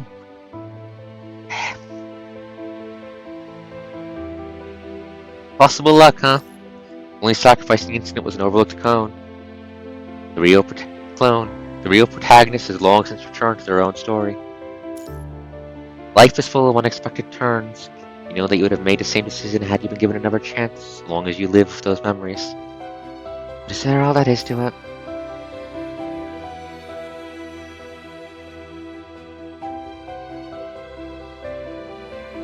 Results are in. No signs of accelerated growth on account of medication. Professor Hippocrates paid you a visit the day you were discharged from the hospital. That means you're the real deal. Is this result reliable? All the data came directly from the lab, so there's no way it could be wrong. Were you so on edge you suspect there's a traitor even amongst the start of life? Tosses over a case file. Here, your test report is here on paper. Hold it on to yourself. No one can do anything with this copy. If you feel something's off, list out the issues and we'll redo the test. Thank you.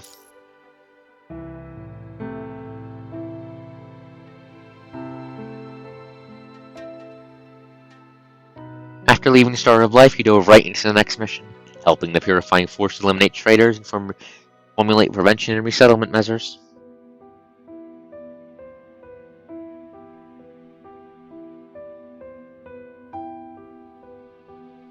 This has lasted for nearly a year. That which binds someone to a certain place is never as any sort of change or cruel punishments, but sweet home, as Bianca always says. Rumor has it recalls the big fat lie that Babylonia has been deceiving people for years. No claim to have made it work were later found suspicious. They might have defected for a variety of reasons, but this, I think, is the biggest one. We can't just leave an execution chamber behind and try to stop people from running away by putting them to death, because people who know they're going to be tortured to death can do just about anything. The reform plan she formulated is well underway, and it needs to be maintained going forward. Hell yeah, Bianca! Everyone give 3 cheers to Bianca. This is actually a really good thing.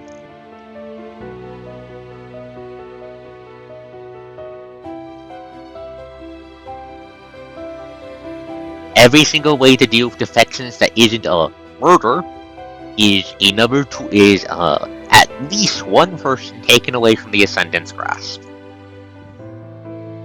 But most investigations to those gone seem the positive results, save for F. The old man who was seen by the river before going mission was never seen again from April 1st until autumn. Much deliberation, he decided to give no one. For some reason, showed up at the river. April 1st was result. Under surveillance, benefit of the doubt and showed him a video of the old man. And after a moment of silence, he revealed the identity of this old man. He worked as an ex-fugitive for an underground arms deal back in the Golden Age. He was also one of those who naturally supported the Hell Orphanage. When his boss died during the Great Evacuation, he took over part of his boss's business. These are all things Rachel, my teacher, told me. The connections about Akadila Commercial Alliance, Kurano, and Babylonia. Betha took weapons from them that they didn't need and sold them to people who needed weapons to fend for themselves during the apocalypse. Remember how you said earlier the blueprint of the Rev Blade was an old one that Babylonia had discarded 10 years earlier when the blueprint was sent to them? Huh. You know what? I'll give that guy a pass for being an arms dealer if he's making sure people can actually fight the horse. I got this blueprint from that certain teacher, who had purchased it from Beth herself. The blueprint then went into circulation and somehow found its way back to Babylonia. Only a handful of people in this world know where he went when he's so well now. He rarely meets people in person unless they're regulars. I only saw him because of Fantine.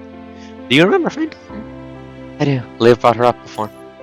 Fantine's husband and I were both merchants. When Fantine had gone missing and asked for my help looking for her when we crossed paths with each other one day at a base. So if the clues Fantine left along a journey, we found Buffet's basement. Now rotting flesh and excrement, scratches from fingernails on the walls, broken finger bones in the ventilation dusk and photos of the children. No one furrowed as he recalled the living hell he had seen in there. Back then we were focused on trying to save Fontaine that we let Buffet slip right through our fingers. What happened to you wouldn't have happened had we gotten rid of him. Oh, never mind, he was evil. Never mind, he was completely evil. Never mind, I take back what I just said. He was completely evil, fuck him. Learning of what had happened, the young man, usually calm and gentle, became unusually upset. And after that, Buffet.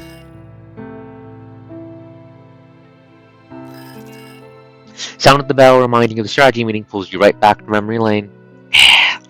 Looking up, you find yourself once again back in the empty lounge. Celica didn't send you a message to rust check on you before the gigantic whale hopped out of the sea. Back then, everyone thought it was a trick the Ascendants were trying to pull. But things have taken a different course. You've taken the message seriously. But if had you saved your other self, how are you supposed to deal with everything that ensued? With the power of friendship? With the power of friendship? I'm going to say with the power of friendship.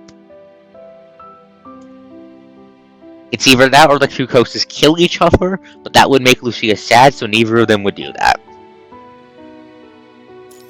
You pull the drawer up and see the case files sitting quietly at the very bottom.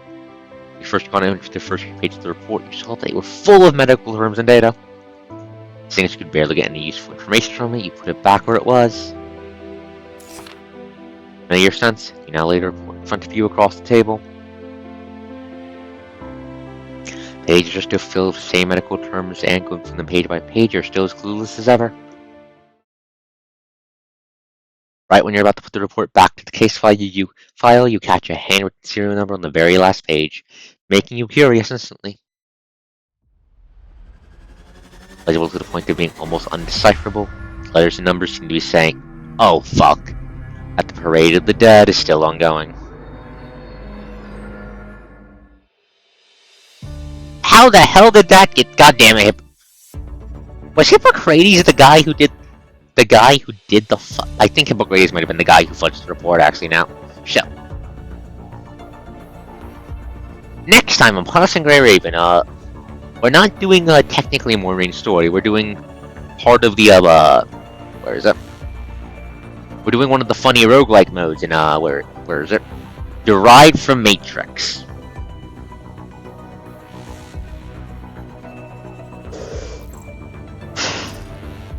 You know, for a second there, I thought they were actually going to kill off the Coastman and then just bring her back, TM.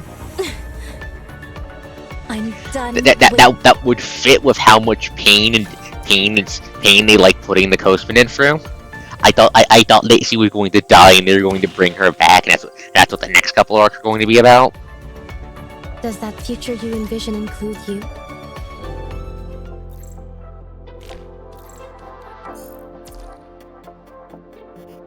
You do not know how to hatch new coasters. That's Eldritch Horror. Shut up.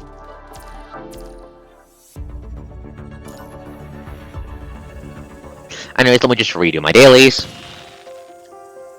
Because I'm here, so I might as well.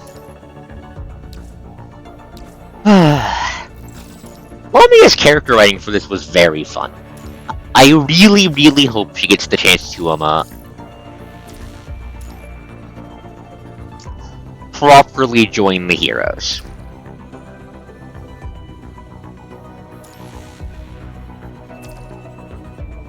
You do not know if that Eldritch Abomination is a coast.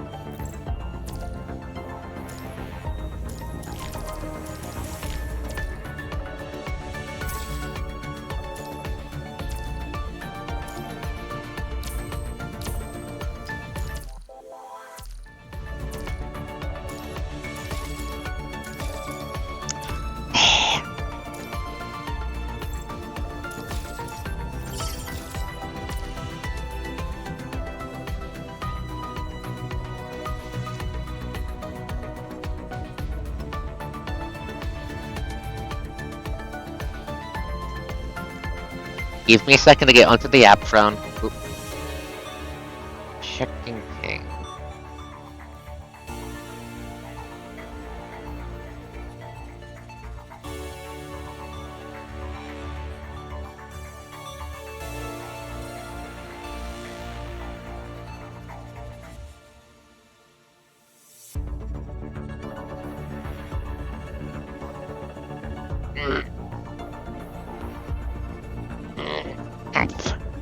Gremlin.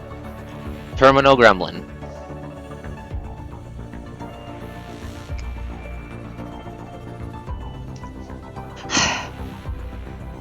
Well, she was called Chaos, so I'm going to assume that's going to be the name they use for her. Anyways. Thank you all for coming. This might have been the most brutal chapter of PGR yet, but I really enjoyed it. I really enjoyed it.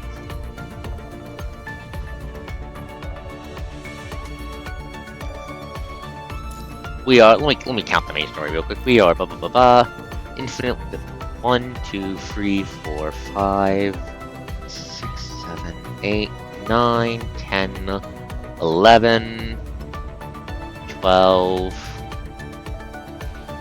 13, 14, 15, 16, 17, 18, 18 or so chapters away from the current release, not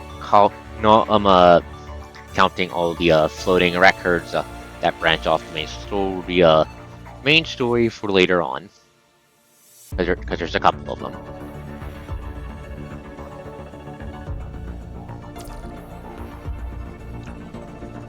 Yeah, I hope you all enjoyed. This was a lot of fun. I can't believe they managed to pull off clone nonsense as well. Well, that was great.